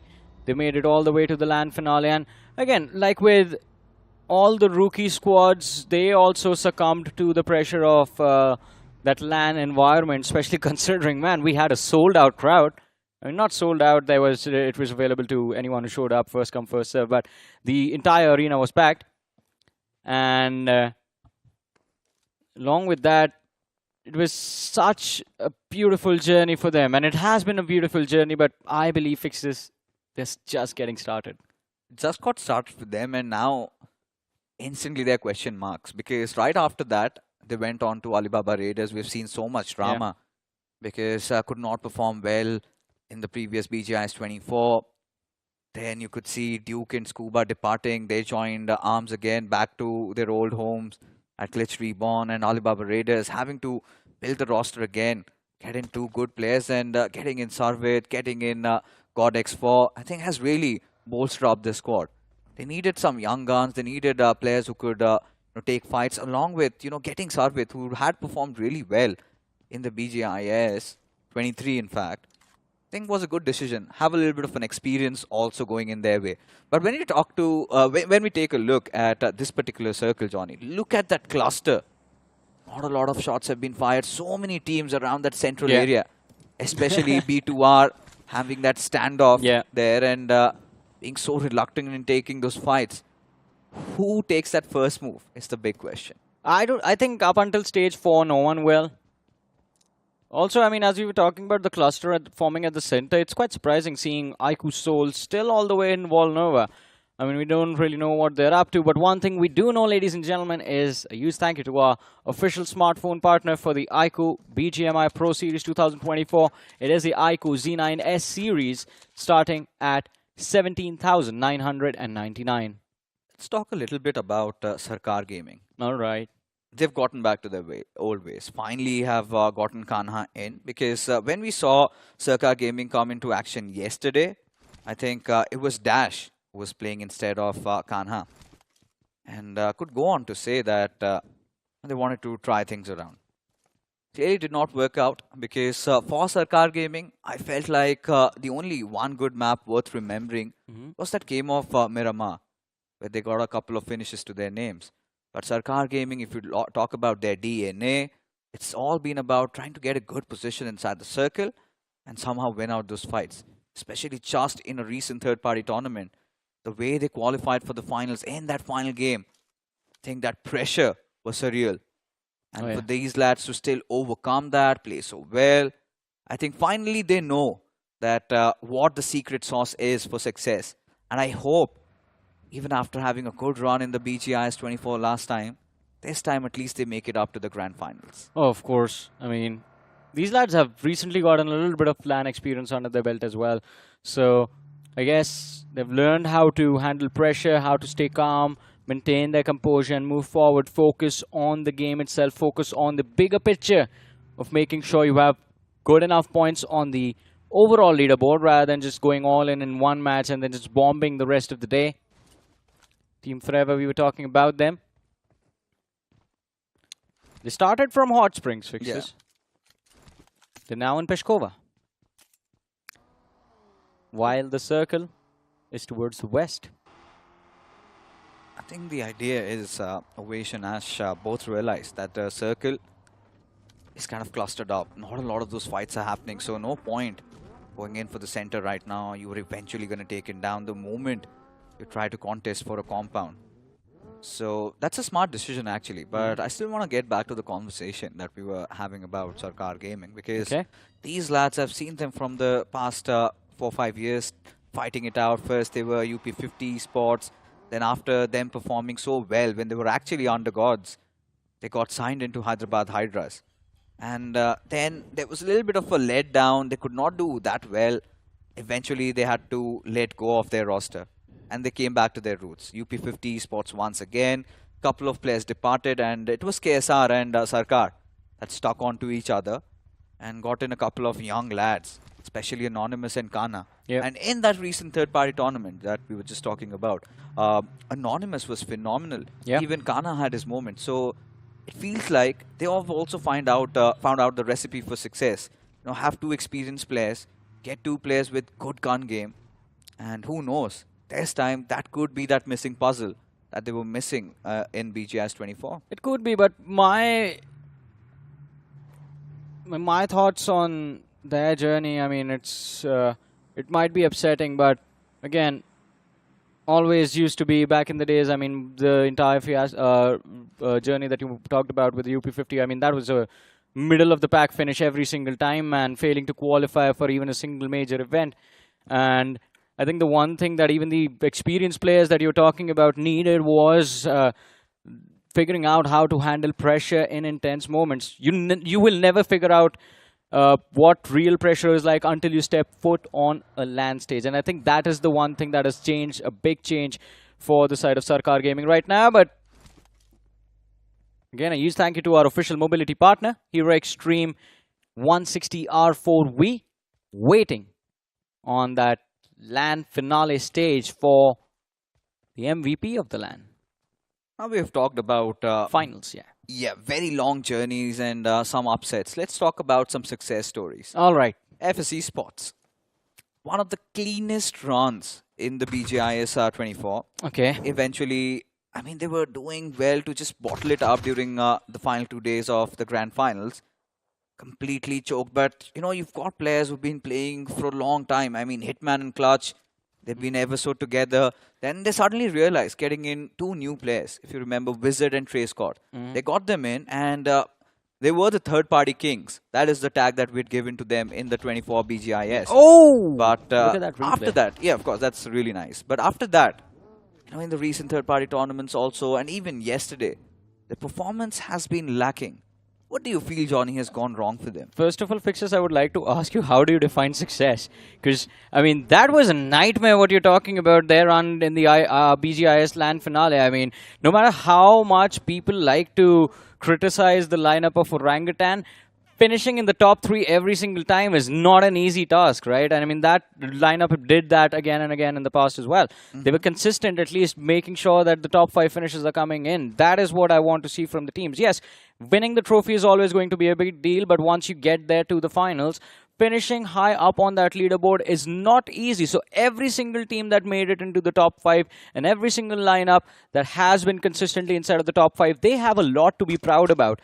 And I understand competitive players, to all that means to them is victory. But if you're just talking about hard numbers, being that consistent as well is extremely difficult. And for FS eSports, this lineup on paper looks amazing. Yes, their results in the league stages and all of the third parties that you're talking about have been amazing, but they need to prove themselves on that LAN stage at least once. I think, it all comes down to Hitman, and in fact, Clutch. No, they played. That's the thing. Too much every single time there's too much pressure on Hitman.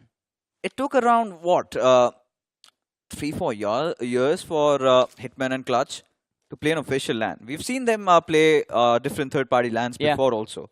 But having Trey Scott and Wizard as their 2 new additions, maybe we do not get to see them enough in just that recent third-party tournament where they just crashed out. And there are those one-off days. I mean, even the likes of Limra, one of the more consistent teams in the BGS 24, they also crashed out. Gujarat Tigers, one of the biggest names, they also crashed out. So, again, the discussion really comes back to the fact is that, what has been missing for FS eSports in the previous edition of BGS 24 and in this one, because they've made no changes to the lineup. Yeah. It's just a different lobby. So is it this lobby that they're having a tough time to deal up against? Because look at this. Again, after being in such a good position, they have been knocked out. Yeah, I don't think it's the lobby. I think it's just them. But let's see how quickly they can fix this. In the meanwhile, Perry, he chooses to strike. Takes down the Arrancars. The fight that began all the way in Dobro Mesto finally comes to an end. And Angry Swans, I mean, I don't know how angry they're going to be. It took them a while to wipe out the entire team, but they finally have all 4 finishes. I love it. I'm starting to love this squad, especially with their logo and how they've been playing. keep that Cinderella story alive. And yeah, this is again the thing, right? Very impressive during the first few days. I just hope that our hearts do not get broken later on, man. Because right now you are loving Angry Swans. I'm loving Angry Swans as well. We just hope like once they reach, or if they reach round 3, round 4, I just hope they just keep this going. So this is one of those things even which we were posed with. One of the questions, in fact, from the X community where they asked, what happens to these undergods?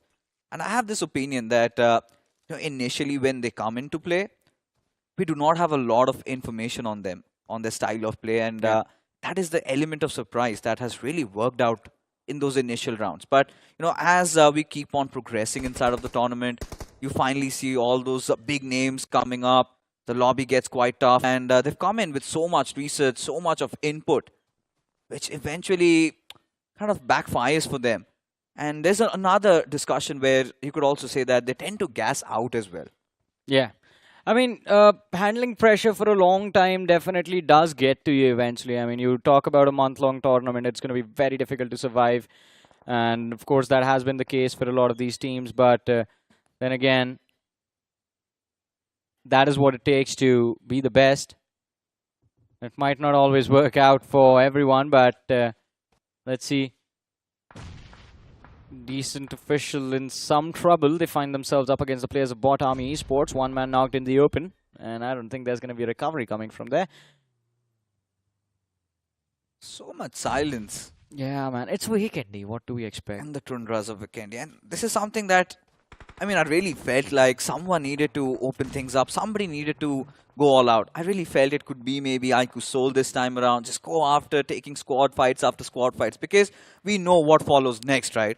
Yeah. It is going to be absolute chaos, anarchy inside of Vikendi, because you do not know where shots would be coming from. And I really would fancy my chances if I take those early fights, especially teams that have got really good gun game, especially in that 4v4 situation. You've got the likes of Autobotz who can do that, Alibaba Raiders as well. For Alibaba Raiders, I think they've got their work cut out. We've been talking about so many of these teams. Now let's talk about TWOB. All right, yeah. Now, this is one of those teams. Yesterday we saw them get off to a flying start with a chicken dinner. But after that, felt like that wings were cut off. Yeah, I think TWOB, we got a little too hyped because of their win yesterday. But let's be honest, they got very lucky, and they definitely had, they owed a lot of that chicken dinner to the players of Hyderabad Hydras. But we'll come back to that in a bit. It seems like Autobotz, it's time to roll out because they are put under pressure.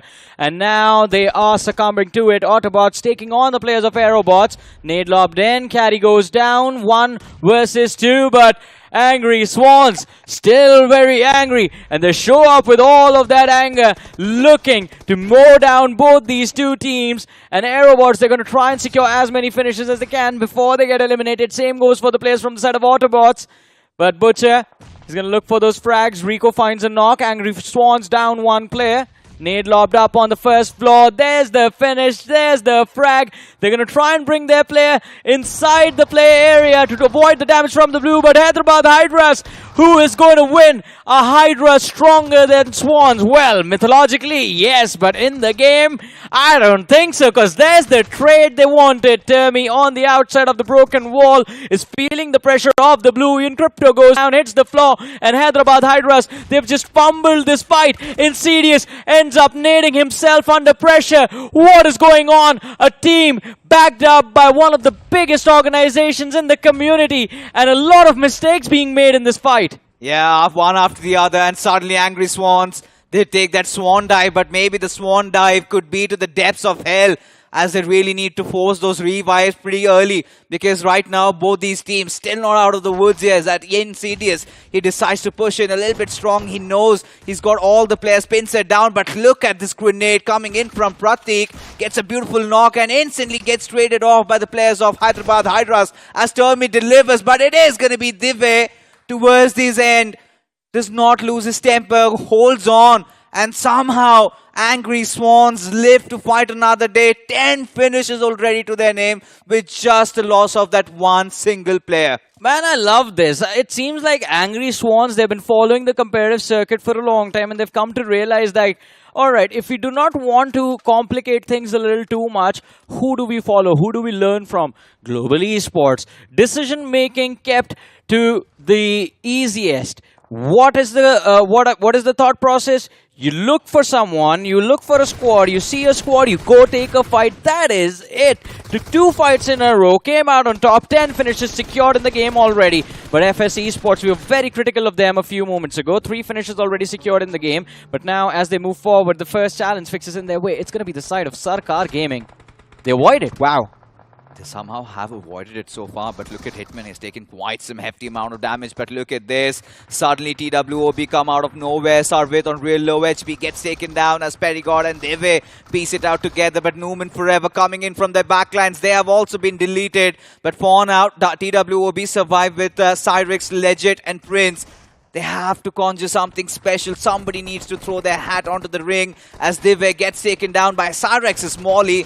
And it is pandemonium all over this place. But loving how Angry Swans, they're starting to retreat back, somehow recuperate and get themselves back into the mix of action. But look at this. From elsewhere, it's going to be Ralph who takes down Perry. And now Angry Swans, they might be in a whole world of trouble. In fact, perish to the depths of health as Perigord, the last player surviving, not anymore. Oh, Pixis! Angry Swan, they went for a 200 IQ play, by the way. What did they do? They left Prateek in the blue. Oh, wow. So one of their players is still in the game. They have 11 eliminations to their name, and they still have one player who's playing for placement points. And even there, they were so focused on team fights. They were so focused on pushing on the players of TWOB. They completely ignored their surroundings. Tunnel visioned on the threat on the opposing team up ahead. Goes on to show, again, there is no second guessing. Plan simple as ever. Look for fight. Go for the finish points.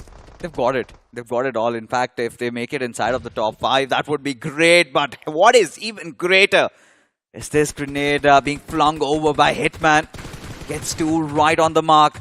And now Sarkar Gaming, they are starting to scramble. For the final 2 remain. 7 finishes secured already. As FS Esports, this is good stuff coming in from their side. You talk about teams making a comeback. FS Esports definitely have showed up. But guess what? Who did not show up was Newman Forever. Again, they crumbled. Yeah, Newman Forever, I think we just saw them for a split second and then they got eliminated. But in the meanwhile, as you're talking about FS, yes, brilliant positioning, brilliant rotation strategies. And now Trey's God, he's the frontliner leading and in fact pushing the team towards the players of TWOB, but they have to be extremely careful. There's iQOO Soul in the distance, and we know this lineup of iQOO Soul, brilliant and capitalizing, brilliant and punishing even the smallest mistakes. But from the backlines, Yuna from DOW, she finds an opening. Knuckle from iQOO Soul knocked out, but Yuna, she's all alone, so not a lot she can do over there. Ninja, he tries to move in, looking for a revive, but this is a very risky position to play from iQOO Soul. They're fighting for the circle for the first time in this match. Got the high grounds to play around with, especially Ronnie. He wants to ensure that he keeps the players of Alibaba Raiders at bay. At this given moment, look at Alibaba Raiders really initiating this push against TWOB. They've taken heavy casualties to the point where they're out of the server, and look at who is demolishing them.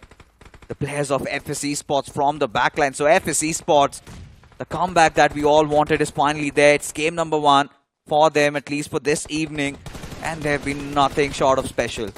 Yeah, they have been extremely impressive in this match of Vikendi. And I think this is the momentum that FS Esports wanted. Of course, Trey's God, Clutch, Hitman, all doing a wonderful job. Look at that, 3 eliminations on the 2 young lads of the team. Hitman, he's sitting at 2 frags for himself. 9 eliminations in total. Wizard has found 1.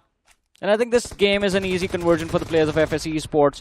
TWOB, they're down in numbers. Finally, 1 man from the side of FS hits the floor, but they have a lot of cover to go for a revive. They're outside the circle. At this point, for iQOO Soul, the big task is to somehow enter inside the circle with FS and TWOB both keeping a watch at you. Especially what makes it even worse is that TWOB have some cover to play around. So I think the only golden window would be when I think FS and TWOB start initiating a fight, because even for the players of FS eSports, the task for them is also to get inside the zone. So iQOO Soul, they have to be patient. In fact, same goes for FS eSports as well, but Clutch responds back, takes down Ronnie, and this is going to be such a tough task for iQOO Soul to really go and get in their star player live. But for now, who is benefiting? Who is the happiest? They are going to be TWOB. Well, TWOB, they're definitely going to be quite happy about this, especially with Cyrax finding that knock for himself. He's going to need one more. And there it is, legit. He takes down Clutch. FS eSports left bleeding. Wizard, he's going to be the last man in the back lines. And the pressure from the blue zone, it's finally going to be felt by the players of FS and the lads from iQOO Soul. They've somehow gotten Ronnie inside of the circle, but looking for a revive. It's not going to be easy. Knuckle hits the floor. Ninja is going to be the last man left alive with a sliver of HP. And it is going to be GG's for Team iQOO Soul. They take an exit on the third position in this match. And TWOB realizing this is their game, this is their win. They are greedy for that last frag as well. Wizard steps out into the open, looking to convert this knock in a finish, but the nade, it blows him to smithereens. No! He falls to the blue. Point denied, but chicken dinner secured. TWOB fixes. Alright, so I said yesterday's win was all thanks to Hyderabad Hydras, but this one was all theirs. They seized this win. No one held them out. This was TWOB and all TWOB. Yeah, yesterday they might have been a little lucky with that assistance coming in from Hyderabad Hydras, but today they were quite clinical. Yeah. Again, getting that first chicken dinner of the evening whenever they come out to play. I really hope that they stay consistent throughout the entire day, because this chicken dinner has gone big for them. Yeah. 12 finishes already. That means they got around 22 points from this game only. So this is going to propel them up in the overall standings. But even for the likes of FS eSports, I'm really keen to know if they got that final finish, because even Wizard, he knew that he was staring in the eyes of death and still did manage to get a knock. And if they had the finish, then 1 extra point. So they're going to get around, 15 points out of this game. This is much valuable for FS eSports, because they were struggling before the day began. I think 15-16 points, that is somewhere where they're going to be. But now that I think about that final moment, no, I'm confused of whether they got that finish or not. I just checked. Because there was a nade that lobbed in, and maybe it was a team's finish that happened. But anyways, I mean, FS eSports doesn't matter they got the finish or not. They were very impressive. They had 9 eliminations on them already. So I think 14 points is not going to hurt them at all. In fact, a really good start for them. But even for iQOO Soul, the consistent run goes on. This time, however, not a lot of finishes were secured. But still, whilst they were trying to get inside the circle, so it was pretty much clear in front of us. TWOB had the best compound. They had the circle to themselves. It was about them just holding their ground, and they did it right. 2 players focusing on FS eSports, whilst it was Prince who had his eyes on the players of iQOO Soul. And lobbing those grenades, he knew that iQOO Soul, they have to come out in the open. And the moment they did that, the moment the circle started shrinking in, look at the barrage of all that utility comes in. Now, Cyrax also provides that assistance. And they knew that this game was pretty much theirs. Want to get a little bit more aggressive there towards the very end. But FS eSports, they managed to get one, could not get that finish. But for TWOB, no wonder, a very good chicken dinner. Another thing that I want to point out is this is the exact same squad where we saw so many multiple fights breaking out, Johnny. Yeah. Angry Swans was there. Hyderabad Hydras came in out of nowhere. Before that, a couple of more fights were also happening. So this was that deciding place, and so much happened over there. And that is the one name I wanted to talk about, right? Angry Swans. Yeah. What a lovely team, man. It is such a pleasure to watch them in action. I just hope I get to see them on LAN. And they play the same way. Yeah. Just don't get gassed out. Yeah. Just don't tend to overthink, because this is going to be a long tournament, stale pretty early, because we have yet to see another set of teams to come into play, which will happen tomorrow. And this time we've had so many of those promising squads coming in from the recent third-party tournaments that have constantly tend to impress us, because Angry Swans, certainly not one squad that I've heard of, all new players. They've been grinding it out, and finally they're showing their true colors. And it has been impressive. I mean, these colors, it's like a full-on rainbow, right? Yeah. Because, again, game plan kept simple. And execution is the easiest for them to execute, I guess. Because with how they take those team fights, they aren't charging individually. They go as a unit. It's a 4-man hit squad that runs towards you, and it's very difficult to survive. The moment these individuals start playing individually, all of them get taken out, right? That is how TWOB won that fight, because Angry Swans, they were down in numbers. They left Prateek in the back, then 3 players were pushing for the circle, and then all 3 of those lads just started going out and stepping out one by one, and they got finished off. But when they were playing together, they were unbeatable. So they need that 4-man roster in order to go for the win. If they get it, if they get the ball rolling, then they are unstoppable. And I think they had 10 or 11 eliminations by the end of the game, by the time they got picked off. I think for the Angry Swans, the fundamentals are set. At least this squad knows how to take those fights, and it is just not against the newer teams. They've been going up against the old guards. They've also been coming out swinging. So that is one thing that really goes in their favor, because in the upcoming rounds, the task is going to be even tougher for them. Of course. But if you know that this is a squad that can be aggressive and that can win those fights, I think that really works in your favor, because what I feel like they should avoid is just overthink. They should not come to a point where they might feel like, oh my god, we might make it to the land this time. Let's play seriously, let's play a little safe, and that will go against them. So they have to play to their style of play, that is going for those early fights, and that will really work out for them. Because taking a look even at the point standing, Johnny, TWOB 22 points secured, FS eSports 15, even Angry Swans, you were talking about them, 11 finishes, and look at where they are, 13 points for themselves. A little bit of a step up coming in from Sarkar Gaming, considering this was a squad that was also struggling. But now let's talk about the teams that have shown no improvement. Newman forever. Yeah, Newman forever. I don't know what happened, man. I mean, you were talking about, all right, they think the circle is clustered up. That is why they're not going towards the circle. It's a Vikendi, man. The zone is not going anywhere. You get in barely inside the edge, and the zone is still going to be on top of you. There was no proactive approach. The one time they tried to push for the center was when it was actually too late to push for the center. That is when they went for the same compound, and by then they had lost too many bodies. So, Newman, I have no idea what's going on over there. Although, another outlying performance. Why is iQOO playing for placement? I have no idea. I do not know what they were really intending to do so over there. But there's another team that we need to talk about. But this is something that they can live with, was Hyderabad Hydras. That was that exact same compound where Angry Swans were, where Newman Forever also decided to slam in, and even Hyderabad Hydras were there. But out of that, they just managed to secure 1 point. But still, considering how consistent they were yesterday, I think that is not going to hurt Hyderabad Hydras as much as Team Forever got. Let's see, man. Yesterday also they had no finishes, just 15 placement points, and I don't think that's going to be enough.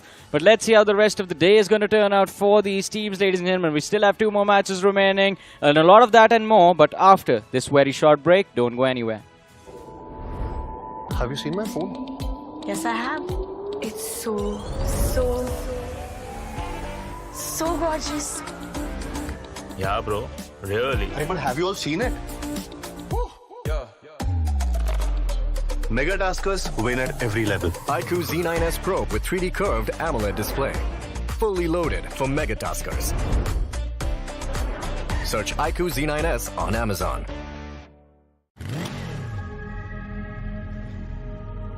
The movie starts in 10. You can miss the beginning, or you can go ahead and challenge the clock with an all-new Sprint EBT engine that goes 0 to 60 in 5.9 seconds. Presenting Hero Extreme 125R. Challenge the extreme.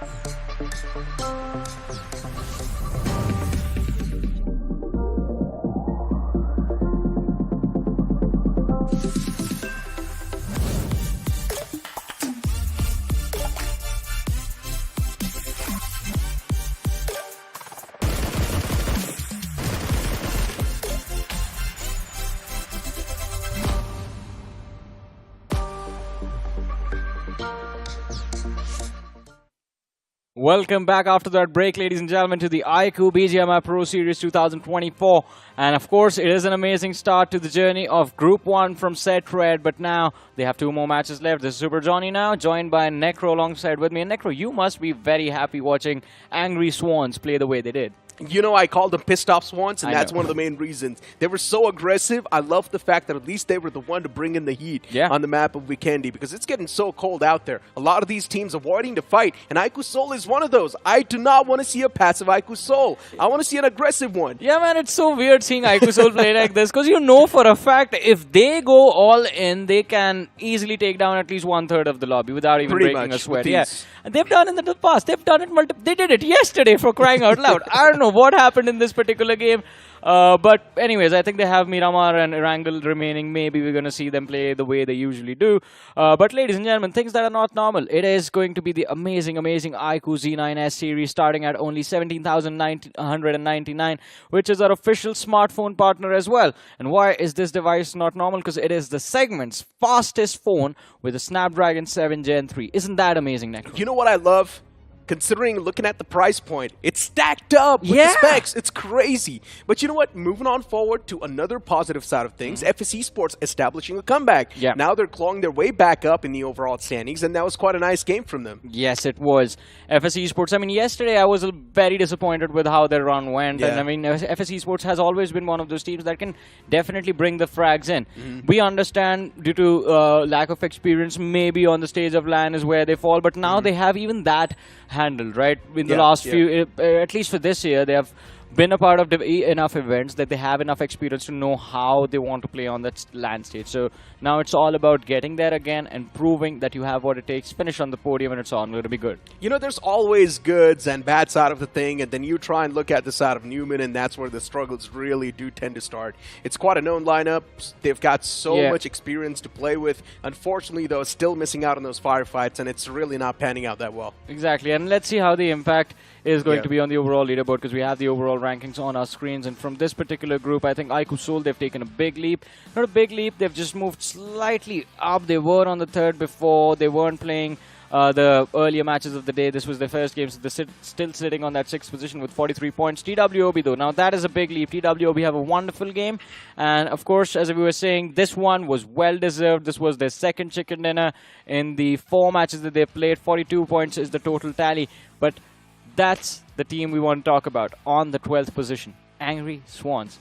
4 games, 4 placement points, 25 finishes. A newer team on the block dominating so well, and you gotta love to see it. You've also got teams like B2R right underneath them, and I want to see a better version of B2R as well, considering the day 1 started off on a great note, but unfortunately not so much for the day 2. B2R can do much better, but if you try and compare Angry Swans to the previous group that we witnessed, has to be next to Phoenix Gaming. Oh yeah, I mean, they are equally consistent right now. At least in terms of the finishes, they are bringing themselves back up, because 4 games, they've gotten 24 points, and of course 18 finishes, majority of them coming from the previous match. Again, FS, they have picked up the pace, but they need to keep this going, because that is what Phoenix did. I think Phoenix was kind of the opposite of that. They did well on day 1, and today it was kind of a slow day for them.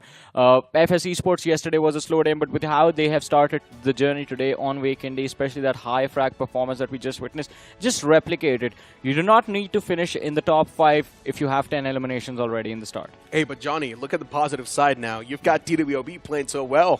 This new and reformed lineup, it seems pretty nice for TWOB, and so far things are working out pretty well. Firepower, you talk about it, it's going to be on point. Even placement, it's looking pretty great inside of the zones. You talk about the overall standings too. TWOB is doing pretty consistent. Yeah, I mean, they are doing decent, but considering they have 2 chicken dinners and I think 22 placement points, I would love to see that they improve themselves in the matches that they're not winning. So it's either all or nothing for TWB. Either just win the game, completely dominate the lobby, or just get taken out early. That might work out now, but it might not work out. It will definitely not work out for them once they move to the later stage of the tournament. Look at the logo of Angry Swans. It's a swan holding a Reaper. Yeah, Reaper thingy, right? So it's like a Grim Reaper Swan, pretty much. So he's there to try and take the souls away of the opponents. I love that. You move on towards Sarkar Gaming too. Unfortunately for Sarkar Gaming, previous game not exactly the way they wanted it to go. You've also got Bot Army eSports. From Bot Army, I expect a lot of aggression. The previous game was a bit of a letdown, but maybe in the upcoming one they can pull themselves back. You've also got teams like Aerobotz, Autobotz, too on the fray, and both these teams on the day one did decent, especially on the map of Sanhok. After that, the fruition wasn't that great. Today as well, I think they were trying their level best to see if they can secure a lot of finishes, both these teams. But what happened was they ended up fighting each other. And out of nowhere, Angry Swan showed up to just beat both of them out of the competition. And it was a beatdown against the players of Hyderabad Hydras as well from the side of Angry Swans. It felt like Hyderabad Hydras, they tried their level best to get those trades in, but a few mistakes here and there. And Angry Swans, they never for a single second took their foot off the pedal. It was just constant pressure on the players of Hyderabad Hydras, and Hyderabad Hydras just succumbed to it. I guess they're listening to the English stream, and we keep on mentioning this, right? You got to go aggressive, and that's what teams are doing. This new point structure really does support the aggressive teams. And Angry Swan, if you keep on playing the same way, there's one thing for sure, you will get those consistent points as long as you're winning the fights. Exactly. And as long as you're confident in the fights, too, it's all good in the hood. And they're very confident. They've kept it simple. Exactly. They've kept it simple. They're approaching the fights. They're actually coming out on top as well. And in the final few moments, you can try and go for the scrap points. You really do not need to go for a proper head-on-head collision. They did exactly that, because out of nowhere, Prateek just ran back into the blue with a lot of first aids on him. They got a 4th place finish in that particular game. It was an impressive performance, but can they keep this going? That is the question we will find an answer to, ladies and gentlemen, as the map of Miramar will be on our screens next.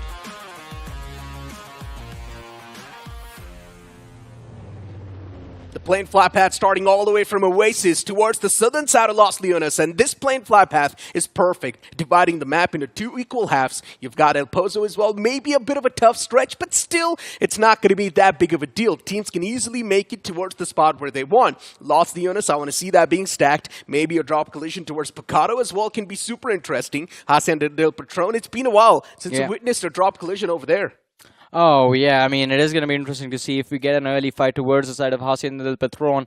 Or maybe, I mean, what used to happen a few years ago was the fact that teams would drop not directly at Hacienda, they would drop in the city of San Martin and then go looking for the teams around Hacienda del Patron all the way towards water treatment, that early hunt, as we used to call it. But I don't see any drop clash happening, at least as of now. I mean, the flight has just reached the halfway marker. It's pushing for Los Leones. A soft little drop clash, I guess, between Aerobotz and Arrancars, but it's just a few players. But here it is, iQOO Soul against Autobotz. iQOO Soul facing off against another strong team this time. And it will be the players of Aerobotz facing off against iQOO Soul. This is quite an interesting fight, I'm not going to lie. But iQOO Soul losing out on Knuckle and Ronnie, that's not a great way to kick things off. Even Orlo's knocked out from the opposition as Ninja now is trying his best to fight back. And eventually, he does take down the players who were there in that compound itself. Rico is trying to see if he can be a distraction, but gets flushed into a corner, sliver of HP. iQOO Soul, they've denied that finish confirmation to the lad. And Rico sees that vehicle headed towards him. He's going to try and secure that finish point off of Knuckle, but Autobotz, they're pinned down over here. Beard Baba, he's in the distance. Look at the radar. He's already running away. He indeed is. No, he's not running away. There's one more player from the side of iQOO Soul right next to him. There is. And there's also a third party on the verge. So this will be an interesting collision. And if I'm not wrong, that's FS eSports. Yes. This will be a way to start things off for FS as well. There we go. Point instantly accumulated. You gotta love that. Even iQOO Soul to hand out the death blow to the remaining man of Autobotz. And Autobotz, they take an early exit inside of this game.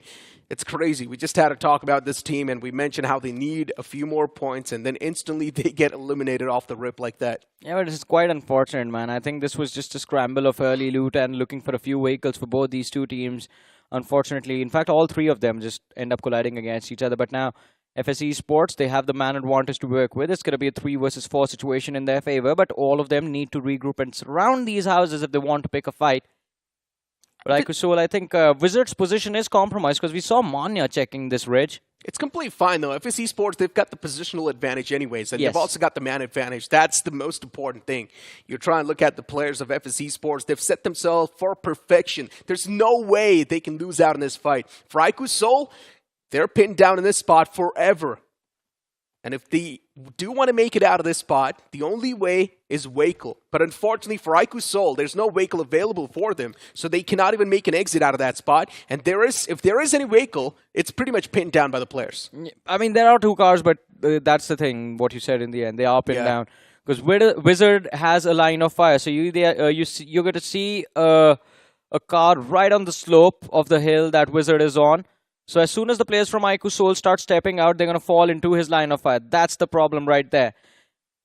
iQOO is done. It's a death grip. They can't escape this. Unless they find a brilliant opening for themselves. Even if they do, Johnny, just look at the field being set up by these guys. There's two players behind this rock. Once again, a high ground advantage. Then there's another man all the way in the back on the top of the mountain. That's another big advantage FS Esports is holding. So it's a complete death grip. They cannot escape this. Plus, they have better weapons, more ammunition, throwables. Yeah. And iQOO, they utilized a lot of all of those things, in fact, in that early fight. Can't even replenish them because you'll have to move out to get refill. Hey, there's a shank right next to him. There we go. iQOO making the run for it this time. There's a mini 14 from the tap, and it's just tapping away constantly. First man's knocked out. Knuckle just backs away. And Manya will be confirmed. iQOO, there's no way they're making out alive from this spot. There's just no way. Hitman with this nade will be able to get another knockout secured, and that's perfect too. As Knuckle falls down, now it's down to Ninja, the one last glimmer of hope, and FS Esports, Ninja is pretty much done for too. FS, they know it's their victory. They will be the one to prevail in this fight. Yeah, I think that is definitely what will happen. FS Esports, they have a 1v4 situation, and they are going to look to push for the compound. Where are they going? Oh, they're surrounding him. They're circling him like vultures. Yeah, it's time to push up, right? Yep. Ninja spotted out. The nade goes in and it gets 2-knock. Ninja, what have you done? FS Esports, a big blunder comes up. And Ninja, he capitalizes quite well. He's watching his teammates get finished off. And I think a call has come out. Go for the finish point. Get that point first. And then settle the differences. Trace Gotti sitting up there with the Mini 14, so he will have the advantage of having a better scope, a better weapon, and Ninja, he gets shut down. He's trying to out-duel a DMR at distance, and that Mini 14, by the way, is equipped with an 8x right now. And he only had 16 bullets in that UMP. Yeah. Final 16 shots to make the run for it, but unfortunately, Ninja, it is next to impossible with just an iron sight that far away to connect those shots that precisely. That too against a DMR. So yeah, gets outgunned. As known. iQOO, a bit of a letdown in this game, that's for sure, but it's completely fine. They got taken out with 4 elimination points, or maybe add a little bit more, considering they took down one more man off the opposition. So they got 5 in total. 4 points. 1 point was stolen by FS Esports. Oh. Yeah. I mean, but do iQOO care anymore about points? I think they had like, what, 40 plus before. Now this crosses them 50. I mean, they will easily qualify for the next round. Yeah, they're going to qualify anyways. That's what I mentioned, right? A lot of these known names, they're just trying to pull off some weird shenanigans, considering they know they're going to qualify anyways. Oh no, so they're just trying to test the water this time. KSR, it's not a good news at all. It's TWOB this time on the prowl. As KSR7, he makes an exit out of this entire scenario. But Cyrax, this man is not going to let him go away like that. He's still on the hunt. He's still on the chase. And KSR7 now ejects out of the moving vehicle.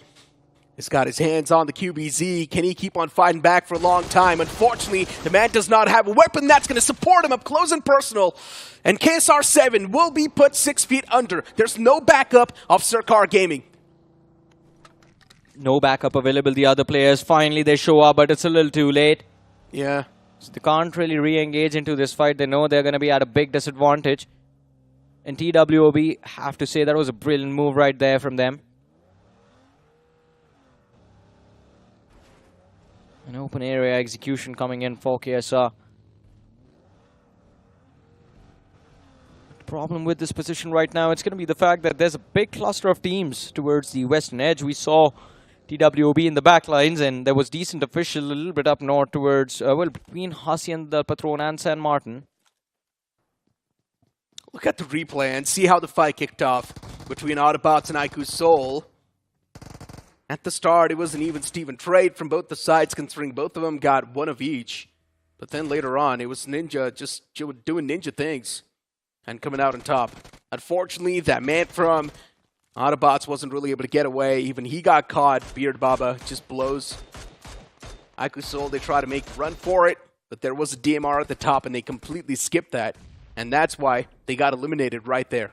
It wasn't just the DMR. With how they moved out, it seemed like they were completely unaware and did not have any information that the players from FS eSports were out there waiting for them. Because they just like walked out of the house, got in that car, and just thought they could get away scot-free. Yeah, I mean, they had the smokes. They used those. But unfortunately for iQOO Seoul, they just did not really have a lot of those utilities anymore to try and back them up. And they knew it's a deadlock. You cannot really escape that anymore. Yeah. The opponents, they have got the man advantage, the positional advantage too. What are you supposed to do when you do not even have the ammunition, neither the scopes to try and fight back? So for iQOO Seoul, they knew they're going to get outgunned, outplayed at this point in time. It's done for. They can't fight back. That was like the last ditch of effort that they tried to do. Ninjas did a brilliant job finding those two early knocks, and I think it was all just about isolating fights from there, but then goes on to take a duel against that Mini 14.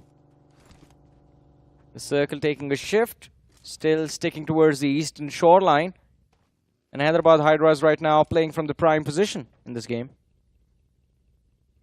Zone moving right to the center once again. Hyderabad Hydras, all the 4 players in the smack center, they've got a lot of that land covered so far.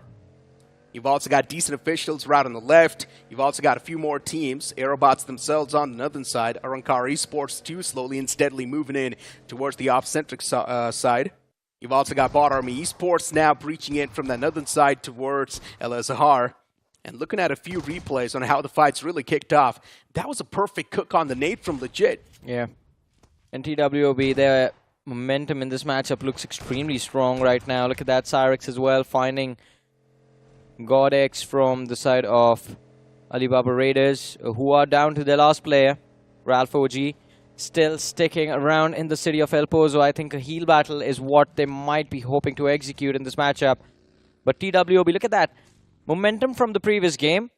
And they bring it forward to the map of Miramar. 4 eliminations in the game already.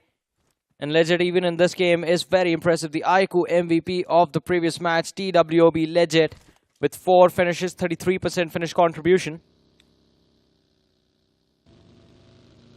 I'm not going to lie, this new lineup of TWOB is looking really promising. Yeah, it did. Cyrax, Legit. If you remember, Legit used to be with Pro every single time. Pro, Zap, these guys. Yeah. They're quite the old players, but the young guns still. You try and look at the top 5 players from the previous game, Legit's going to be the man to lead the pack. There's so many players with 4 finishes individually achieved. Even Paragot from the side of Angry Swans. And looking at Newman, they're making quite a bold rotation. They're going for the longer route this time. It's going to take a while for them to breach inside of the safety lines, but luckily enough for them, no one's going to be there to hold them off.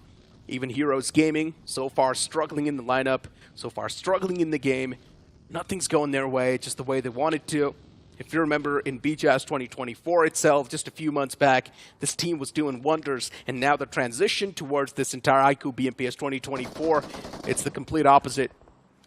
Yeah, but talking about wonders, the iQOO Z9S series is a wonderful device with a lot of amazing features starting at only 17,999, our official smartphone partner for the iQOO BMPS 2024. Bot Army eSports Devotee. He's been the man who's been performing at the top every single time. And for Devotee this time, he's taken a bit of a back step. We aren't really seeing this man be a part of a lot of those fights anymore. Bot Army eSports in general, the aggression that we witnessed a couple of months back, it's not there. But I want to see that aggression back on the fray. I want to see the most aggressive Bot Army eSports that we saw. It's been a while. Yeah, it's been a while. But I guess because of that, they might have forgotten how they used to play.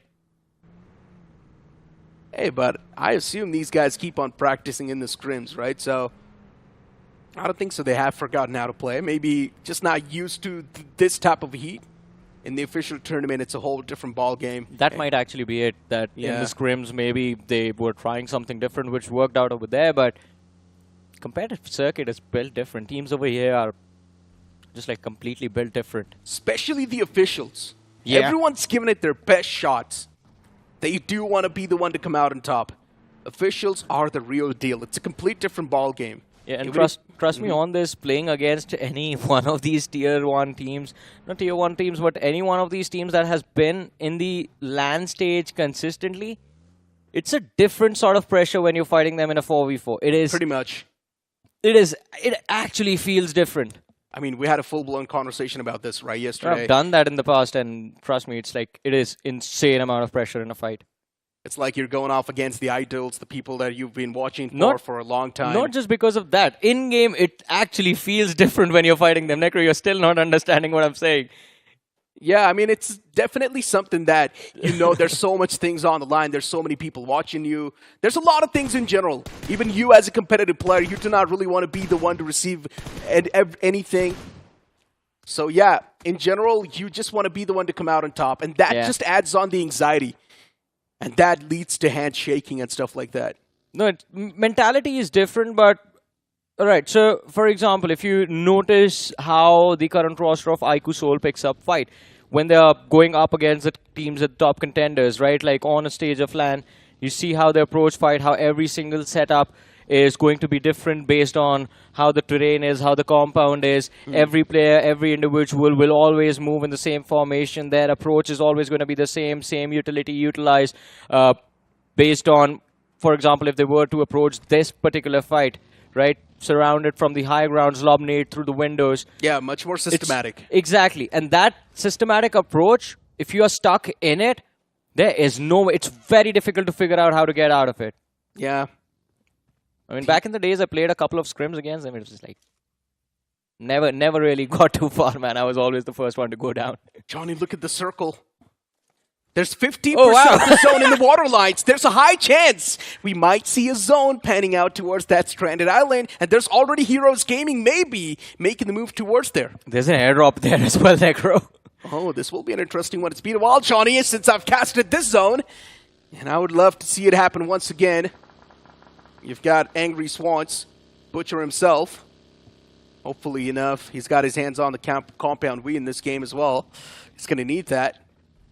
But another thing the man's going to need is our official mobility partner, the Hero Extreme 125R, for a smooth rotation in the zone. Oh, of course, I mean, brilliant suspension on this bike. Yeah, helpful on Miramar, especially. Exactly, and an oil and air-cooled engine as well, but, Master is going to be cooled down because Angry Swans are again at it. Necro, this time taking on the players of Heroes Gaming. Yeah, and a big disadvantage now for Heroes Gaming, taken down with a 3-man squad. Firepower lacking this time. And Angry Swans, Deve, he also knows even the backlines are quite stacked up with teams. There's Newman on the opposite. You can't really expose yourself too much in this fight. Angry Swans, they need to be careful off the back. A team on the high ground will definitely try to punish you if you do move out in the open. I have a question for you, Necro. What is the sound that swans make? I don't remember the exact sound, but I'm not going to make it. Come on. I have no idea what it is, but I guess these swans just go... guns blazing. Yeah. But these are also the Reaper Swans. They're just not just any swans. Yeah, but Scythe does not make a sound, so we can't really say anything about it. Maybe a slicing sound when you're trying to slice someone, yeah. Just get them out of your way. And speaking of the way, maps on the screen, even Dow's struggling to survive. They're colliding against FS eSports, and they're also blocking their pathway, considering they're being the Guardian Angels. Oh, no. Oasis is not striking just yet. He's waiting for the right moment to strike, and I'm not sure what Newman is doing. This can be the best possible time where you can find an easy strike. But Bot Army Esports playing it aggressive, and I'm loving that. Dow getting charged up from the back, and Dow, they've got no clue how to handle this situation, as even Sweetie falls down. It just keeps on getting worse. Now down to just a two-man squad as two players have been dismantled already. And look at Bot Army eSports. They're so quick on the feet. Yeah, they know it's easy for them to secure these frags, and they do not want to let the players of DOW escape. As DOW tries to fall back, they might just run into the players of TWOB and FS eSports up north. And look at that, FS already struggling in this game. They've lost one player, and TWOB, they are out on the hunt. FS eSports, they try to escape, and I think they should be able to escape as well. They're running up the hill, charging up the hill. There's no one there to contest them. Although, if they try to breach the zone from the northern edge, then it might be a troublesome position, or the northwestern edge as well.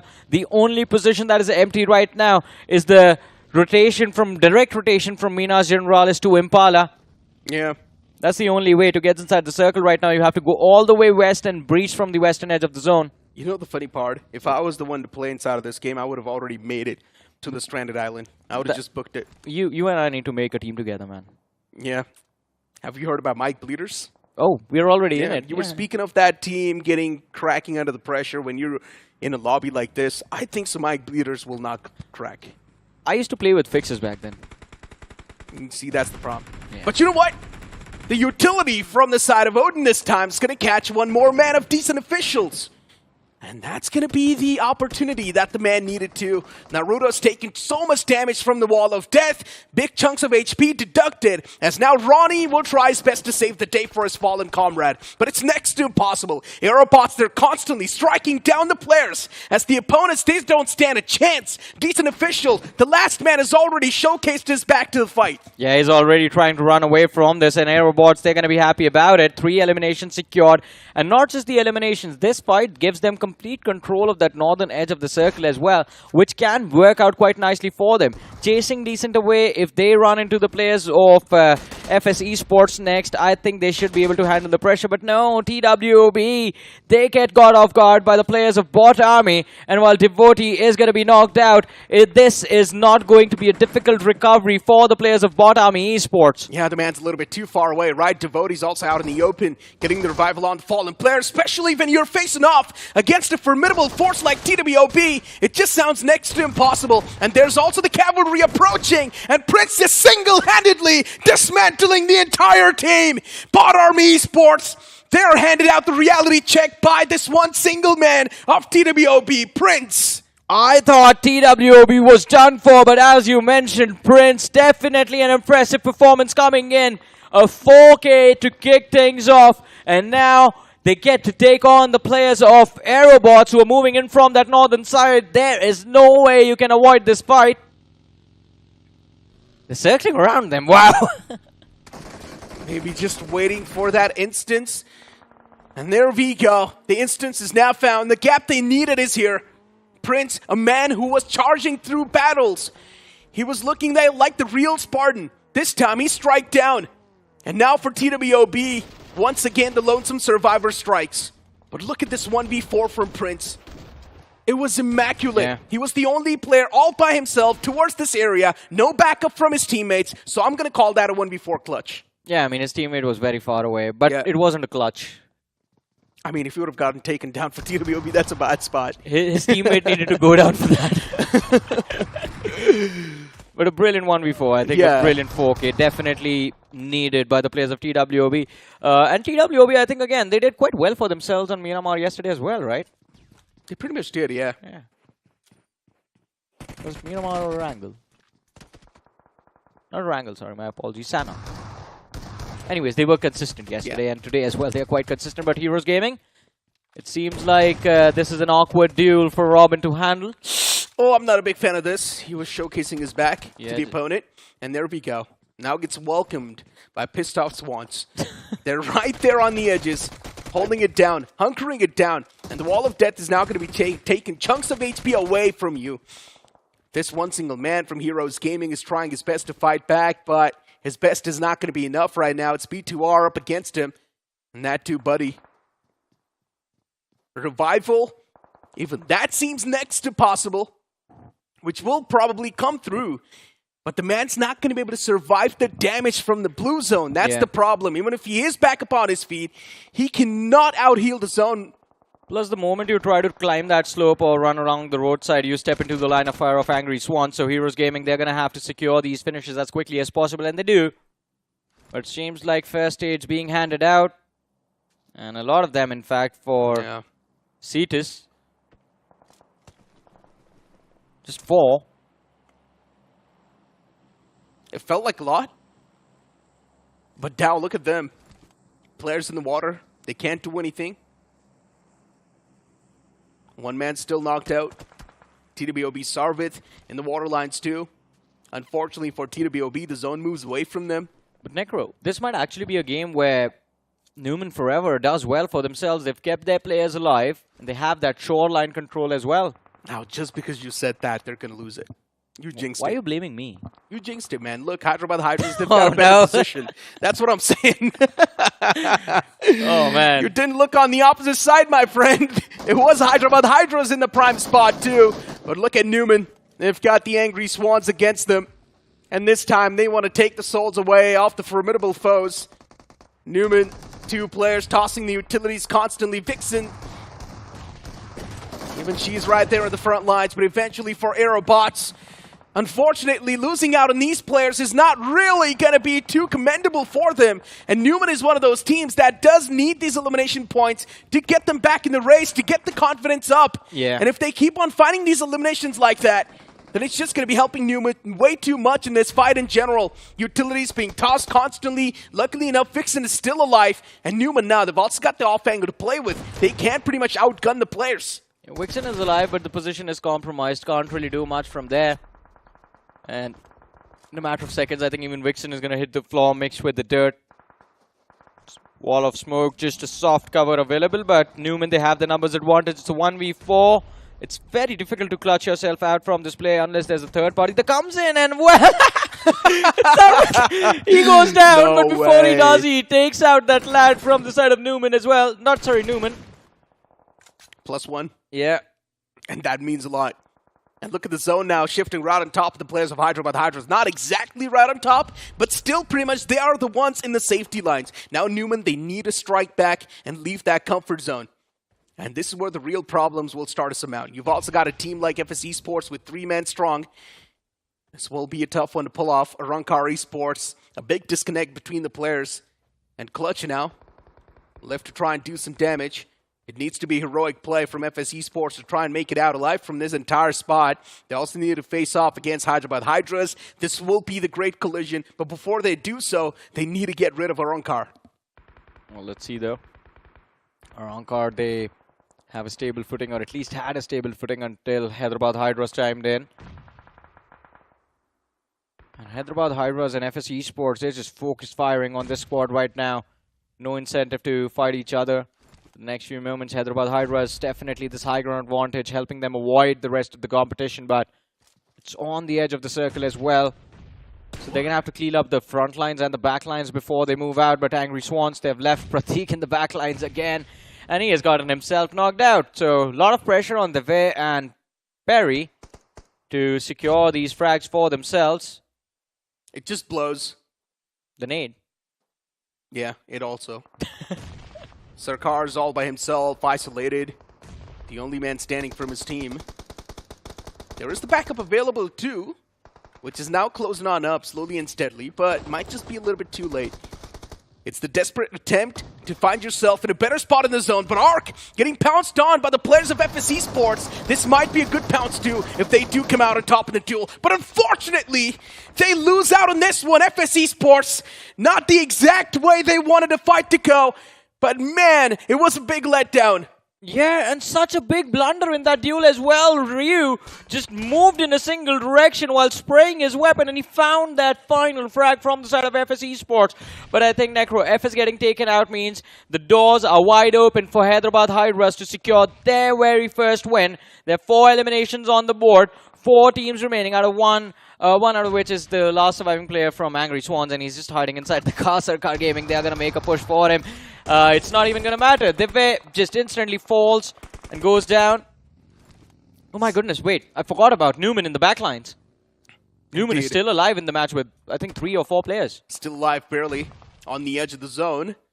And when they need to leave everything and move out in the open towards the road lines, that's where they will be screwed. All 4 players, full squad. But look at Hyderabad Hydras. 2 players at the top, 2 players a little bit far away from those. It's a 2-2 split that's currently going on. And what a strike that was, TWOB. He's going to be the Terminator this time. The target's acquired, and he instantly exterminates them. Ash in the back line still. And I'm not sure what can Ash do. He's the man in the driving seat so far. Always there too in the clotheslines. For Newman, everything's collapsing down. And now Always makes the prowl. He makes the run towards the safety lines. He's the only player who's in the front. He's the man to lead the pack. And even Mafia now closes on up. For Hyderabad Hydras, they haven't been going for a lot of those fights, but still collecting a few scraps here and there. Now it might be time for them to close out the match. Sarkar Gaming and Newman, the only 2 squads standing in the way, but Hyderabad Hydras, they have a big man advantage to work with over here.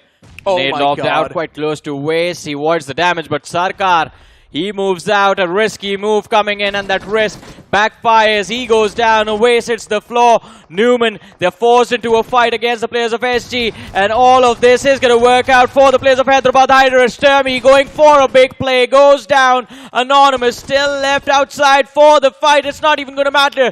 We knew this when we saw that 2-2 split. Hyderabad Hydras, brilliant performance. I think 9 eliminations in this match, and a brilliant winner chicken dinner finally secured. Which is still not want me to blame you for Newman not winning the game. No, they finished at the top 3, man. Yeah, but still, you jinxed it, man. I didn't jinx. See, they weren't really even performing well before this. At least they are in the top 3. At least maybe they would have had a better chance. But you know what? Jokes apart, still 5 eliminations secured. And as you mentioned, we're there in the top 3 as well. For Sarkar Gaming too, things could have been way worse. But at least they were there in the final few moments as well. Even Angry Swans, super consistent today. But Angry Swans is like, they've been playing very well. So my question is like, where was this team before this tournament? Maybe somewhere else, just lingering around in the third parties. Because Learning, that's where they came from, right? Yeah, that's where they came from. And now we're just having a pleasure to cast this team on the entire broadcast. You've also got teams like ARC performing pretty decent in the final few moments, even they were witnessed. But what exactly happened to Dow? They're making a lot of those questionable mistakes. Yeah, I have no idea. Dow, it seems like it's the same situation similar to GS, Godsaints, right? Positioning is brilliant, but as soon as you fire a single bullet towards their direction, they just instantly turn around and try to run away. That should not happen. If someone shoots at you, shoot back. Yeah, it's been a struggle. It's been a struggle for a lot of these teams. They do want to play for the placement, but unfortunately, it's just not working out at all. But even TWOB, who was there at the top from Hyderabad Hydras, unfortunately for him, he went for that drop shot when he was just jumping down from the high ground. He missed a few shots at the top, and he pretty much knew as soon as he's going to land, he's going to get knocked out anyways. But Hyderabad Hydras, they had the confirmation that they will be the one to come out on top. FS eSports, a final sprint towards the victory line. If they would have won that fight, maybe they could have been the one to come out on top. Yeah, it could have happened. Could have gone either way, right? But kind of unlucky over there. And I think Newman, they were set up for victory, Necro, to be honest. It was this push from Sarkar Gaming that just forced them to back off from the ridge and forced them into the line of fire of Hyderabad Hydras. And this was the play from TWOB. Anonymous clipped his wings. He clipped his wings. Yeah. And Insidious then, later on, he was in quite a great angle too. So for Insidious, it was quite an easy conversion as well. But moving the conversation towards how Hyderabad Hydras positioned themselves. I love that. Realizing the fact that FS eSports was wiped out in return, instantly they pushed on with the 2 players. They spread themselves out so much to the point where they had the most amount of map control. But even before that, I think if you go 5 minutes back into the game, they had that hill under their control for such a long time. And realizing like, all right, majority of the teams are going to stick around to the shoreline and stay on the lower grounds. They put so much pressure on anyone they could see. So Hyderabad Hydras, I think just a brilliant performance coming in from their side into this matchup. I just hope they keep this going moving forward into the last game of the day. But Johnny, a team that completely failed to perform was DCENT. And DCENT is another returning banner over here. Yeah. And we do have a lot of those expectations. Maybe at least a decent expectation. Because the last time when we saw them in BJAS 2024, they were doing quite decent. Yeah. But unfortunately for DCENT, there's no decent performance. Yeah, we hope we get to see that decent performance soon. So we can say decent things about them. Because we that can is what we want to decent see. over and over again. Yeah.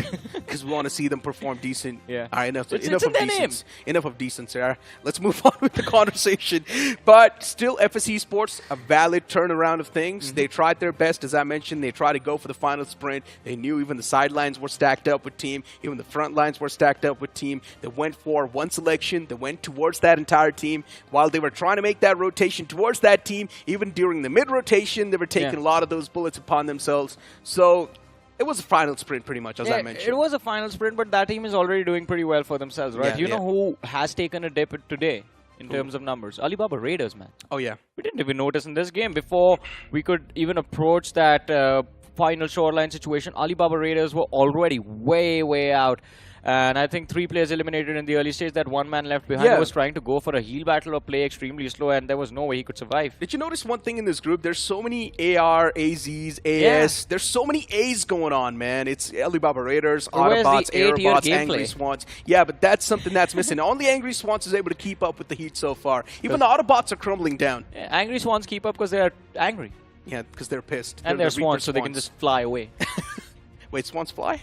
I think so. Oh, man, we're so bad at this. But you know what? I guess it's better to just move on with the conversation, man. But yeah, BotArmy eSports, we wanted to see them on the aggressive side of things. Finally, we did get to see that. TWOB was the one to pack a lot of that punch. TWOB was also striking down a few players. In general, the BotArmy eSports team that we were looking for is finally back, but they did not have a lot of points. Yeah, I mean, BotArmy eSports, at least they're trying their level best to pick things up, right? That is what we wanted to see. Because yesterday as well, there were a few games where they were putting decent number on the boards. But today was an extremely slow start. Previous game, Vikendi, they just played very passively, got wiped out. In this game, they try to pick up the pace, pick things up quite nicely. But going into that last game of Erangel, which is a comfort ground for majority of these teams, I hope they have a top 3, top 4 finish with like 4 or 5 eliminations on the board. But how can you forget that 1-on-4 from Prince?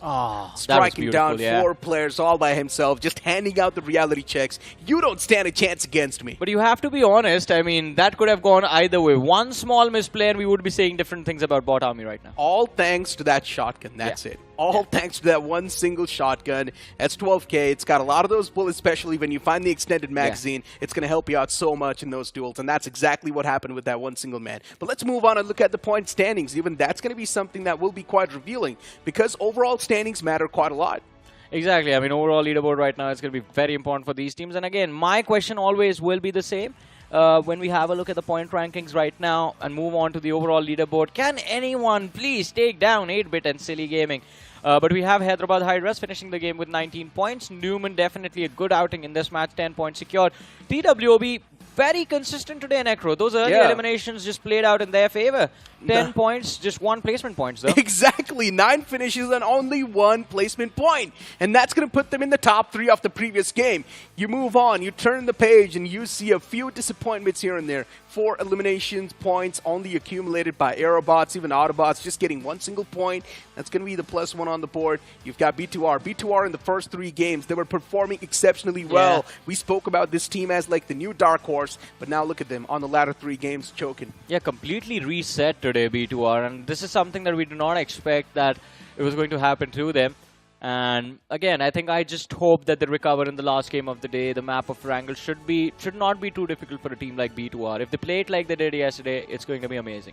And keep this thing in mind, we're going to move on to the classic rounds once again. Erangel, it's everybody's home turf. Alibaba Raiders, you mentioned, they were not able to perform that well. Maybe they can make the pounce back this time. They can claw their way back. But it's going to be a big maybe, right? That's the problem with it. I think Alibaba Raiders today just not going their way.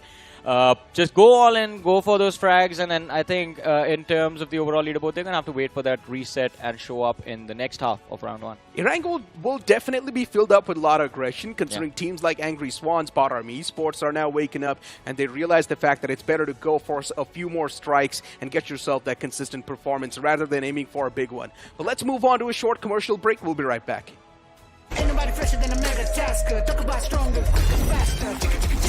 Slider, gonna make way for the mega tasker. Fully loaded, go the ammo. Can't get it bigger, better, that's the plan, yo. Throw a challenge and you shall know. Tap, tap, tap, tap, slide of ammo. Who's winning? Who do you think? Mega Taskers win the game at every level. iQOO Z9S Pro with Snapdragon 7 Gen 3. Fully loaded for Mega Taskers. Search iQOO Z9S on Amazon. Move out with my baby on the side. I move out with my baby, got a style. Seatbelt, please. And we go right, baby, it's a long way home. The new Extreme 160R4V, the fastest 160cc.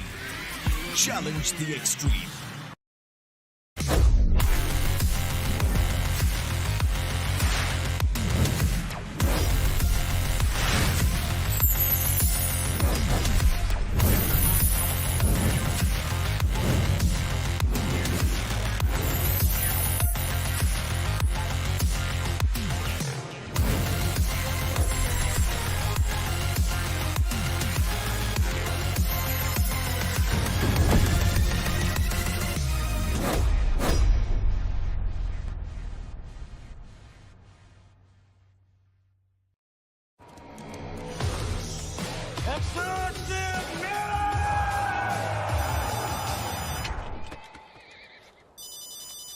Mummy का phone है एक minute किसी और को बात करनी है क्या मम्मी से take 63 ouch I am not doing this 300 यार ये एक्सूट इतने कूल है लेकिन अगर शूट ही नहीं होगा तो दुनिया को कैसे पता चलेगा X-Suit's so stunning that even Dynamo won't let us tell you about it.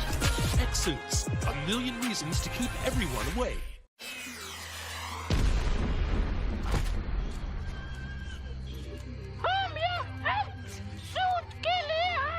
भाई इसको कोई एक्टिंग सिखाओ यार क्या हो रहा है कट शूट कैंसिल आना प्योर अबे बंद करो बे आंख में छुप रहा है कट शूट कैंसिल यार पूरी रात निकल गई अगर शूट ऐसे ही चलता रहेगा खत्म ही नहीं होगा तो ये लोगों को कैसे पता चलेगा X-Suits, a million reasons to keep everyone away. Welcome back from that short commercial break, and now it's Fixes right next to me. Fixes, you were pretty much looking at the game right from the sidelines. What are your thoughts about it? Hyderabad Hydras, nice run. Finally, especially considering that Ron and Vikendi wasn't that good, just could get 1 point, but this time getting that chicken dinner, and seems like Ankibot might be really happy about it. But I think Necro, Carnival Gaming still will be at the very top, considering how consistent they were in the 3 games that they played. But if you talk about a few other things, the clutch coming in from Prince, that was really good. I know, right? Taking down 4 players all by himself. That too of a known name. And that's something that just puts on the excitement a little bit more. Prince is one of those players that has been quite the OG for this entire lineup. And he also does pack a lot of punch. We know that. TWOB is known for their aggression. And that's what Prince is over here to represent. But you know what? You've got another great things on the screen. And that's going to be the iQOO Z9S series, which is starting all the way from 17,999. Move on towards Google, search iQOO Z9S, and you might just stand a chance to win prizes up to 50,000 rupees. Fixes? I mean, we've been denied to participate in that competition, but you guys can still can and maybe try your hands out on that because it's got some loaded features. We've been talking about the Snapdragon 7 Gen 3, 80 watts flash charging, 5500 mAh battery, and that 2000 hertz instant sampling rate. So all of it is there at a budget, right? 17,999. That's a very good price if you talk about being one of those players who's newly introduced into BGMI, wants to get into the competitive scene. Certainly this 4 device is going to help you out. But coming back to business, Necro, we've got the final game of Erangel in front of us for Group 1 from Set Red. And so far, today we've seen improvements coming in from Numan Forever as well in the previous game. We saw even FS eSports having a really good run considering how yesterday went for them. Yeah, that's for sure. But a team that I was really hoping a lot from was Autobotz. But they instantly got taken down off the rip by iQOO Seoul. And for iQOO Seoul, they were in such a big deadlock against the players of FS eSports. FS eSports, the field trap that was being set up by them, it was immaculate, perfect. Positioning has been on point. But unfortunately, in the final few moments, positioning was not exactly there. Overall standings on the screen, Hyderabad Hydras, they move up to the 7th spot with 51 points. You've also got TWOB on the 5th with 52 points. It's not a lot of points separating them. I think when we look at this entire overall standings, you have Hyderabad Hydras, iQOO Seoul in contention, FS eSports, they've made a huge climb. And even for the others, Numan Forever, This game was so necessary. 21 points, still not enough when you look at the bigger picture, because we still have Set Blue. All their matches have been played already. And for Autobotz also, they have to struggle a little bit. Yeah, even Godsaints now, they're dropped on the second half of the board, so that just sort of blows. They've still got 25 points, which is something that they can keep on looking forward to. And what are your thoughts about Newman and how they've been playing so far? For Newman, forever, this is one very strong opinion that I have, is either keep one out from Ash and Owace and get Ninju in. Because just recently we saw a third-party tournament where Ninju was fragging left, right and center. He had gone literally bonkers. One of their best players and still him benched out. Nothing taken away from Mafia and Omega. I still feel like they're very important pieces to the puzzle. But when you talk about Ash and Owace, somebody has to step up in terms of that fragging department. Because both of them, they've got good brains to know what they want to execute. I think one of them should be taking that backline support player role, or should be just acting as a coach, and the other, and in fact, have to make way for Ninju to come in and play. Yeah, pretty much two great minds colliding against each other, and maybe that's also sort of creating a bit of confusion. No, need that extra oomph in the roster. Just need that extra bit of firepower, right? Yeah. Because if you're trying to look at all the other lineups, it really does consist a lot of that firepower in general. You try and look at the versatile eSports' lineup, even it's just Somraj with the bigger brains. Rest three players, they're completely firepower oriented. But now the matchup on the screen, it's going to be Aerobotz, Autobotz. Expectations will be a lot. For Newman, this game means a lot, considering it's going to be the 6th game and also the last game in the week 1 for them. Now, you talked about versatile esports, drawing parallels with Newman Forever. This is where the argument really comes in. Somraj still individually, we have seen him recently upping his gun game. But when you compare Somraj with the likes of Ash and Owace, somewhere down the line, you would see that, all right, they've got a good amount of experience. They know how to handle pressure. But when it comes down to sheer raw gun power, that is where Somraj takes the lead. And I really feel like, you know, Ash and Owace kind of put them on the same plate, where I feel like getting Ninju in will give them that extra additional power. Maybe that is what they missed out on getting that chicken dinner, where Hyderabad Hydras secured it for themselves. I mean, so if you've noticed, all the teams that have been doing really decent, the lineup pretty much looks like this. You've got 3 Sulters and 1 IGL. Exactly. You look at Global Esports, you look at Versatile Esports, iQOO Seoul pretty much doing the same thing. Knuckle has stepped up a lot in the fragging department, and that's a prime example of that. You move on the conversation towards a team like Hyderabad Hydras as well, even that's the main case with them. So that pretty much is the new meta because of the new point structure that has came through. I think even for Hyderabad Hydras, Mox knows how to frag. Exactly. We've seen him get a lot of frags for himself, and that is the current ask. Even as an IGL, you need to be excelling in terms of how you've been taking those gunfights. I think the best example could also be Manya. He's also been one of the players that has never really run out of form, but here begins the final game for Group 1. As the plane fly pad starts all the way from Severny towards the southern side of Sanhok military base. And today's plane fly pads, they've been perfect for the teams. Once again, dividing the map into 2 equal halves. Unless if you want to move in all the way towards Primorx, then it might just be a tough stretch. Other than that, I still see a good sailing. I think this is not going to be hard, at least for anybody, to try and get down to their desired drop location. Everybody should feel quite comfy. So one thing for sure, this is going to be a slow game of Erangel. You talk about teams that have performed exceptionally well. I think the top on the charts should be Angry Swans. 2 games back-to-back. They've been quite aggressive.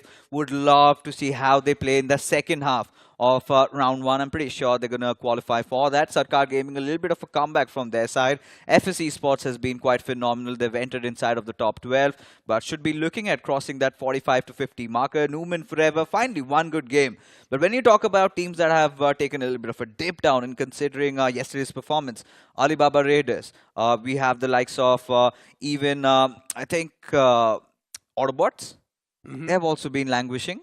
Yep, Autobots have been struggling. Previous game, they faced off against iQOO Seoul. It was a pit stop collision that they went for. And iQOO Seoul, they wiped out the entirety of Autobots. So even that sort of blows. They only got 1 single elimination from that entire fight. So yeah, 1 point, it's really not going to be counting a lot in the overall standings. We know that. Alibaba Raiders, too, they have been struggling way too much. But another team that has been super consistent, that's going to be TWOB. And we'd like to see that. TWOB, they're in the top 5 of the overall standings. They're looking pretty comfy. And in the end of the plane flat path, it's also the players of Autobotz taking an exit towards Nora Pnoy. Bot Army eSports dropping in towards the Snufka military base. No issues over there too. Even Newman dropping towards Fair. You've also got Hyderabad Hydras towards that Pochinki side. Even decent officials moving in towards Gatka. So yeah, pretty much teams dropping in towards their designated drop locations. But this time the circle pans down south. Circle goes down south, and a lot of these teams are going to rotate early. TWOB has already started initiating that, but we've got a fight a little bit brewing up. Alibaba Raiders, FS eSports, iQOO Seoul, oh my all in the nearby fray. And for Alibaba Raiders especially, this match is going to be quite important. Same goes for the likes of FS eSports. For iQOO Seoul, however, they pretty much have been having quite a smooth sail. No issues there whatsoever. But again, now for FS eSports and iQOO Seoul, it has been a long-going love story. We have seen every single time these two teams collide in the server. It is FS eSports who tends to drop down at Rozhok, and it is going to be iQOO Seoul who have to settle with just school and apartments. But taking a look at the circle, it is going to favor the likes of Bot Army eSports, Necro.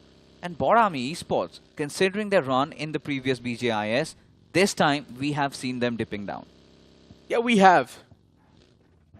And it's not just that one single team. There's a lot of teams, man, who haven't been able to live up to their past glory. And it's now starting to cause a lot of those concerns. Looking at the top 5 players from the previous game, it's also going to be Insidious on the board with 4 finishes. Mafia there too from Newman, at least decent amount of points accumulated this time. And Prince, those 4 finishes that he got is also going to put him on the list. iQOO Seoul, once again, started things off a little bit slow this time as well.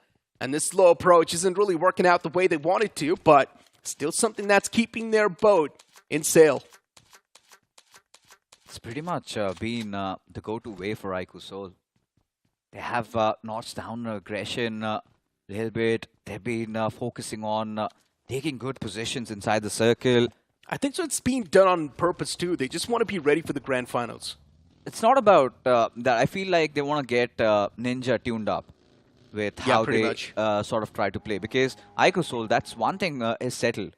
They're not going to crash out of round 1 at least. Oh yeah, pretty sure they're going to make it to the next round. It's all about, you know, getting Ninja to pace because he's been playing a different role over here. And it's all about building that synergy up because this was a big shocker when we got to know about that switch. Yeah. Ninja for Joker, and everybody was hyped up about it. Ninja still hasn't shown his own colors, right? Yeah, he has those clutchy moments. It has been all about Knuckle and Manya so far, but iQOO Seoul this time, they show signs of interest to take this fight against Team FS eSports. And I'm loving to see this. Ninja is the man to lead the pack as well as Knuckle in the back, and Ronnie there too. And Shotgun's up close and personal as Ninja opens up the fray. He cuts the cake open. Hitman there up close and personal for Hitman. Who's going to be next on his hit list? That's my question. And what a drop shot that was. Hitman outgunning the players of iQOO Seoul. One single man just striking down 2 players. And now it's time to shift your focus towards Manya. The last pillar standing, and even Manya still makes the push. He turns around, slaps down the second player too. It's now taken down to just one last man of even FS eSports. A 1v1 to be executed. And Manya, these movements that he's making in the final few moments, even though there's so much pressure on his head, he's able to think so freely. He's not cracking under that pressure. Utilities being tossed from Trace God, and now it's the battle of the shotguns. All it takes is one single bullet to find a conclusion. Oh my god, this is going to be really close. Down to the wire, Trace God and Manya in that 1v1 situation. And we know Manya, he is a clutch machine, certainly has the advantage, but it is going to be this young lad who prevailed supreme. iQOO Seoul decided to knock in on the doors of Team FS eSports, and they were slapped right back. And this is exactly what I was talking about. Because a little bit of an insight, because previously iQOO Seoul loved to take over the Rozhok compounds as well. FS eSports was the team that thwarted them out. And this time iQOO Seoul wanted to get a little bit of that revenge. But Manya, boy oh boy, he really got the situation down to the wire. But Hitman can't really rule out that drop shot. I think I can't sleep tonight. As an SMG standing a chance against DBS's up close and personal, that's pretty much next to impossible. But that drop shot was incredible. Making the opponent miss, moving at the last nick of time. That was perfect. Everything was calculated to the wire. And it also comes down to exactly this supports my statement at how aggressive and how good these IGLs need to be with their gun game, right? Hitman also getting a lot of those frags done. Manya, that flick was something I'm still yet to process, but look at this. Team DCENT going up against B2R. Prime very much out in the open. Still manages to get a knock though, but instantly under fire. Does find some decent amount of cover, but Genji, this time, not with any Genjutsu working around for him. B2R yesterday was much better in comparison to how they performed in day number 2. Hands down. I had a conversation about this with Johnny as well. Yesterday, B2R was doing much better, and today has been a series of struggle. And Rahul's position is still not compromised. Eventually, he does get spotted, and now is also getting charged a little bit too much. Opponent's man number, of course, is there, and they overwhelm that one man.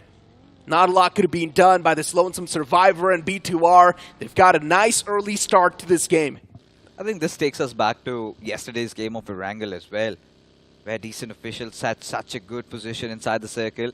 It was B2R that showed that aggression and wiped them out and almost had the chicken dinner, courtesy to Crypto from Hyderabad Hydras, who stole it away, and then it was Sarkar. We all know what happened towards the end. But now B2R, they're on the hunt. They want to somehow take down Genji, but for DCENT officials, they have tucked their tails and have started making that run. Yeah. And all of these teams also do realize that this is a certain circle.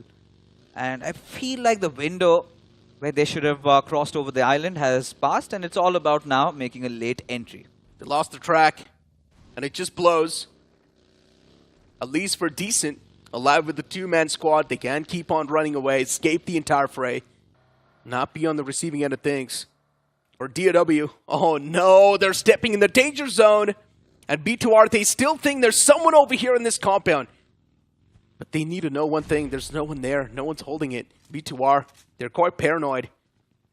They've tossed in a few utilities to try and clear out the house as well. They thought the players took an exit towards this entire vicinity, but that's not the case. And look at how the fight really came into fruition. One man, Bunny, was knocked out eventually, and then Rahul, considering he was all the way out in the open, in the opponent's territory, even he could not really defend himself. And this is where the jitters do show up. Especially Genji, the kind of a vision he had. It was perfect. I'm pretty sure at least he could have found a knock on towards Prime. He was way too out in the open. Almost for him to whiff that spray there.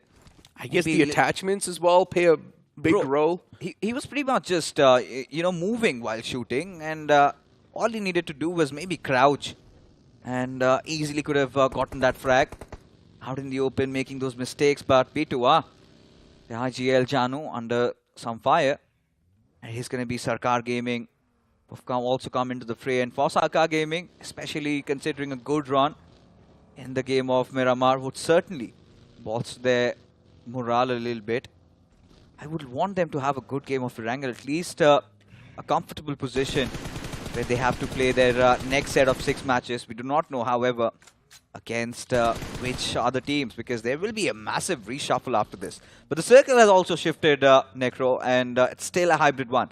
Still quite difficult to say if it goes down south or sticks to the central island. From what I think, the odds are stacked more on the southern side. That's why a lot of these teams have already taken the rotation down south. Yeah. Even Angry Swan still there towards the farms area. And this is one of those zones where the bridges are pretty much going to be camped till the maximum. B2R aggressed upon by the players of SG this time. And Sarkar Gaming, they do need these points. And what a knockout that was! 2 players with that one single spray, and B2R is trying to fight back, but their trying is not going to be enough at all. Efforts instantly minimized by the players of SG, considering they're going to prove themselves supreme in this fight. And KSR7, he knows it's the fight for supremacy, and he instantly pounces on. But considering the players have already backed away, Sarkar, they're all good. Yeah, for B2R, it was all about cutting on their losses and making a run for the circle.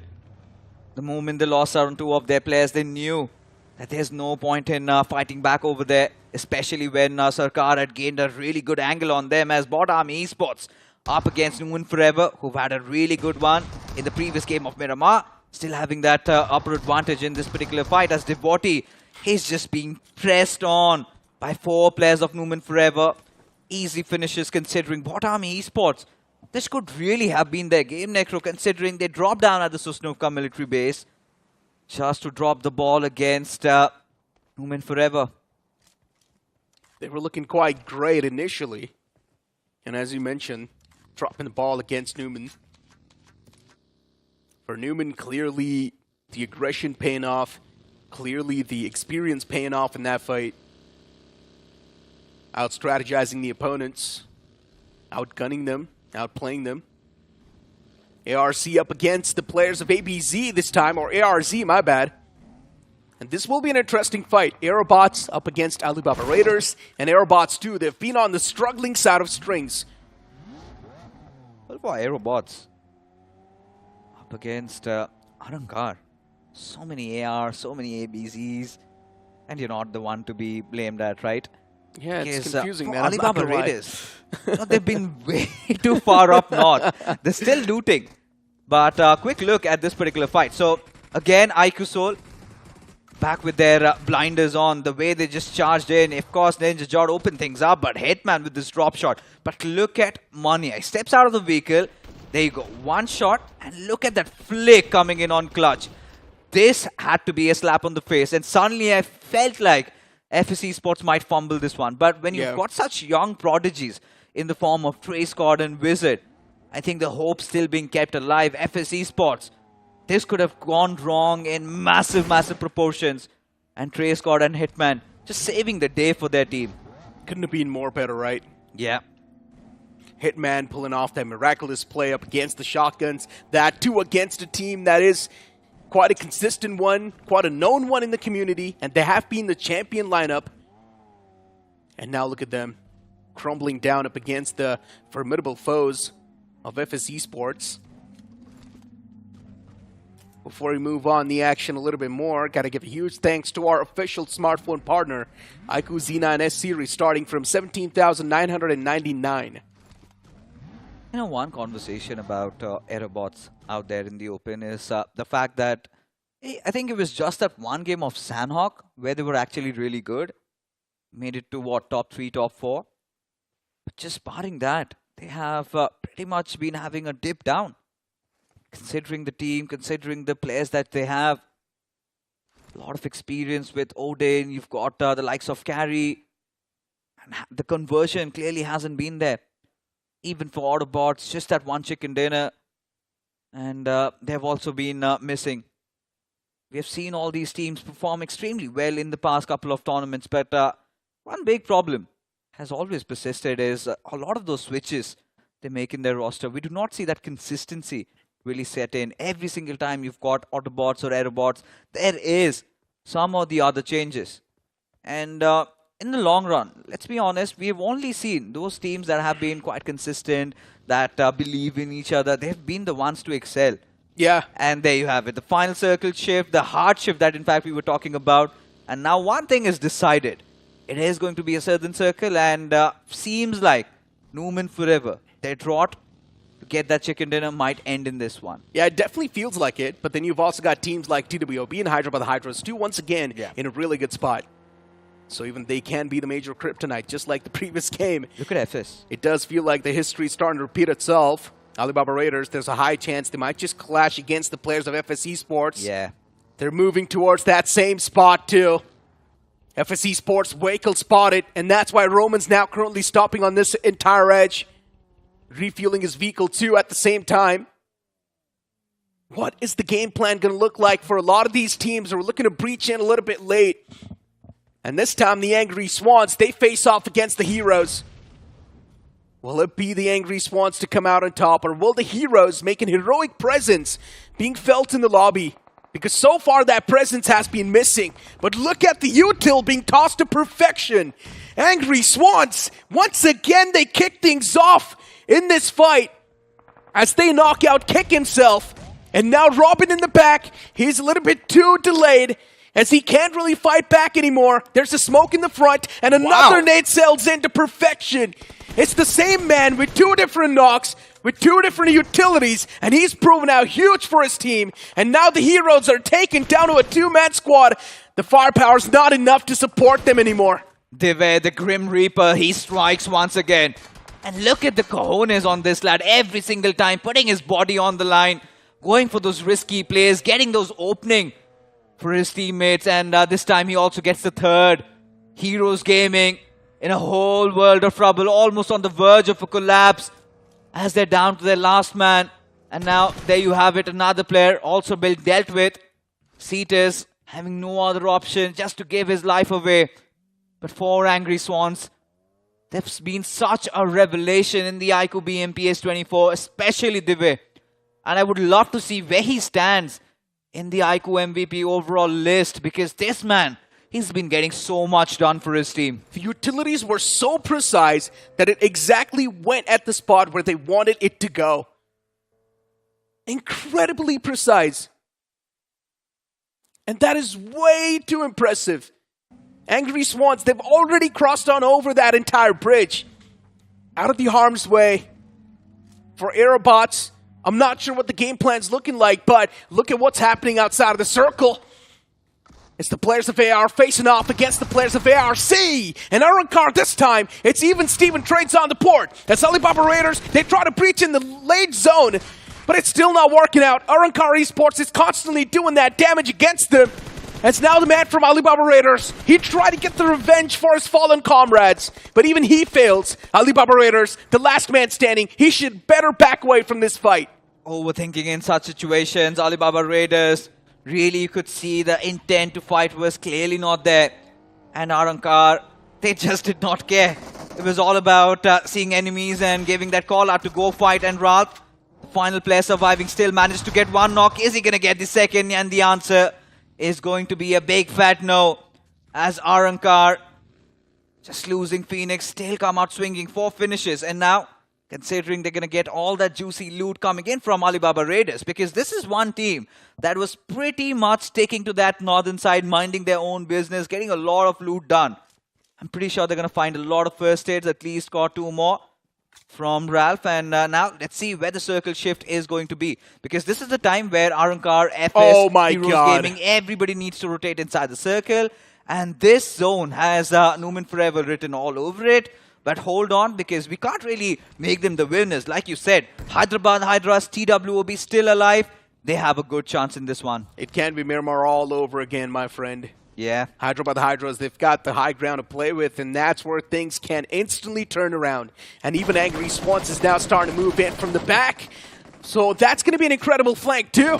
Aerobotz facing off against FS eSports, a team that tried to breach in a little bit late inside of the zone, but this time it's Aerobotz to keep things under check.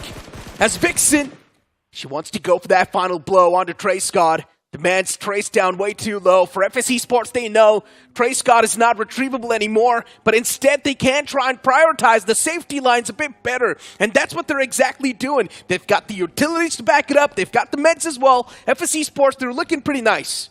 They certainly are, especially when you have now Hitman and a Clutch.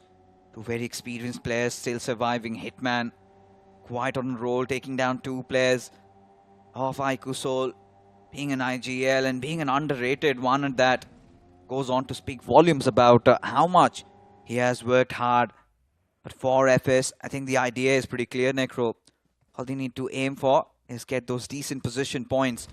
But look at them instantly going for a slam in, trying to poke a fight against the likes of Numan Forever. Our official mobility partner is Hero Extreme 160R4V. Make sure to check that bike out. It does look pretty nice. But moving back towards the game, Hyderabad Hydras still on the high ground. You've got Aerobotz now finally looking to move inside of the zone, but they're a little bit too late.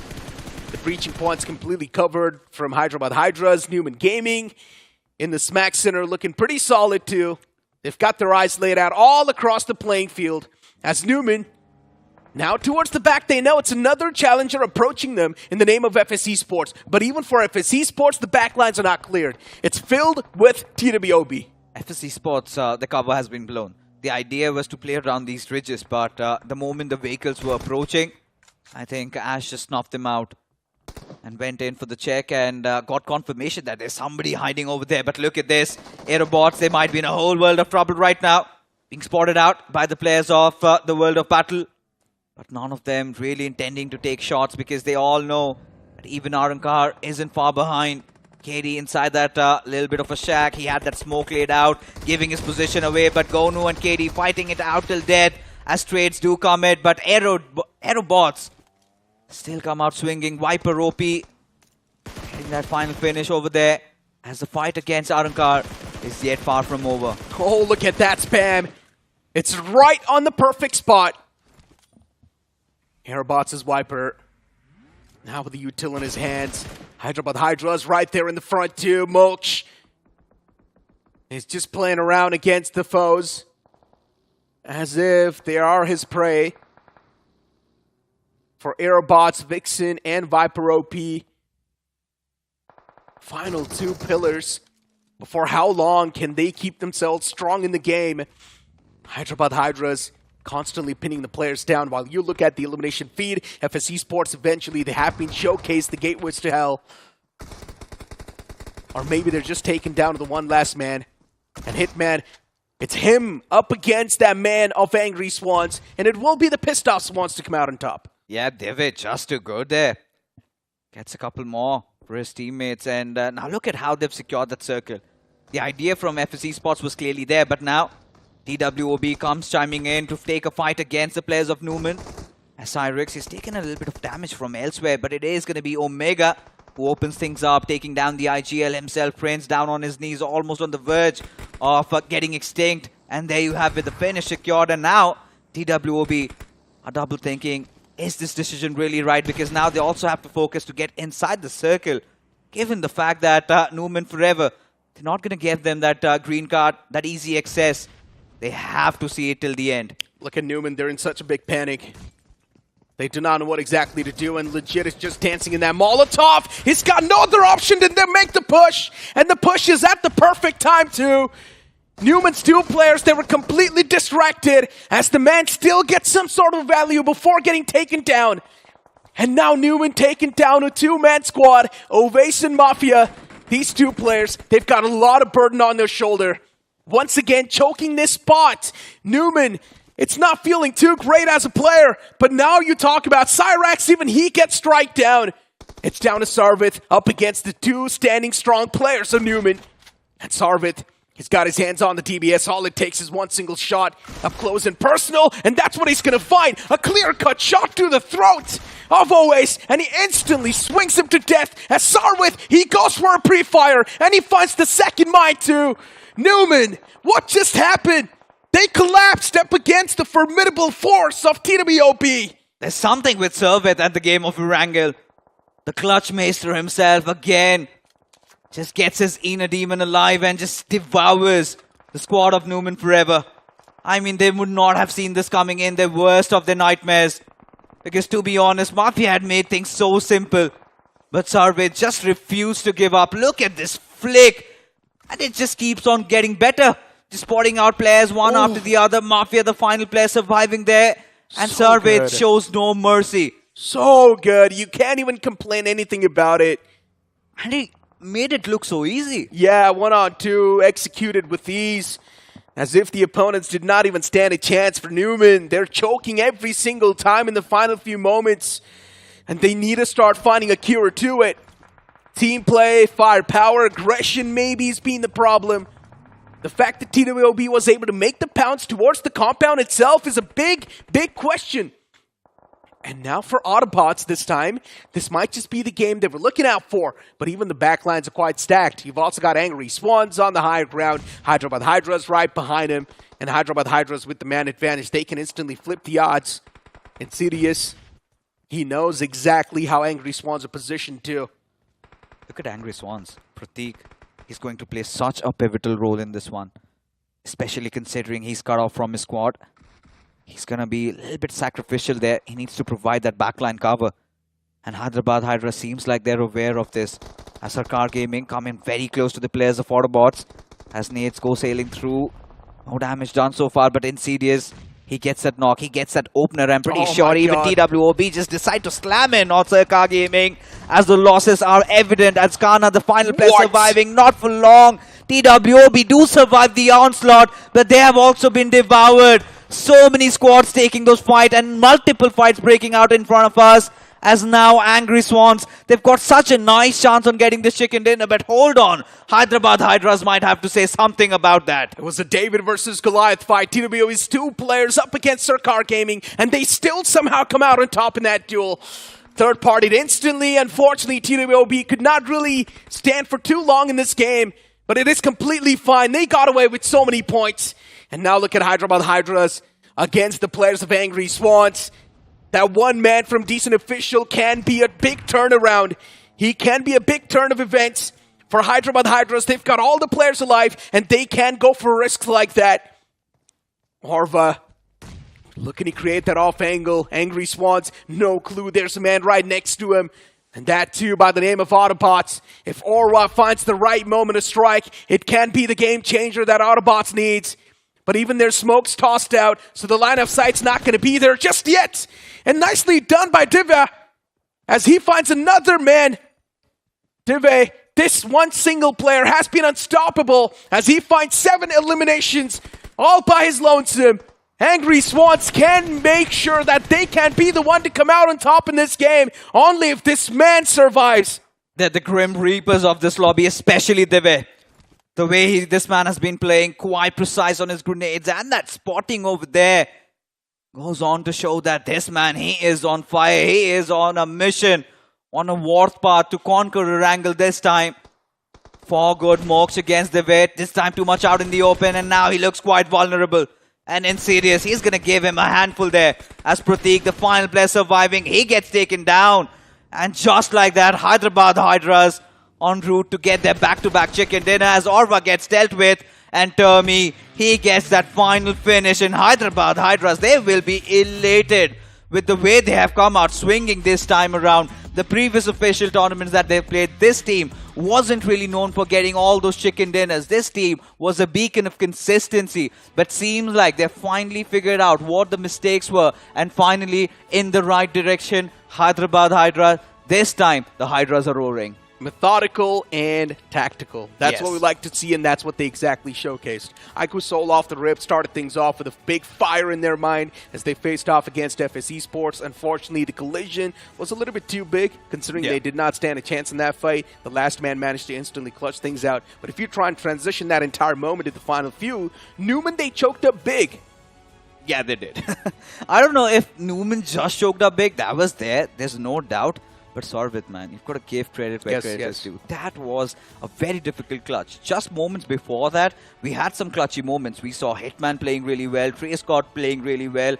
We saw even the likes of Manya really trying his level best with that S12K. But eventually, who was the one who came out swinging? It had to be 2 players. For me, it was Sarvit and Divya all along. I mean, we're speaking of TWOB here, and TWOB has always had those players that do consist a lot of that firepower. And once again, the firepower has been unleashed in a lobby like this, where we were super impressed by Servit in this game, and in the past game, it was Prince OG. So in general, TWOB have been at the forefront. They're really pulling off these poppy plays, the flashy plays, as you would like to say, and they're pretty much coming out on top. But a team that was left out completely was Alibaba Raiders. They tried to rotate in late, they faced off against Arrancar, and things just did not work out. Yeah, for Arrancar and Alibaba Raiders, that was an unwanted fight. Both of them just decided to lock heads against each other, and Alibaba Raiders, they might be cussing themselves because till the end of the 3rd circle, they were still up top. And the moment they decide to close in, get inside the circle, they made their death. And that was, I think, not really an Alibaba Raiders day. I have to say this, that day number 1 was quite decent. Today was quite a nasty fall for them. But however, if you talk about the comeback storylines, I think TWOB, the consistency that we were missing from them yesterday, even after getting the chicken dinner. Yeah. But today, I think one of the finest performances. The first game, they come in, they get a chicken dinner. The second game, you could see those clutchy moments. And the third game, playing like this. I think TWOB this time, I can say that they are going to have a very long run in the iQOO BMPS if they keep on continuing to play like this. Even from FS Esports, it was a comeback and a half. Oh, yeah. Because if you're trying to compare today's performance towards yesterday's, then it's a day and night difference. FS Esports, yesterday, they were just not able to perform at all, while today, they were so consistent. In every single game, you would see them there in the final few moments. Even in the game of Miramar, they were right there. A final sprint we saw from them. Even towards this game, things were messed up a little bit, considering, of course, the late game rotation. The zone panned out all the way down south, and you cannot really blame that team as well for going for the late rotate. Then you speak of some of the teams like Newman, where I really thought that this time they might just be able to seal the deal and get that chicken dinner, but they end up choking things up. You've got a team like B2R as well, choking this entire day, by the way. Yesterday's day was so good, but then B2R today, they just forget to perform. Yeah, I think they really fumbled in those early fights. We could see it was a good start. I think they got a couple of players down, but eventually they were just hunted down. And even Sarkar Gaming, they had a decent performance in this one. I think considering how bad yesterday was for Sarkar Gaming, it was just that one good game where they played well in Miramar. Today, I think you could say there has been an uprisal in their performance. But I think one nuclear performance individual-wise has to be the way, man. For Angry Swans to take that bridge fights against Hero Gaming, I think they had not seen this coming. Especially him being so smart and so quick to react to situations like this. He sees a smoke and instantly throws a grenade over there. And then he knows where the other player could be, makes an anticipation, gets another knock, and then instantly spots out one player who's somewhere hiding around those bridges. I think, in fact, on the top of that bridge, and he spots him out as well. 3 frags over there, and that's not where he decided to stop. He crosses over the bridge, and they had the southern area to themselves. For a long time, they were keeping a lot of teams at bay to eventually, finally, just come out in the open. I think he got a little ahead of himself. That is where Hyderabad Hydras really grasped on that opportunity. Otherwise, I mean, who knows? Angry Swan could have won this. I mean, the positioning from these guys have been looking incredible, let's be honest. The way they rotate inside of the zone, it's also quite nice. If you notice, from that bridge, yes, they did get the entry towards the military base, but then they entered all the way from the southern side. They wrapped up big, and the fact that they were able to clear out this entire area too, they had so much intel to play with. That's just even big anonymous factor that's bringing in from the side of Angry Swans. You've got the point standings on the screen. Hyderabad Hydras with 17 points in total, Angry Swans with 13, a nuclear performance as well. And then you move on towards TWOB with 12 points. Autobotz not doing too bad, even decent 6 points. Finally, decent officials do step up, considering how they started off this game. I think I'd take that any day. But iQOO Soul, I think overall iQOO Soul did not have a great day, to be honest. I don't think so. They just care at this point. They know they're going to qualify anyway, so pretty it's whatever. Much. I mean, we've seen this storyline again and again. They just don't tend to care, and we start feeling like maybe they've lost their touch, maybe they've lost their groove, and suddenly when it matters the most, they eventually turn out and come out and show their true abilities. Because when you talk about that fight against FS Esports, they could have done a lot of things different. For once, I think no utilities were used in that fight from iQOO Soul. They just decided to slam and go head on, take the players of FS Esports down. But seems like FS Esports, having one of those players positioned elsewhere, having that little bit of an angle, instantly cut off on that entry. Ninja Jot did follow up, he entered in through. But the second player who wanted to go in was eventually taken down. Manya was a little bit far from his squad. He had to take that run while Ronnie tried to enter in. We saw what happened there. Hitman just drops down and gets that knock. But I think kudos to even Manya in that particular situation. Pure individual prowess. Takes down 2. That flick was really nice, but FS Esports just being a cut above. Still, 5 finishes is what they got from this game. Unfortunately, they could not get any position point. But overall, if you compare FS Esports yesterday and today, I think we are quite impressed with them. FS Esports, hands down, it's been a comeback. As I mentioned, it's one of the biggest comebacks in this entire group. Then you move on to conversation towards some of the drop-offs. You've seen B2R, Alibaba Raiders, even Aerobotz was not able to perform up to the occasion. You've also got Autobotz. Yes, in the last game they did decent, but you cannot really forget about the track record so far. Autobotz have been choking up as well. You talk about a few choke moments, and Newman's going to be at the top of that list. They had twice the chance of winning the chicken dinner, but both time they mess it up against the players of Hyderabad Hydras, by the way.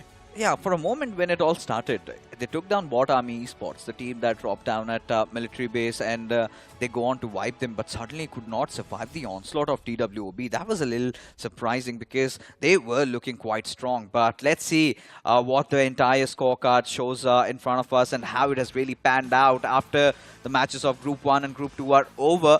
Especially the first half, Carnival Gaming still on the TBT top. Congratulations, Necro. But Hyderabad Hydras not far behind with 68 points to their names. And Orangutan, 67 to them. And TWOB, finally they show up. 64 points end in the top 4. They easily breach in the top 5, and you've also got WSB on the 5th. You've got Phoenix, a new and upcoming name with 54 points. You've got Versatile Somraj's team with 52 points. Angry Swans, another new and upcoming name, and they have been super impressive, especially that one single man was able to pull off some miraculous moments. Look at this. When you take a look at the finish points, they've got the 3rd highest finish points in the top 8.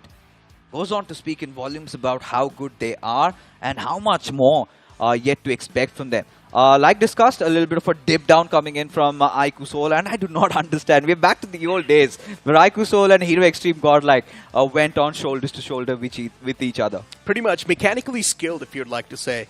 And you speak about some of the mechanically skilled, you also get reminded of TWOB today. Yeah. We saw a lot of those heroics from the individual players of TWOB as well. A lot of those flashy moments. Latter half on the board, you see OGs there too. You've also got Newman. You've also got Godsaints. And you pretty much had a lot to say about Godsaints, right? Finally showcasing that aggressive side of things. And that's something we all were waiting for. Hail India too, stepping things up today, by the way. That was another comeback that we witnessed. I think a very low-key comeback, if I have to be honest, because for Hail India Esports, yesterday was an absolute letdown. It was a disaster for them. But today, I think to just come back with a blank canvas and to start to build things up, because still nothing is over. You still have 6 more matches to go after this, but this time there is going to be a little bit of a shuffle that is going to happen. But mostly, you know, overall, if you look at the iQOO BMPS 24 this time, we've already seen 6 groups in play. 2 more are remaining. 2 more groups will come to play tomorrow, and we've got a couple of big names there as well. So Set Red definitely looks stacked up, definitely looks hot and fiery, to be honest. It is definitely stacked up. As you mentioned, tomorrow a new set of teams will be joining in. But speaking of this entire set so far, things have been quite competitive, I'm not going to lie. If you try and compare this entire performance to the blue set that we witnessed, these sets were a little bit more stacked with the known names and with the T1 names and the returning names as well. You speak of some of the names like Autobotz, Aerobotz in one single lineup, Alibaba Raiders 2 over there, a team that was there in the grand finals all the way back in BGMI 2023. So a lot of these returning names were there in the entire red set, and there's a reason why I was calling it the Danger Red.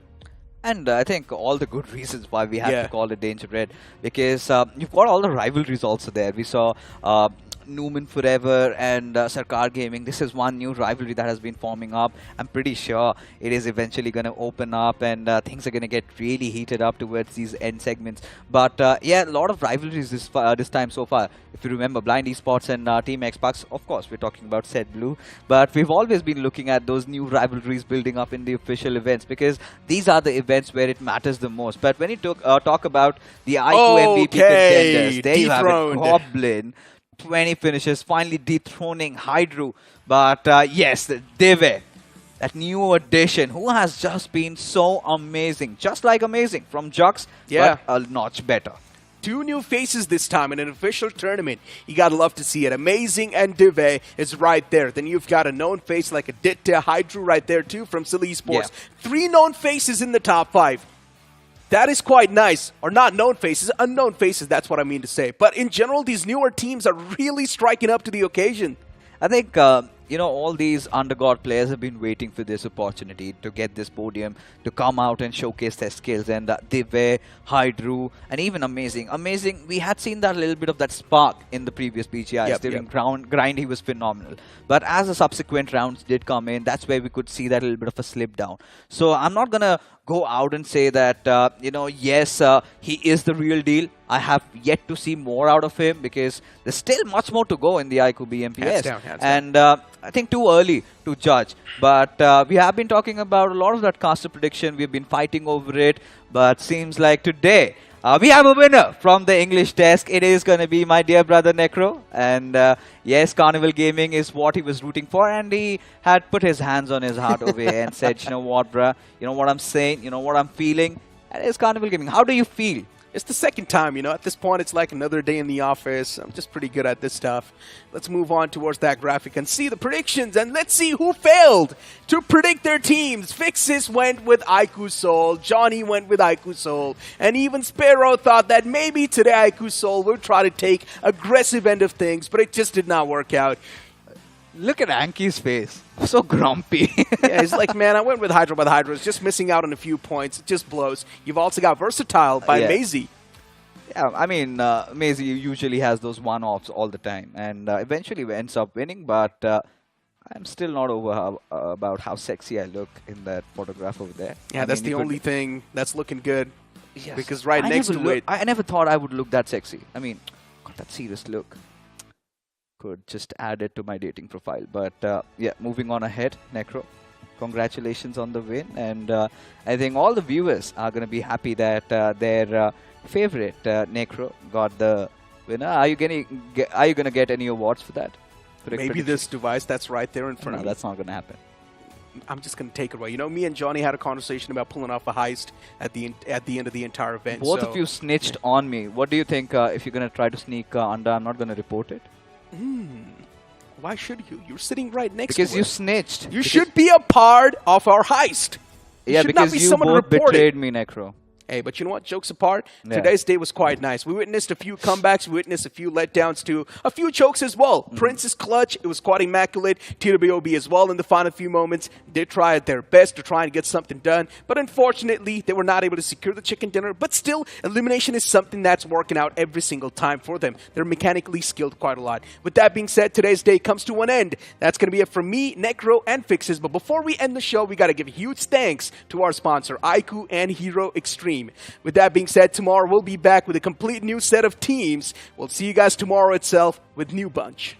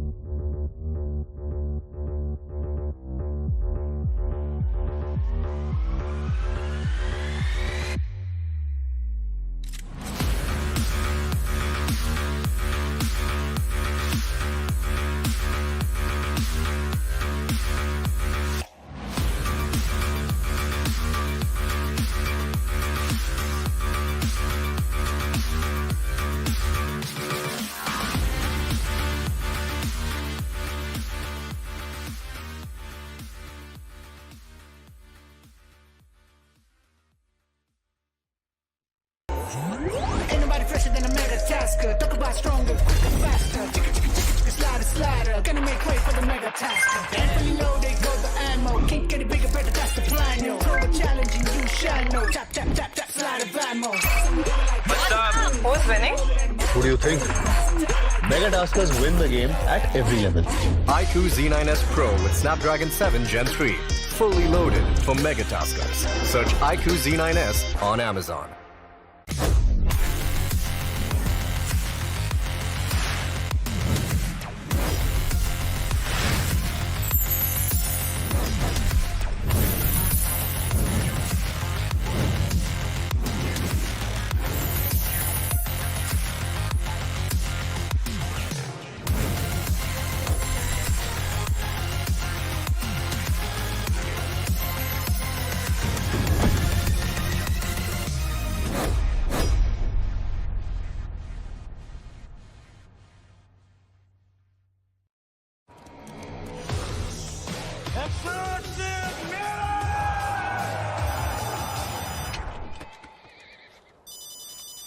Mummy का phone है, एक minute. किसी और को बात करनी है क्या मम्मी से?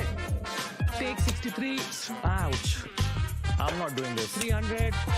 यार ये एक्सूट इतने कूल है, लेकिन अगर शूट ही नहीं होगा तो दुनिया को कैसे पता चलेगा? X-Suit's so stunning that even Dynamo won't let us tell you about it. X-Suits, a million reasons to keep everyone away.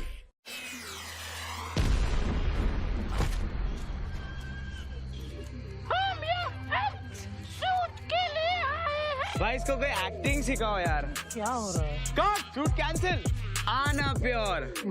अबे बंद करो बे, आँख में छुप रहा है। Cut, shoot cancel. हार पूरी रात निकल गई, अगर शूट ऐसे ही चलता रहेगा, खत्म ही नहीं होगा तो ये लोगों को कैसे पता चलेगा? X-Suits, a million reasons to keep everyone away.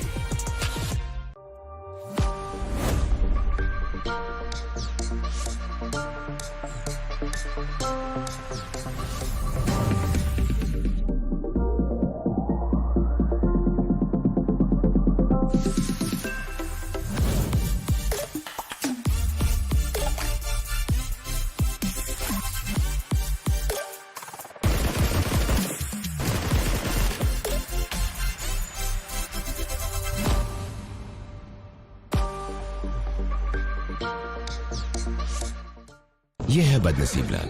इसने अपना नसीब बदलने के लिए काफी टैक्टिक्स ट्राई किए। कब चमकेगा मेरा नसीब? पर नसीब चमकता ही नहीं, क्योंकि हमेशा थर्ड पार्टी हो जाता है।